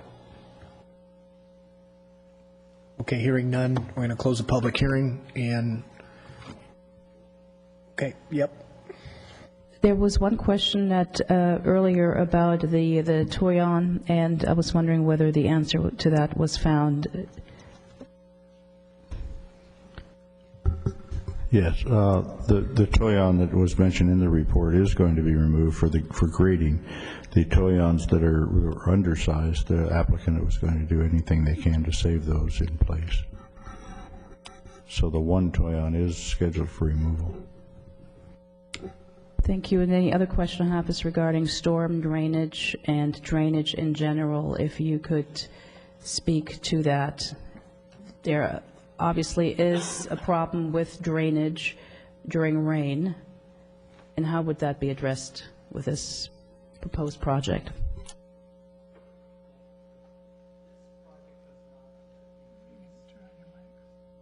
This project does not increase the amount of the rain. It's already there. Basically, they are conditioned to store a difference between 100-year storm and 10-year storm. So the water runoff, it's being controlled. It's not freely coming out. The site is pretty rocky, so the runoff goes very freely through the property anyways. And the difference between developed and undeveloped is very minimal. The amount of the impervious that's going to be added, it's very minimal to compare to the Rocky Mountain that's already there. It's kind of impervious itself to begin with. So, okay, I'm a little confused about the actual storm drain, and how would that come into play? We don't expect to see much changes, basically. It's the rain that comes out is the increase in the amount of the storm drain would be based on the imperviousness and percentage of the imperviousness. But the site is already rocky, so it's pretty much impervious to begin with. And additional rain, additional imperviousness they're adding for the roof and the asphalt is not adding that much to the rain that would be affecting the downstream. On top of that, they are conditioned to store extra water. They're going to have tanks on the site that would be storing the water and releasing it slowly. Thank you. Okay. We're going to now close the public hearing, and we'll entertain a motion or discussion on this item. Ms. Bill de la Pena. Thank you, Mr. Fox. Having heard to both sides, the testimony from both sides, from the appellant as well as the applicant, it appears that there is ample evidence to approve the appeal and to ask that this particular project be revised, not according to the recommendation that staff gave us, namely some revised conditions regarding the oak trees, but also the size of the project, as well as the encroachment into 30% natural slope and the steepness of the driveway. With a reduction of the size of this property, it may very well be the case that some of the trees also may be protected. It appears that the sharing one driveway for 3 homes and the steepness, which is 20%, could pose a safety hazard. I would like to see that this project be revised, and that, as was mentioned earlier tonight by Dr. Glancy too, that the applicant get together with the neighbor to see what could be revised in order to make this project in keeping with the surrounding neighborhood as well as the character of the neighborhood. As it is presented here tonight, the 3 homes are, again, as I stated several times, completely out of character with the neighborhood, and will, in my opinion, truly stick out like a sore thumb facing the 101 freeway especially, and that is not the sort of gateway that one envisions when entering into Thousand Oaks. A 3-story, 3-level home is rather unusual. There are not very many in Thousand Oaks. In fact, I have not seen a 3-story home. What this reminds me of, this architecture, is the stepped architecture. Reminds me of some of the Hollywood Hills homes, and is really not in keeping with the character of all of Thousand Oaks. That would be my recommendation, as well as the motion, if I may do so. And so what is your motion? The motion would be to grant the appeal and to revise this project revise the project regarding the size of the project, the steepness of the driveway, the encroachment into 25 natural slope terrain, and let me make sure that I did include everything. And that would be it. All right, so in just so council's clear, Ms. Bilda Pena's motion is essentially to grant the appeal, which would be in reality deny the project without prejudice and send it back to the commission for basically a redesign that would include a smaller project, right? Just so we know what we're talking about here. All right, discussion on the motion. Dr. Clancy. Thank you. I'll ask Ms. Albano if there's a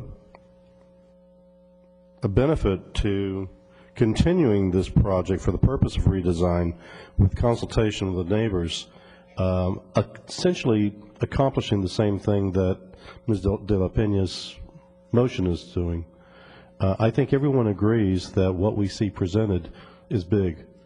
I think we all agree we would like to see whatever result is arrived at is done so with consultation of those living in the area. We also agree, I'm sure, that there is essentially all 25% or greater terrain, and we are going to encroach in that. There's no way to duck it. What has to come about is a decision as to whether or not people want to see a slightly taller design, less grading, or more grading and a lower design. But I asked Ms. Albano if there's a benefit to just continuing this for the purpose of redesign.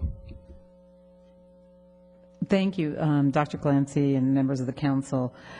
The council can really has either option: to deny it without prejudice, and then it will be up to the applicant to decide whether he wants to refile and start all over, because that's in essence what you would be forcing the applicant to do, as opposed to if you continue it, then for redesign, then he has the opportunity, if he chooses to redesign it, and it would come back to the council, but it doesn't mean starting over. And Mr. Prescott, if you'd like to jump in, if I've... Well, I would just, if you are going to entertain a continuance, ask the applicant if they're willing to accept the continuance and work on a redesign. Otherwise, it could just languish if they're not willing to do that. But yes, either option, one option you retain jurisdiction, that is the continuance. The other option, you've given them your concerns, and they start over at the Planning Commission level. And the one thing, if you did do the continuance here, so we're clear, because the Planning Commission actually approved it, it would come back. We believe then the appropriate thing would come back here and not at the Planning Commission. So in a way, the denial without prejudice sends it back to start all over, and we'll go back to the Planning Commission. If that's how staff would view that happening. Thank you very much for that explanation. I think based on that, I would ask or offer an amendment to continue this for the purpose of redesign. Okay, Dr. Clancy's asking for a friendly amendment for continuance. Accepted. Okay. So the motion as it stands for discussion is as amended to continue this item on an, I guess it would be an open hearing basis, and to refer it back to staff for redesign. Okay, discussion on that amendment. If that also could include the discussion with neighbors and to include the neighbors. Right. Okay. Mr. Irwin? Yeah, I'm going to support the motion also. You know, I said at the beginning that these homes look massive from the freeway, and it reminds me of driving through the valley. One of the great things about coming into Thousand Oaks is seeing the hills and not seeing these massive homes there. The owner is allowed reasonable and conforming use of the property, and I think that the neighbors have to realize that eventually there will be, unless somebody purchases the lots for open space, eventually there will be a building on each of the lots. But I don't think that we are required to allow a 3,600 square foot home on the lots, and the height of over 35 feet, I think, is completely unreasonable in that area. So I will, again, support Ms. Villalpina's motion. Okay, I'm going to weigh in here. A couple of thoughts. One is one of the benefits of having a council tonight that's made up of all former planning commissioners. So just want to put that out there to think about for a moment. I'm not going to support the motion. I'll tell you why is. This is not a minor alteration to an existing plan. This will be a substantial redesign, and I think it would best serve the entire project by going back through the planning process and being reviewed and looked at by the Planning Commission. For this to come straight back to the council really, I think, bypasses a important evaluation component with respect to the Planning Commission. Now, we spent, the better part of a couple hours here tonight dealing with the land use issue, and because we're former planning commissioners, we get it pretty quick. But this is not going to be a minor issue. There's a number of things that need to be looked at. One is potentially substantial grading. And that's something that I think the Planning Commission needs to look at. If you're going to, because I think the applicant heard us loud and clear, if you're going to look at lowering from a 3-story structure to 2-story, you're substantially increasing the grading. That's something that I think the Planning Commission needs to look at. You're also substantially reducing the size of at least 2 of the proposed 3 units by 1,000 square feet or more. So I see this as a major redesign. I think it's really in the applicant, not the appellant, but the applicant's best interest is to deny it without prejudice, send it back, let it go through the process. It'll allow for a redesign. The other thing I would point out that we can't really require that the applicant work with the neighbors. I think, it's, as everybody recognizes, there's private property rights here. We certainly would encourage that, and I think what we heard tonight was a willingness to do that, but I'm hesitant to put that in any way as part of the conditions of the denial, in that I don't think the city really can require that. There's a notice that goes out. We would hope that good neighbors would work together, but I would be caught, a little concerned about that. So I'm gonna move, or I'm going to vote to do not support the motion simply because I think we need to send it back to the Planning Commission. Ms. Irwin. Actually, now with that argument, I do think it is reasonable for the Planning Commission to see it again. Ms. Bill de la Pena, I'm not going to throw an amendment out there, but if you think it's a good idea, we can just... Well, I still had the motion, but Mr. Glancy made a motion for an amendment, so we would be voting on the amendment first and then on my motion. Would we You not? accepted it, though, so it's Okay. actually, it's your motion, which is to continue it. But you've kind of heard my perspective, and I'm hopeful that maybe the council will reconsider.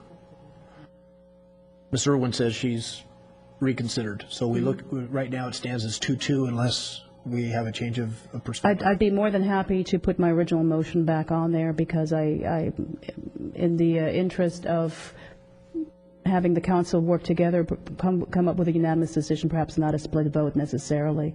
Dr. Glancy, would you be removing your... I would be more than willing to and happy to remove my suggestion for an amendment.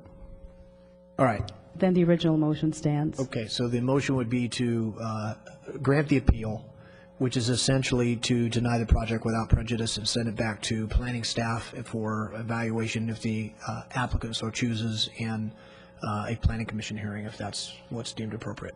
All right, any further discussion on the motion? Vote, please.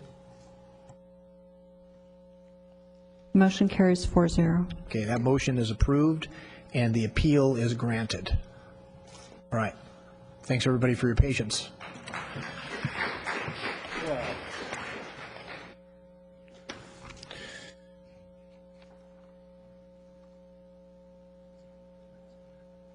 Now 4-0. All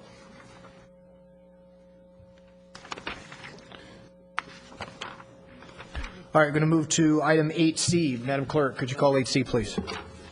Hearing advertised as required by law is open to consider agenda item 8C, Landscape and Lighting Assessment District Number 79-2, Annual Levy and Annexation Fiscal Year 2006-2007. And I have no cards for this item. All right. Mr. Spurgeon, a brief report, please.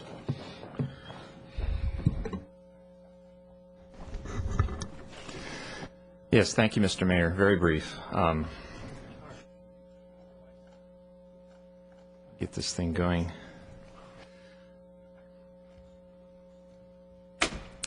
Tonight's actions, this is the annual Landscape District annexation and approval of assessments for the coming fiscal year. After the public hearing tonight, we will be asking you to continue the item till later in the evening so we can go and count ballots that we've received. The landscape budget this year provides for increase of the maximum assessments by the voter-approved inflation factor. However, there are still 2/3 of the zones where the actual assessments are less than the maximum allowable. In fact, half of the zones, the assessments are less than last year. So this is a case where we're actually able to lower the assessments for many of the property owners as compared to last year.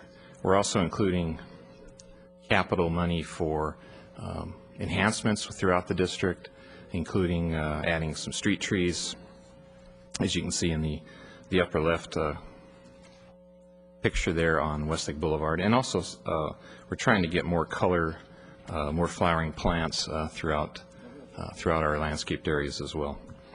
Also, there's been the need to repair eroded, decomposed granite paths like this one on Westlake Boulevard, and we're using a new process with a compacted decomposed granite mixed with some binder. So we're hoping that that'll work better, and we'll use that throughout the district. On the lighting side, the assessments basically are the same as last year. We're not proposing any increases there. Also, we're including capital money for adding some street lights at some of the arterial street intersections for safety lighting. And also, this continues an ongoing over $300,000 per year savings of the general fund, and that's also built into the lighting district budget. The annexation includes 12 new commercial and residential projects. These were conditioned at the time of entitlement to annex to the district. We sent out 26 ballots, and we've received 21 in tonight, so a pretty good turnout on the balloting. That's it. Yeah, happy to answer any questions. All right, any questions? All right, hearing none, we'll now open the public testimony. If the public has any remaining ballots, please present them to the city clerk. Do we have any cards, public testimony? Going once, twice? Okay, we're going to close the public hearing. One last call for any ballots. The public hearing has been closed. The clerk will now do the final tabulation of the ballots, and while they're tabulating the ballots, we can move forward with the ballots of the agenda. Is that correct? All right, thank you, Madam Clerk. Okay, we're going to move to item 9 with the council's permission. We're going to move to item 9C. No. Item 9C is the Rancho Potrero Equestrian Center. That report will be presented by Ms. Perez.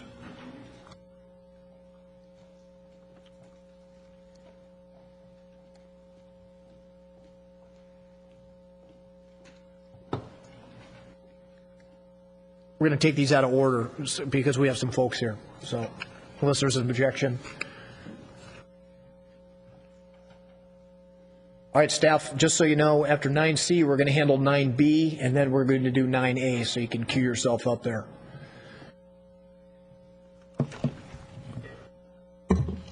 Okay, item 9C. Hello. Good evening, Mayor Pro Tem, Council, and equestrians that are still here. I'm Elizabeth Perez, the construction project manager that is managing the lease and management service agreement and Phase 1 infrastructure improvements for the Rancho Potrero Equestrian Center. Tonight before you, you have 6 different recommendations for approval. One is to authorize staff to enter negotiations with Circle K riding stables, and they are present this evening. Adopt goals and objectives for the agreement. Authorize future revenues to be shared with COSCA. Funding 2 recommendations regarding a budget appropriation of $175,000 and a budget transfer of $425,000. And the 6th recommendation is to authorize staff to solicit bids for the Phase 1 improvements, infrastructure improvements. Some quick background. In November of 2003, Council approved the current location as the preferred location for the Equestrian Center. And last summer, Council agreed to transfer the 20 acres from MRCA to COSCA. Also approved the preliminary site plan for improvements. In October of last year, Planning Commission approved the site plan and conditions of approval. The request for proposals and qualifications process started last November, and evaluation criteria included experience, operations plan, maintenance plan, financial health, services, marketing plan, among other things that were looked at. The staff evaluation team included members from City Manager, City Attorney's Office, Public Works, Finance, and Canal Park and Rec District, and we did have 1 equestrian on the team. In January, 6 proposals were received, including Circle K, a co-op of current boarders at the Equestrian Center, Lazy Bee Corp., which is the current operator, Bully Cadden, Miriam Figueroa, the Puglisi family, and Ride On Therapeutic Horsemanship. The staff team reviewed proposals and narrowed it to 4, and in March, interviews were conducted with Circle K, Miriam Figueroa, the Puglisis, and Ride On. After the interviews, it was narrowed down to the 2 final proposers of Circle K and Ride On. I want to go through quickly some different aspects that we looked at. As far as funding, Circle K was not asking for additional funding other than city completing the required infrastructure. Ride On was requesting a $1 million match to match a pledge that they had for a 7-acre education and therapeutic center that would go on the site. In transition, Circle K had their own equipment and materials could come on without need to purchase anything. Ride On was requesting financial assistance to buy existing equipment. Facilities emphasis, Circle K has a broad range of community users, and Ride On had 7 acres of the 20 acres dedicated to an educational therapeutic facility, with the balance going to general. Proposed improvements, future improvements from Circle K would be in keeping with the entitlement plan from the Planning Commission. Ride On's plan had the 7-acre facility, which had multiple very large-scale covered buildings that would have required going back to Planning Commission. And as far as revenues, which still need to be negotiated, revenues from Circle K would go to support Casca and the entire 326 acres possibly. Ride On had a very minimal proposal of about $40 a year to be paid to the city. After that, you can see the two proposals were quite different, so we went back for some community input. In September last year, we took the preliminary plan, got input on that, and then on April 26th, we had a community meeting here and received feedback on and preferences on the top two proposers, Circle K and Ride On. At that meeting, we had about 80 people in attendance, and that doesn't include there were staff, and then the proposers were there. And comment cards received after the meeting were about 17 for preferred Ride On, 39 Circle K, 8 either, and 1 neither. So we also did follow up after that meeting to financials, references, and referrals, and came to the conclusion that the recommendation should be Circle K. And that was prior to, on June 13th, receiving a letter that Ride On had actually dropped out of the process. And the basis for the recommendation is their qualifications, the broad focus of the facility, their ability to move in quickly with minimal requirements, user fees similar to existing. That's still to be negotiated because one proposal had them a little higher than the existing that the boarders were commenting about, but we're going to work through that in lease negotiations. And there's minimal funding requests from the city, and the upgrades are compatible with the entitlement. Lease goals and objectives, we have professional quality facilities, so we'll cover things such as maintenance and the operational issues that I think some of the neighbors are worried about, flexibility with programs to allow them to do what they need to do, and also have the services that the city is looking for the community.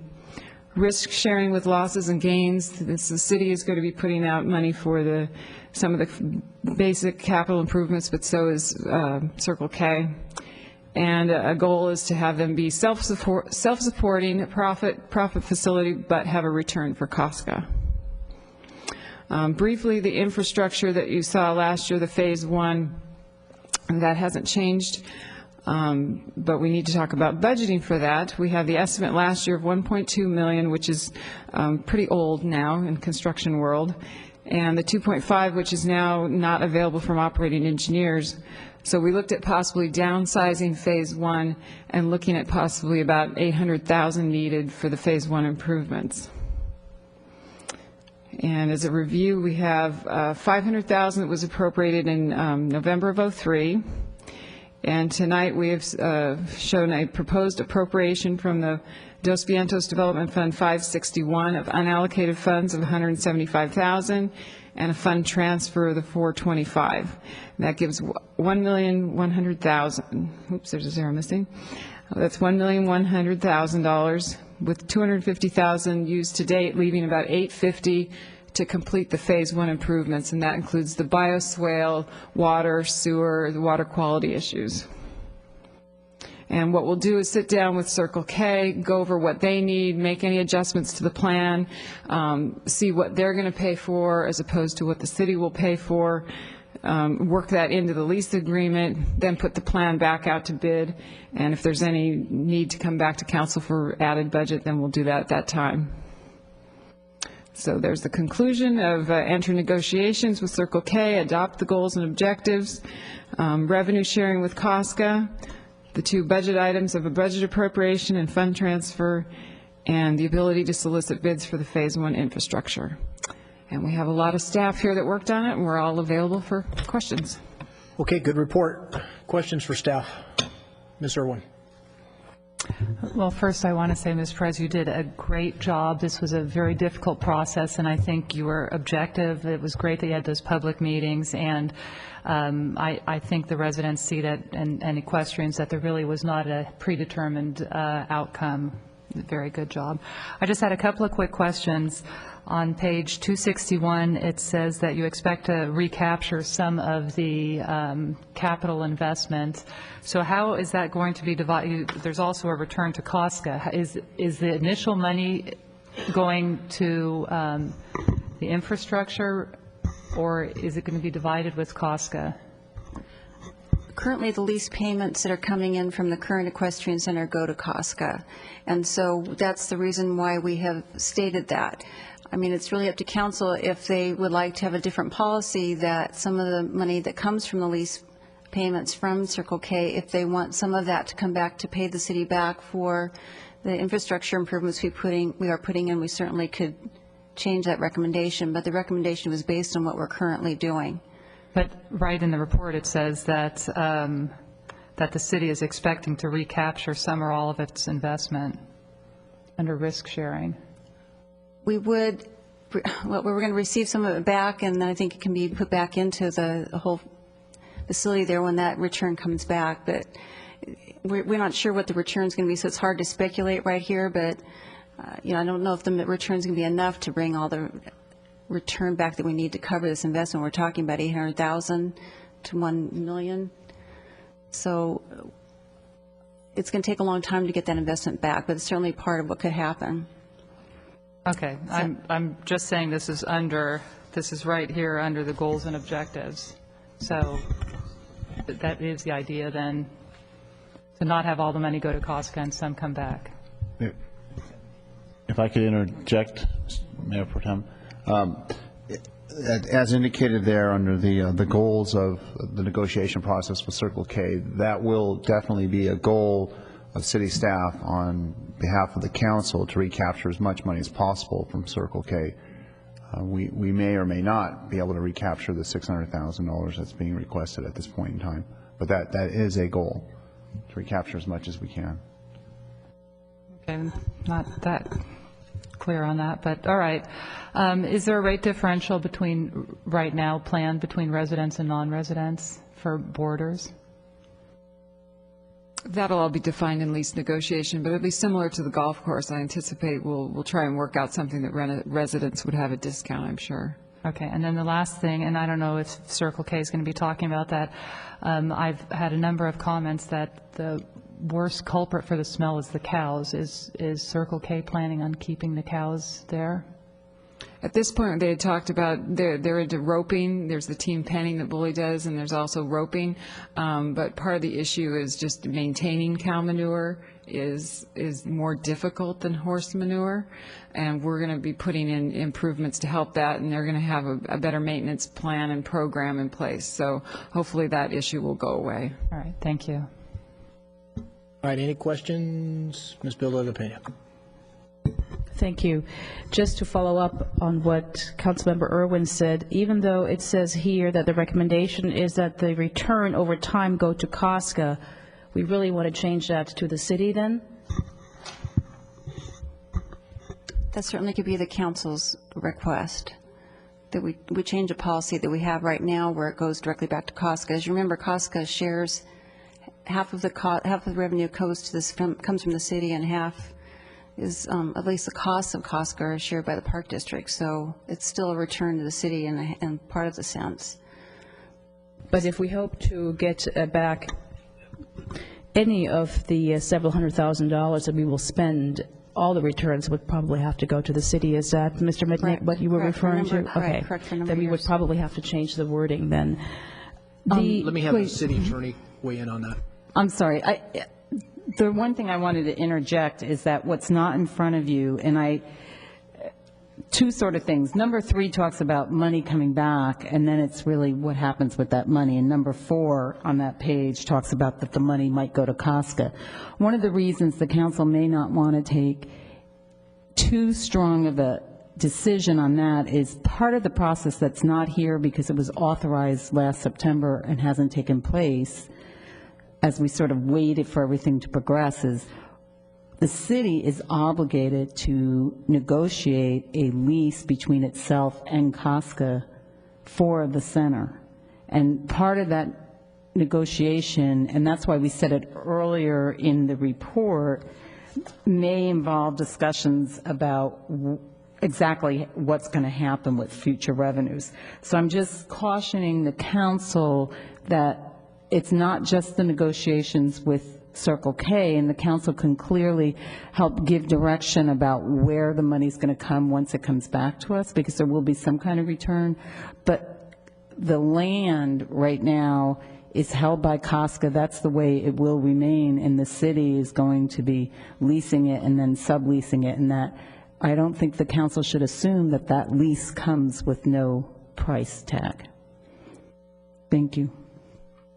Thank you. The question I have for Mrs. Hong is the proposed appropriation of $175,000 in unused Dos Vientos development funds.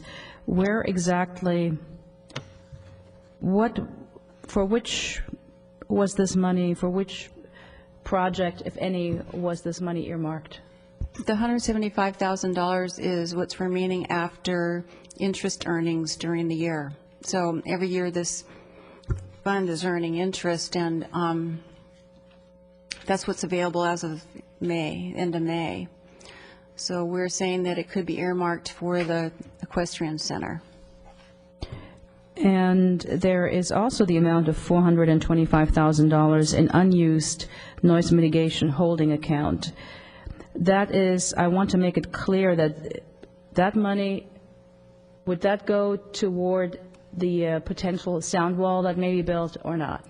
This is from the Monticello, I understand, but the construction costs are going up, and I want to make sure that we're not shortchanging any of the Phase 1, 2, and 3 residents regarding this matter. Well, the amount that's set aside for sound wall studies and construction, there's the Lynn Road sound wall construction and a sound wall study. We've got about $1.2 million there. And the noise mitigation, there's another $642,000 set aside. So the Monticello Heights is an additional $491,000 we have set aside right now, and we're recommending to take a portion of that and apply it to the equestrian center.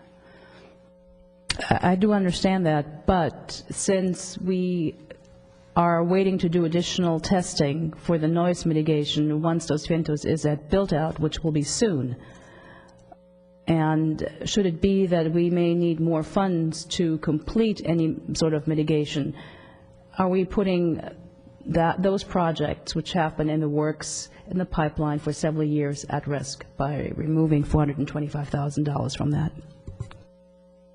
I'm not sure I can answer that question. I'm sure that the engineers can, but in terms of, maybe I see Scott nodding his head, but I'm sure this amount that we've set aside may never be enough, depending on what exactly you're planning on doing. So,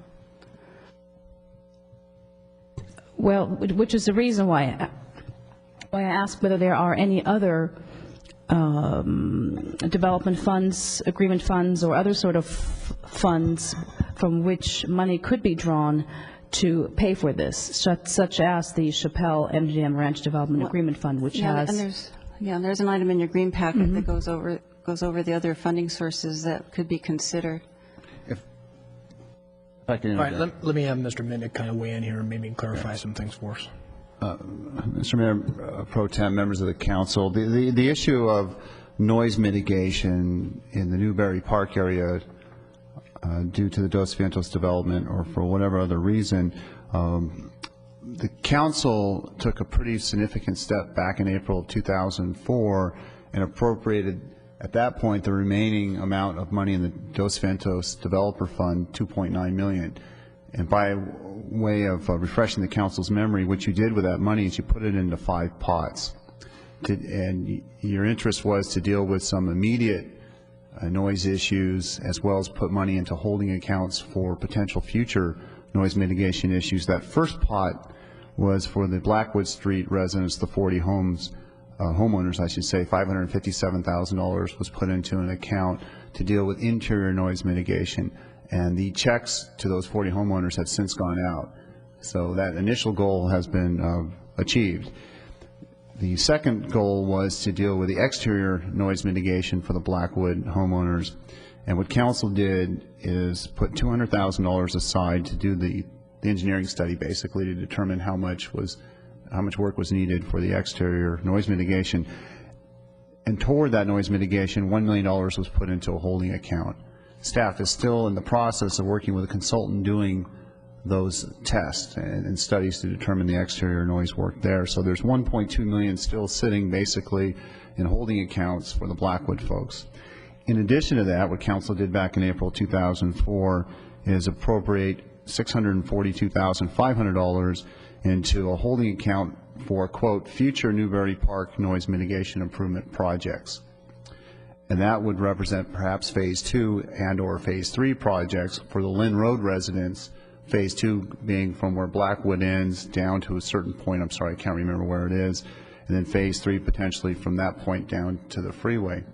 But it needs to be pointed out that that $642,500 would represent only a portion of the amount of money needed to deal with noise mitigation for those residents. It would be probably tens of millions of dollars to effectively deal with that noise mitigation.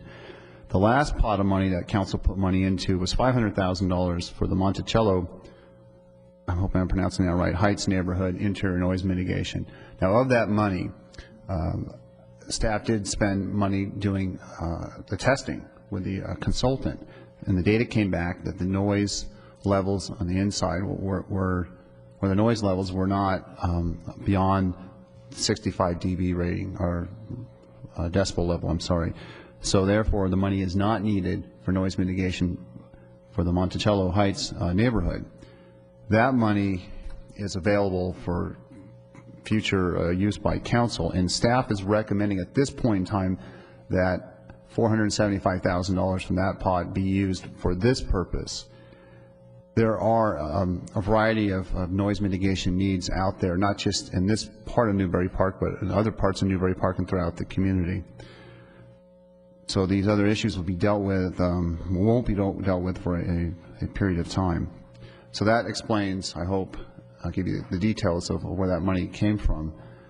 The memo that the Finance Director, Candy Hong, did that's in your green packet, the one-page memo entitled Available Funding Sources for Capital Projects, or for the Sequestering Center project, she delineated 4 pots of money. The general fund, first one being the general fund capital projects reserve. We do have $5 million currently available, but that is really a holding account for the $100 million plus worth of municipal buildings that we own, and we keep money in that pot, so when there's damage from a storm or whatnot, as the buildings age, and we have a number of buildings over 20 years of age, we dip into that pot to deal with the capital improvements as are necessary. So, but that pot is available for this purpose. The second pot, or the amounts, are the $175,000 that Candy indicated in interest earnings and Dos Santos Development Fund, and there's also the Chappelle MGM Ranch Development Agreement Fund. There's $650,000 remaining in that fund. Staff would caution the council from looking at that fund because that is a potential source to deal with the additional money needed for the CLU pool project. And I can provide more detail on that if necessary. Then there's another pot, there's $1 million available in the open space fund that council could tap into for this project. So I know it's a very detailed set of answers, but the financing of this is complicated. So with that, staff is available for further questions. Mr. Mitnick, thank you for clarifying this. In reading this Chappelle Development Agreement Fund, I see that the $650,000 is left over after we've set aside the funding for the gym and the CLU swimming pool and Newbury Park Library debt service, correct? Yes. However, there's a however. The CLU pool, initially, council did appropriate $500,000 from the Chappelle Fund, and at that time, the staff was recommending using general fund reserves for that, and council felt that that was not appropriate. Council decided to use the Chappelle funds for that. Since that time, the project has evolved and the cost has escalated. It's a much larger project. The city and the Canal Rec and Park District have agreed to partner in this project. We're looking at a $2.8 million price tag. The Park District has appropriated $1.4 million, i.e. half of it, toward this project recently, and that money came out of the complicated Rancho Caneo properties exchange transaction that the council, school district, Park District, and Chappelle Industries are part of, and that council recently approved that. And at the request of City Council, the Park District Board did delineate that $1.4 million for the CLU pool project. So if you take the $500,000 that the council appropriated a while ago from the Chappelle Fund and the $1.4 million, that still comes up $900,000 short. And your staff has not yet come back to you for that because we're waiting for the design and the final cost estimate figures to come in. And at that point in time, that's a couple, 3 months from now, we'll come back and then we'll have to identify a funding source.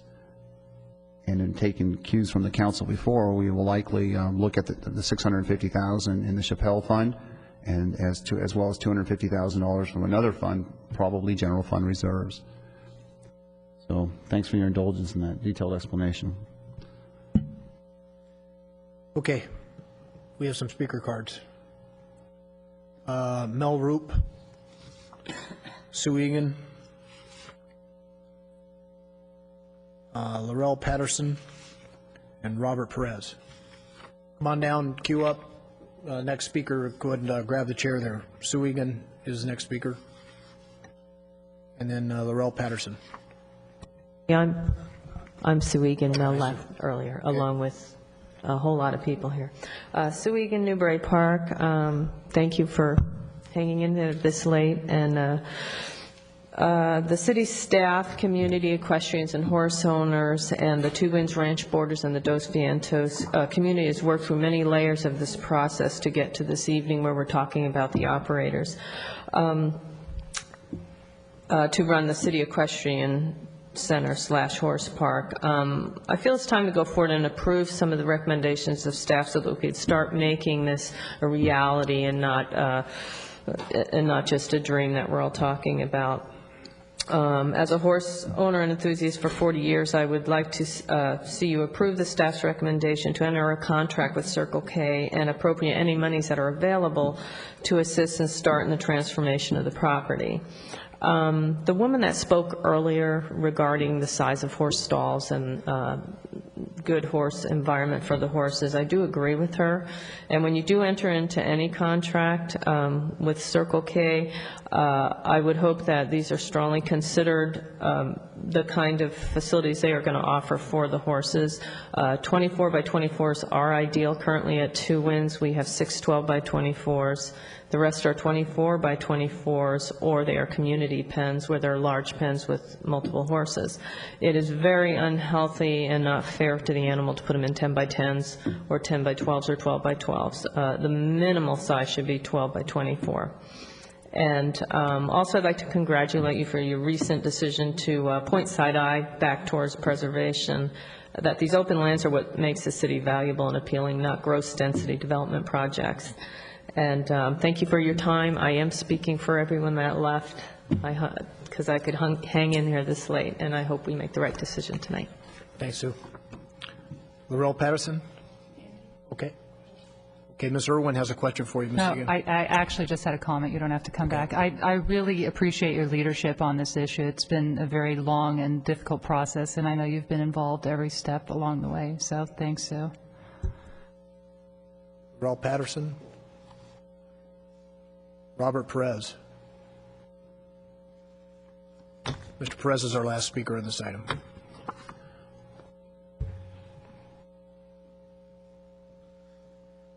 Good evening. Thanks to everybody who's stuck around. I'm Robert Perez. I'm here to represent Circle K Riding Stables, and I'm open for any questions. Before we get started, I just want to say how excited we are about working with the community and the questions that are there at Two Winds location. And if anybody has any questions, that's why I'm here. Any questions for Mr. Perez? Let's just remind the council, let's look at what we have here. Lease agreement issues and all those things are going to be negotiated later on down the road, so we don't want to get involved in those types of discussions. So on the item before us, Ms. Bill de la Pena. Thank you. I do want to ask this question because it was brought up earlier this evening regarding the size of the corrals and the pipe corrals or the stalls. Are you indeed proposing 12 by 12 or 12 by 24? Or do you have what other sorts of arrangements? In the proposal that we submitted, we had 12 by 24s and 24 by 24 pipe stalls with complete covers. There were no 12 by 12 pipe stalls. Okay. Then that's good to know for the record. Thank you. Okay, thank you, sir. Thank you. All right, that's all the cards we have. Any outstanding issues for staff? Okay, hearing none. This is a department report, so it's not a public hearing. What's the pleasure of the council? Ms. Irwin. I would like to go ahead and move the staff recommendation to enter negotiations with Circle K, approve the budget appropriation of $175 from the Dos Vientos Development Fund, and the budget transfer of $425 from the noise mitigation holding account. Authorizes the staff to solicit bids and authorize future revenues to be shared with COSCA.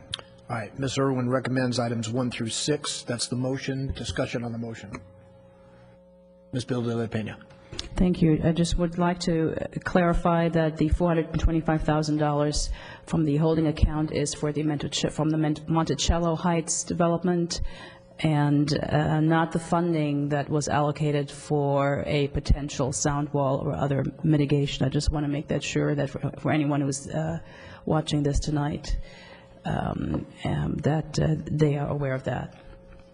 Right. And other than that, I do want to thank staff actually for working as hard as you did on a very controversial issue, and it's really appreciated, and the equestrians and other members of the community appreciate it as well. Thank you. Any further discussion on this item? Vote, please. Motion carries 4-0. All right, that item is approved. We're going to move to item 9B in terms of department reports. Mr. Town.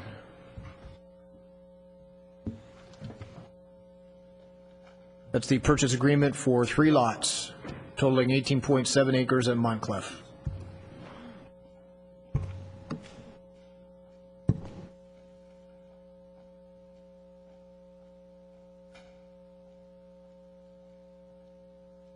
Before Mr. Town gives us a report, just for the record, on item 9C, we had 20 speaker cards, all for the action that the council took. Put that in the record. Mr. Town, good evening.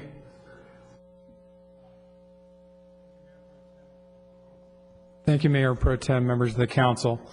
I just was going to bring up our PowerPoint show.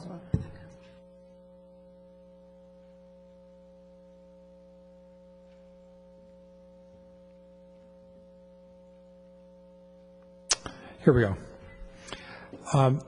The item before you this evening is consideration of purchase agreements for 3 lots totaling 18.7 acres in the Mount Clough area.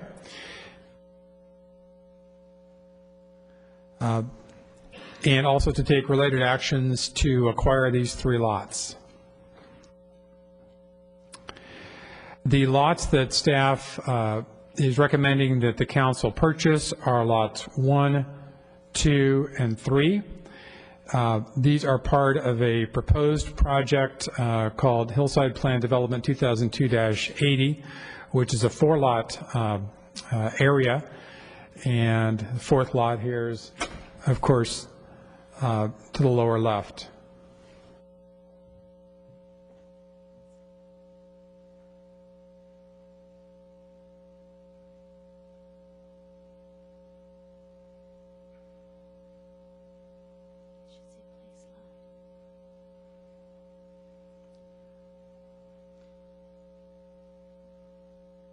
That's better.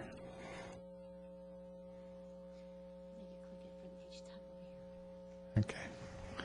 Great. Thank you. Much better. So 1, 2, and 3 are the lots that we are proposing to purchase, 18.7 acres in total. These lots are located, as you can see, just north of Campus Drive and Briar Bluff Circle on the northern portion of Thousand Oaks. This is Andalusia, which is a street in the Santa Rosa Valley to the north. This area, as the council is well aware, has been a priority for both the city and for COSCA. It's been on COSCA's priority list of areas for potential purchase since 1996, and for 4 primary reasons. First, it is an important wildlife movement corridor.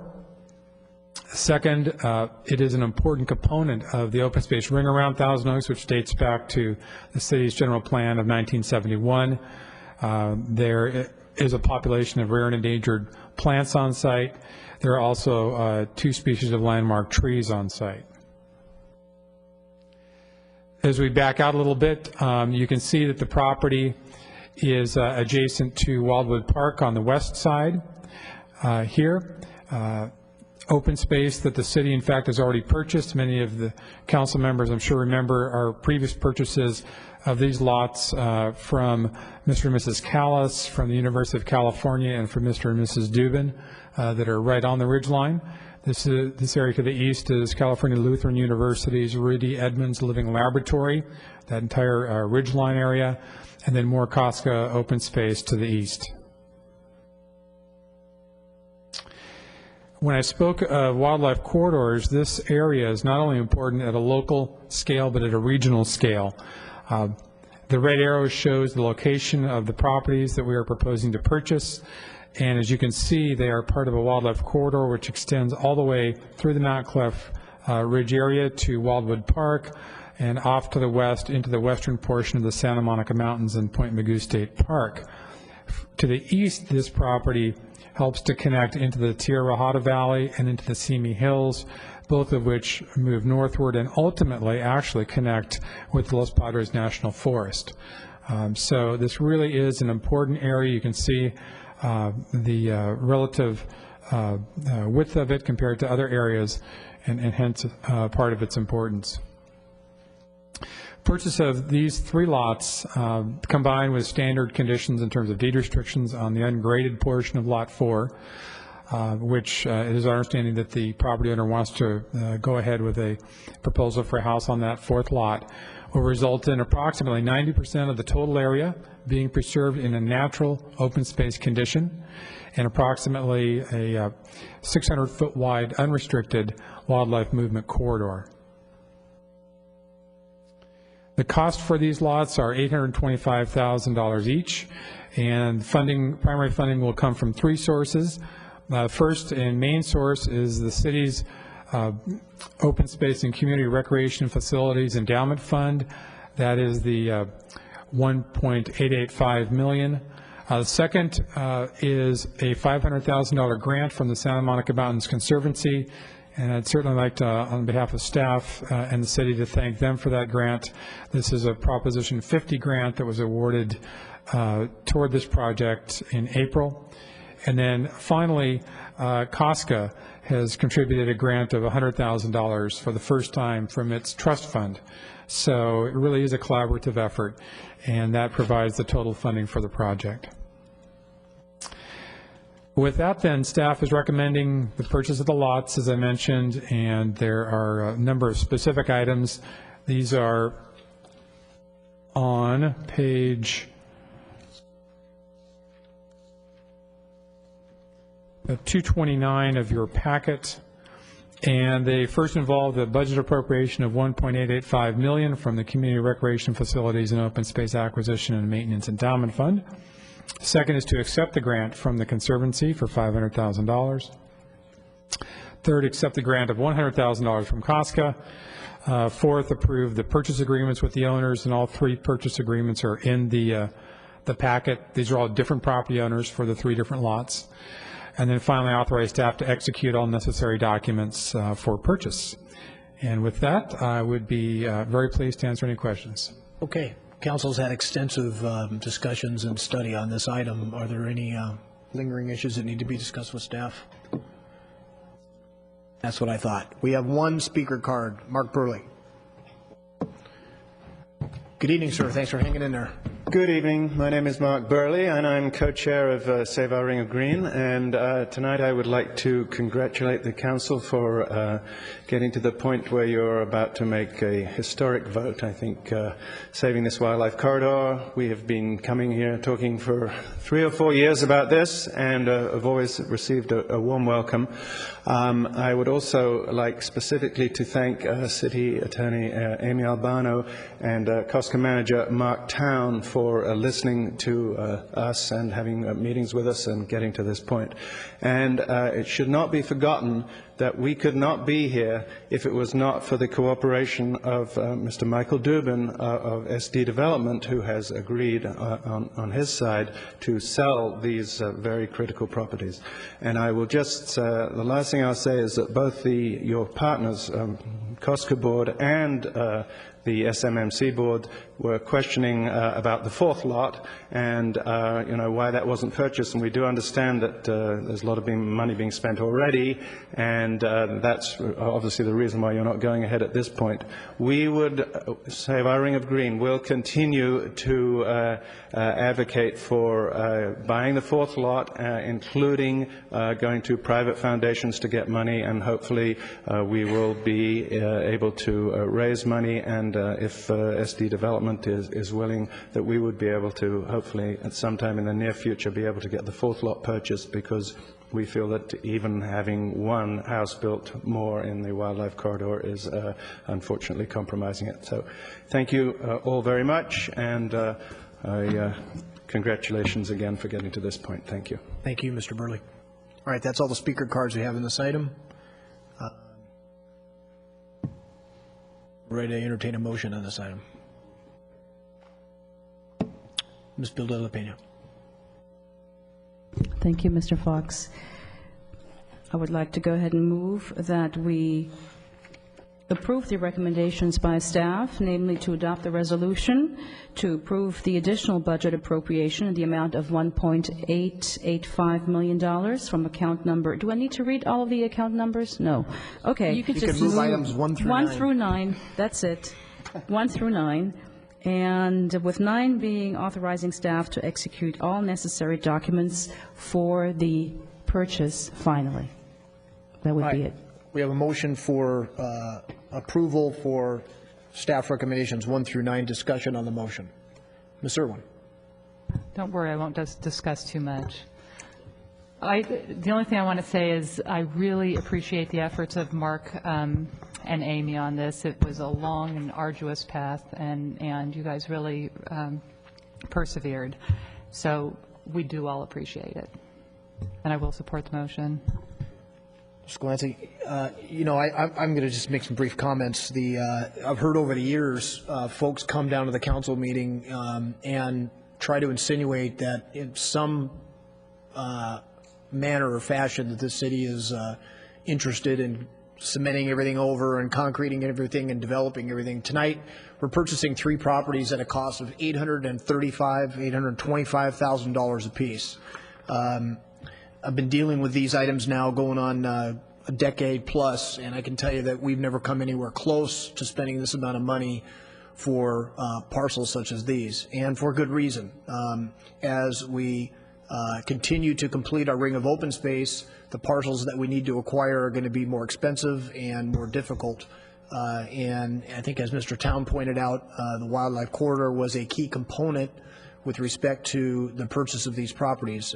They didn't come easily. Just want to echo the comments of my colleagues that staff really did a very good job, in particular our city attorney, Ms. Albano, who's an outstanding negotiator. But let there be no mistake that this community and this council puts a very high premium on open space, as demonstrated by our action here tonight of spending $2.4 million for 3 parcels. Final comments, Ms. Bilda La Peña. Thank you, Mr. Fox. I do have to give congratulations to Mr. Town as well as to our city attorney, Amy Albano, for working extremely hard on making this a reality finally after all these years. And now we're much closer to completing our ring of open space. As Mr. Fox said, there are still many other parcels which need to be purchased, some of which are in the Newberry Park area as well, and adjacent to Rancho Potrero. But this is a wonderful step in the right direction, and those will be my final comment.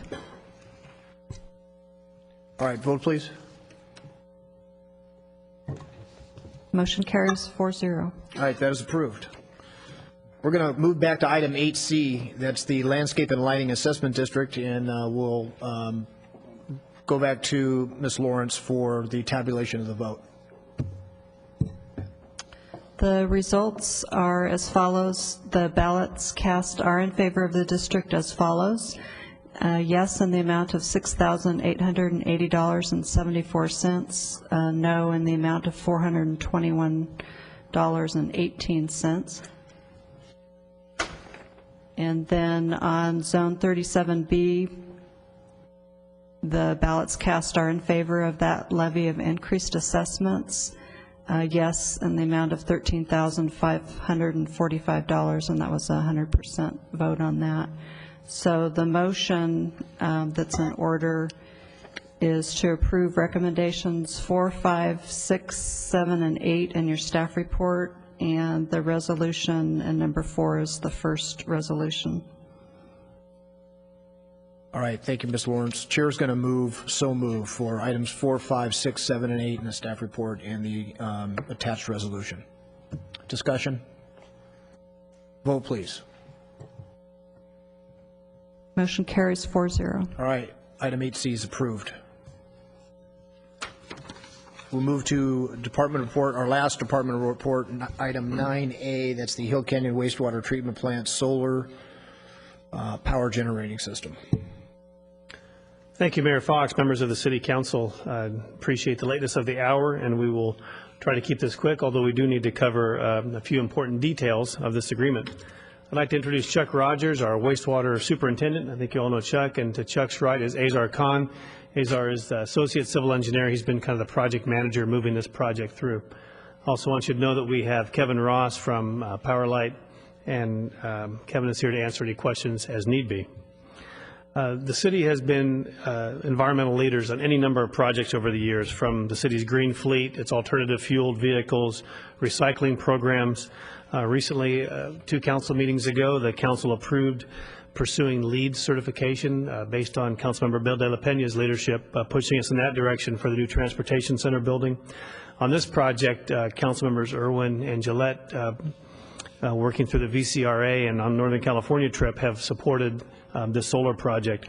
And so staff really wanted to thank the council and for the leadership on this environmental program and many others, because it really got us looking at some of the impacts and some of the potentials for lowering electrical usage and now producing some of our own electrical energy. So it's a phenomenal project. It's something that we do want to share some of the important details, because this is one more project that will help to secure Thousand Oaks as environmental leaders, certainly throughout this county, but also throughout the state. So with that, I'm going to let Chuck go through the overall energy management. Azar will go through some of the specific details of the project, and then we'll be pleased to answer any questions. So, Mr. Rogers. Good evening, Mayor and City Council.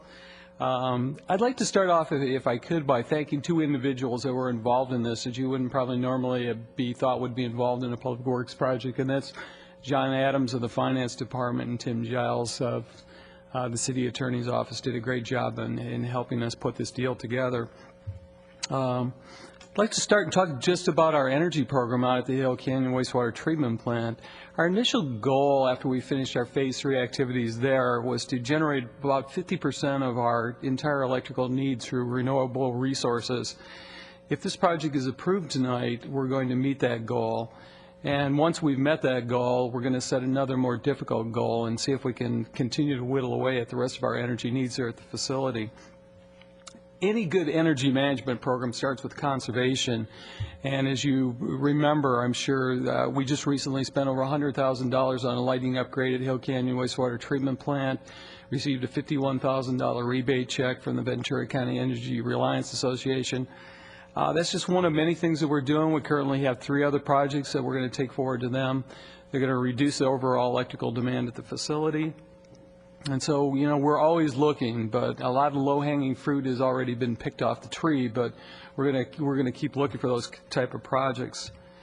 You know, I think we all agree that reducing our dependence on power derived from fossil fuels is a good thing for the city, the state of California, our nation, and our world in general.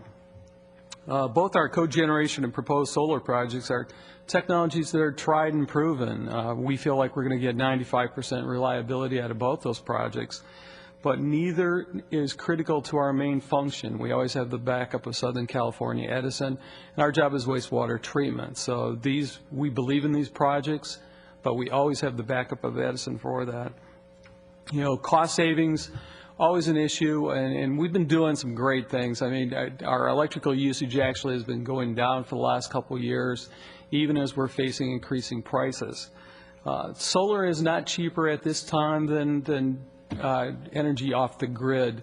But when you take a look at the whole energy package, the combination of cogeneration, combination of Edison, and a combination of solar and our conservation efforts, I think both economically and environmentally we've got a great deal for the city going forward here. Quick update on the cogeneration system that you approved earlier this year. As you know, we're moving forward. We're hoping that in December we can have this online. You know, since that time we've been experimenting at the facility. We're creating more gas. I've got some, I think, some interesting plans that you'll be hearing about in the near future about things that we can do to, you know, maybe get some more action out of that system as well and generate some more electricity. The history of the solar project has been pretty interesting. In December 2004, the last week, you know, we were able to get a grant application in for this, kind of a last-minute thing, and we've essentially been waiting since that time to see that funds were available. I'm sure you're all familiar with the California Solar Initiative, which is pumping $2.9 billion. This is money that came before that, and we were in the queue. We didn't get as much as we originally expected, but we're getting more money now than anybody else is, and that's $3 per kilowatt. You know, I believe this is a project that we can all be proud of. You know, I would have stayed here. I don't care how late it would have been. I'm still very excited about this project. And it's going to enhance the city's reputation both locally and throughout the nation as a city that's committed to the highest levels of environmental leadership. So thank you, and with that I'll turn it over to Azar Khan, but I'm here to answer any question that you might have about solar energy. Thank you. Well, thank you, Chuck. Good evening. Thank you, Chuck. Good evening, ladies and gentlemen. Thanks for giving me this opportunity to talk about the solar project here. I'll be talking about the technical aspect of the project. The average yearly power usage at Hill Canyon is about 8.6 million kilowatt hours, and out of that we're generating 3.8 million kilowatt hours from our cogeneration system, which is already awarded, and the balance is like 1.03 million kilowatt hours. So based upon our average power usage and our on-site generation, we have kind of designed this solar power system rated for 500 kilowatts. And this 500 kilowatt power station will have an annual output for we'll have annual output of 1.03 million kilowatt hours, and it will be installed on our existing drying beds. And the total number of panels which we were going to use is approximately about 3,000 panels. So how we came up with this, let's look at this chart here. I mean, this chart basically tells us how much power we're using and what is our distribution of power at Hill Canyon. I mean, if you look at the chart, we have it's about 1,000 kilowatts. We use 1,000 kilowatts at Hill Canyon. And the cogen in the bottom darker blue portion is 450 kilowatts. And the top portion is solar. Solar power basically is a little slightly different than the conventional power generation project. If you look at it, it's a typical chart which shows like a typical summer day, starting 7 in the morning, 6 p.m. in the afternoon. You see the solar project slowly generates power, and it peaks in the middle of the day between 12 and 3 p.m., and that's when it captures all of our peak loads for Hill Canyon project. These are some examples, like on your left-hand side of the screen is a typical one-panel tracker system solar panel, and the rest of the pictures kind of show how these panels look.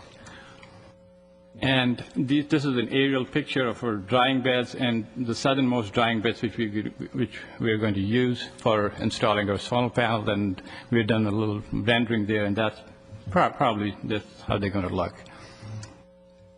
Now, let's go to rate history, how rates have been kind of behaving the last decade. I mean, we have done a little analysis way back since 1996, and if you look at, there are a lot of curves here, but I'm going to only touch a couple of them in order to make it a little simple.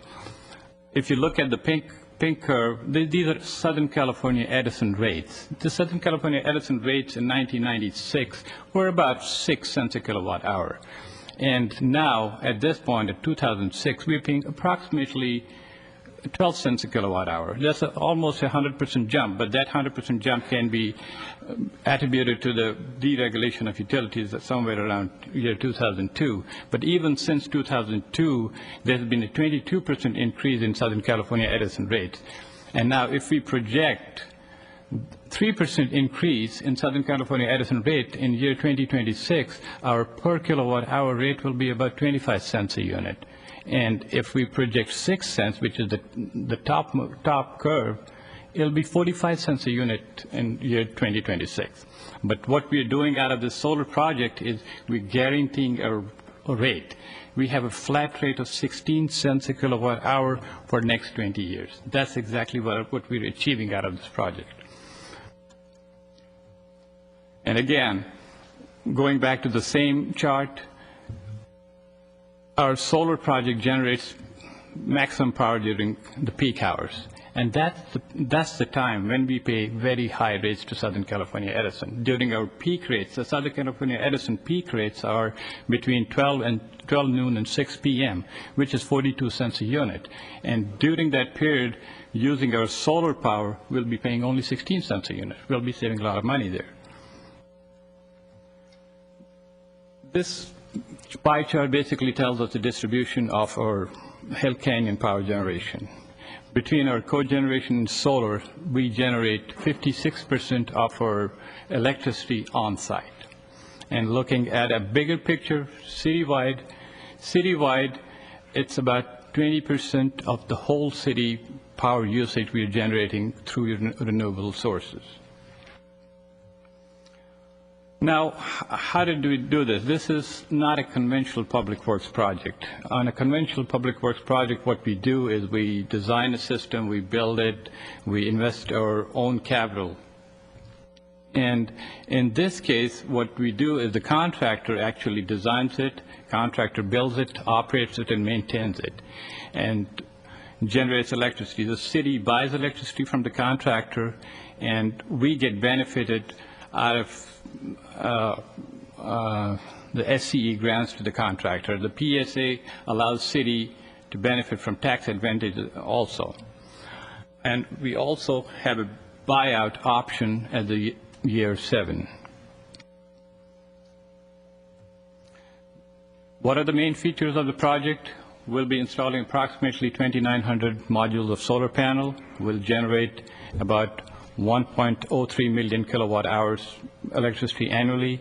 Our rate will be 16.5 cents locked for the next 20 years, and we'll have also an option to buy out the system. What are the benefits of the solar project? The biggest benefits, it's green. It's absolutely green. There are no emissions. There are no permit requirements. And what happens is we offset approximately 200 tons of carbon dioxide emissions. We provide electricity equivalent to 500 homes. We offset emissions equivalent to 1,400 cars. We have less dependence on fossil fuel power.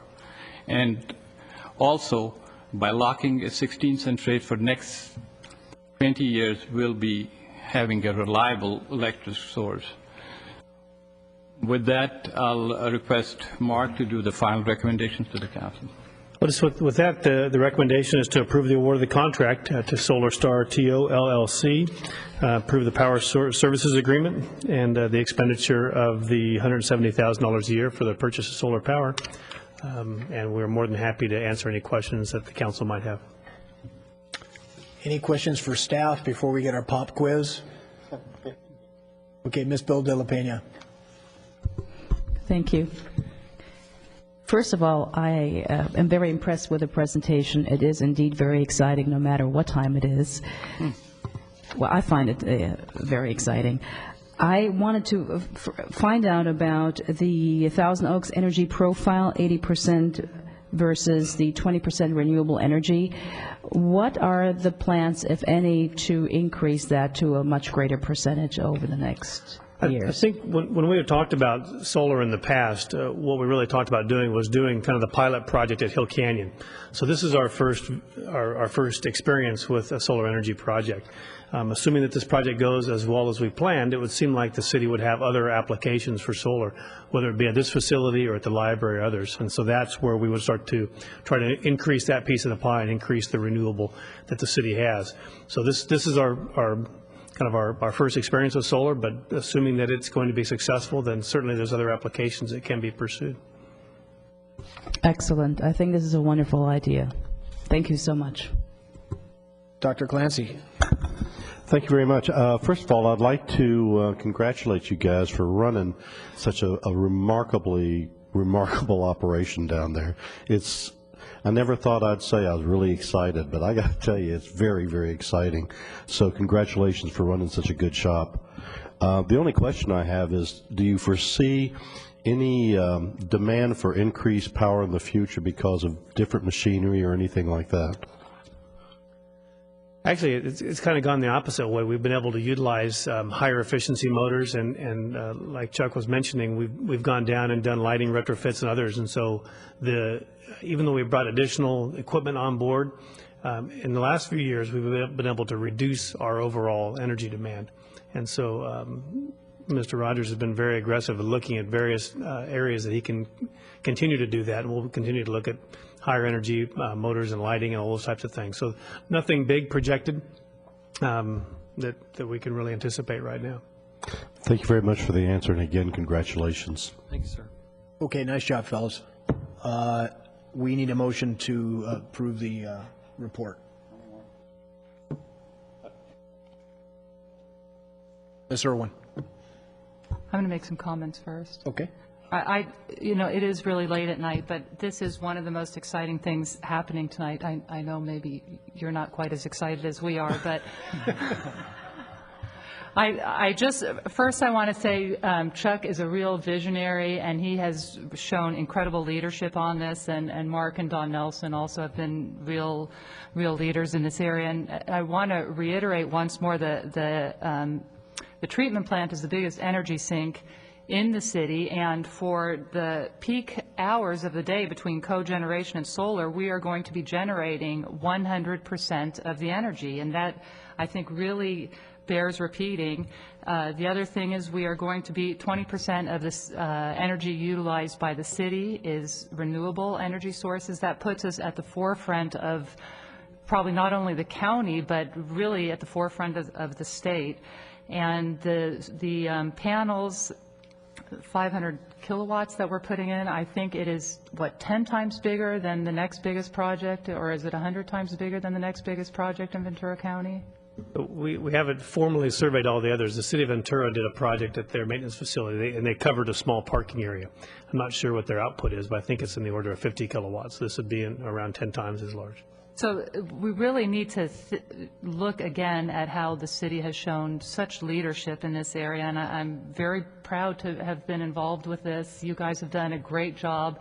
It just started, it seems, 6 months ago, and all of a sudden here it is on our agenda. So really, I hope that it's covered by the newspapers. I hope our residents understand what an incredibly big deal this is, and I hope that we set an example for residents to look at residential solar use and alternate energy use. And with that, I will make a motion to approve the staff recommendations. Okay, Ms. Irwin moves items 1, 2, and 3 on this important item. Any discussion? Hearing none, vote please. Motion carries 4-0. Okay. Guys, good job. I know it's the hour's late, but I think as council points out, this is an important component that is really part of our city's infrastructure, so we appreciate the work you do. Oh, thank you so much. I really appreciate this too, and I think we all do, but thank you. Okay. All right. I think that concludes our department reports. We're going to move to item 11. That's committee, commission, and board reports. 11A is the Ventura Council of Governments. Mrs. Irwin. Okay, I will make this quick. We had the VCOG annual meeting on June 22nd, and it was attended by Councilmember Glancy, Mayor Gillette, and myself. It was a great social activity. We had, the speaker was Elizabeth D. Gregoria, the acting director of Community Preparedness of the Department of Homeland Security, and it was a very interesting talk, and actually I will pass the report on and everybody can read it due to the late hour. All right, thank you, Ms. Irwin. It's a verbal report. Item 12 is council issues and recommendations. Follow-up reports from city conferences. We have 2 items, the National League of Cities, Public Safety Crime Prevention. That's Mayor Gillette, and we'll just receive that report. And then the League of Cities Policy Committee for, I'm not quite sure what that policy committee was, but Dr. Clancy, you want to make a report on that? Thank you, Mr. Fox. Community Services Policy Committee met last Friday up in Sacramento and had a legislative update. We got into 2987 a wee bit.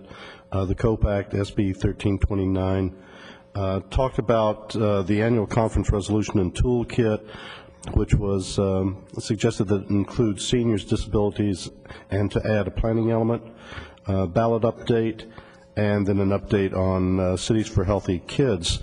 If there's further information in the written report attached, so there you have it. Okay, thank you, Dr. Clancy. Item 13 is general utilities, golf course, theaters, and redevelopment agency demands. I've been apprised that Mr. Gillette has reviewed the demands and would then move on his behalf to ratify the demands for June 20th, June 27th, and July 4th, subject to review and ratification. Vote, please.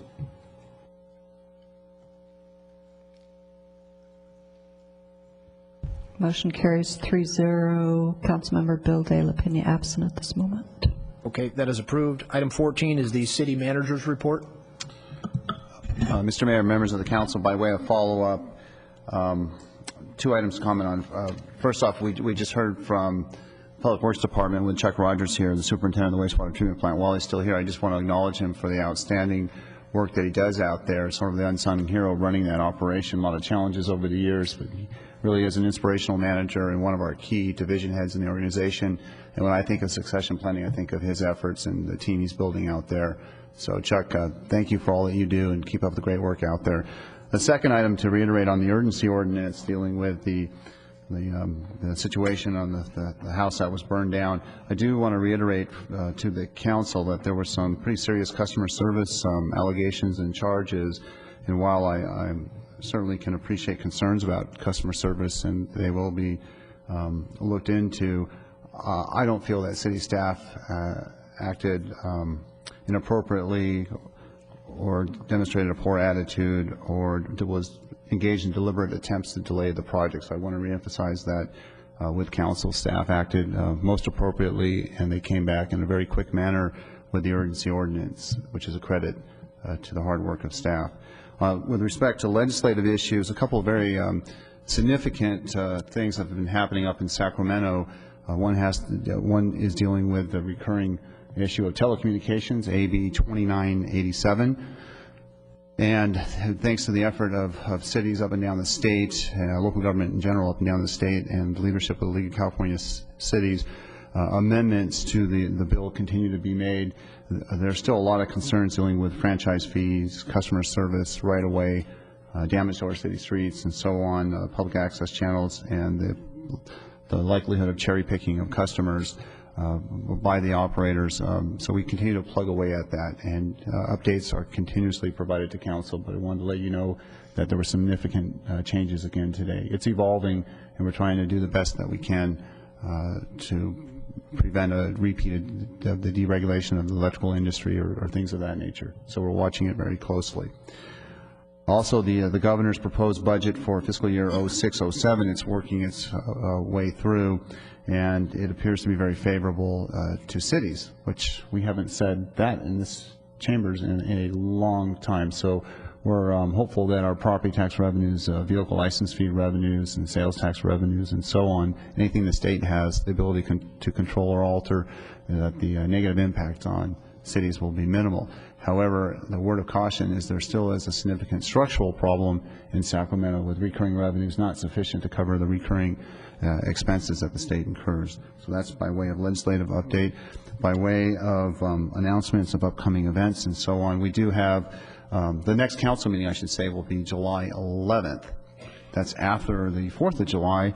So the 4th of July, for council members, there are several opportunities for you to celebrate the fireworks that come off of Fireworks Hill, a city and CRPD joint event. There'll be several viewing opportunities, and the residents and members of the community are encouraged to go to our website to get additional information about opportunities for the families of the community. At the council meeting on July 11th, there'll be a couple public hearings, one dealing with the temporary storage of new vehicles within the C2 Civic Center zone, as well as the massage ordinance amendment. Those are two public hearings scheduled for July 11th. We will likely have a council meeting on July 18th, as well as July 25th, and then there'll be the August recess. So that's it by way of city manager update and follow-up. Thank you. Thank you, Mr. Mitnick. We have three closed session items that Ms. Albano will announce prior to the adjournment of tonight's meeting. Ms. Albano. Thank you, Mr. Mayor Pro Tem. Conference with legal counsel, anticipated litigation, initiation of litigation pursuant to Government Code Section 54956.9, subsection C, one case. Conference with legal counsel, existing litigation, Napier versus CTO. Case number SC 046488, pursuant to Government Code Section 54956.9A. Conference with legal counsel, existing litigation, Altamura versus Malamut, pursuant to Government Code Section 54956.9A. And although the council may want to go ahead and do the adjournment, we may have to come back out and have a report from the closed session. All right, that being the case, we are going to adjourn this evening on behalf of the entire city council for a Raymond Cozella. Ray was a husband of one of our retired city employees, Monica. Monica worked for many years for our city manager emeritus, Grant Brimhall. Ray was involved in the community, especially the New West Symphony. He was a 38-year resident. He enjoyed golf as well as traveling the world. Many of the visits Ray did with his grandchildren. He was a retired U.S. Navy second mate and was also a special agent with the CIA, retiring from government in 1980. Ray then went to work for Lockheed Corporation until 1989. Ray is survived by his wife of 53 years, Monica, as well as one son, 2 daughters, and 6 grandchildren. Ray was preceded in death by his daughter, Anne Marie, in 2001. Our thoughts and prayers are with the family at this time. As Mr. Mitnick points out, we'll be adjourning and reconvening on June the 11th, so we'll have the 4th of July celebration. Want to wish everybody a safe and healthy 4th of July. Remember, fireworks are illegal in the city of Thousand Oaks, but we have a great display between the Park District and the city of Thousand Oaks, so everybody have a safe and happy 4th of July. And we'll adjourn, notwithstanding a notice after our closed session, to July 11th, 2006. Good evening.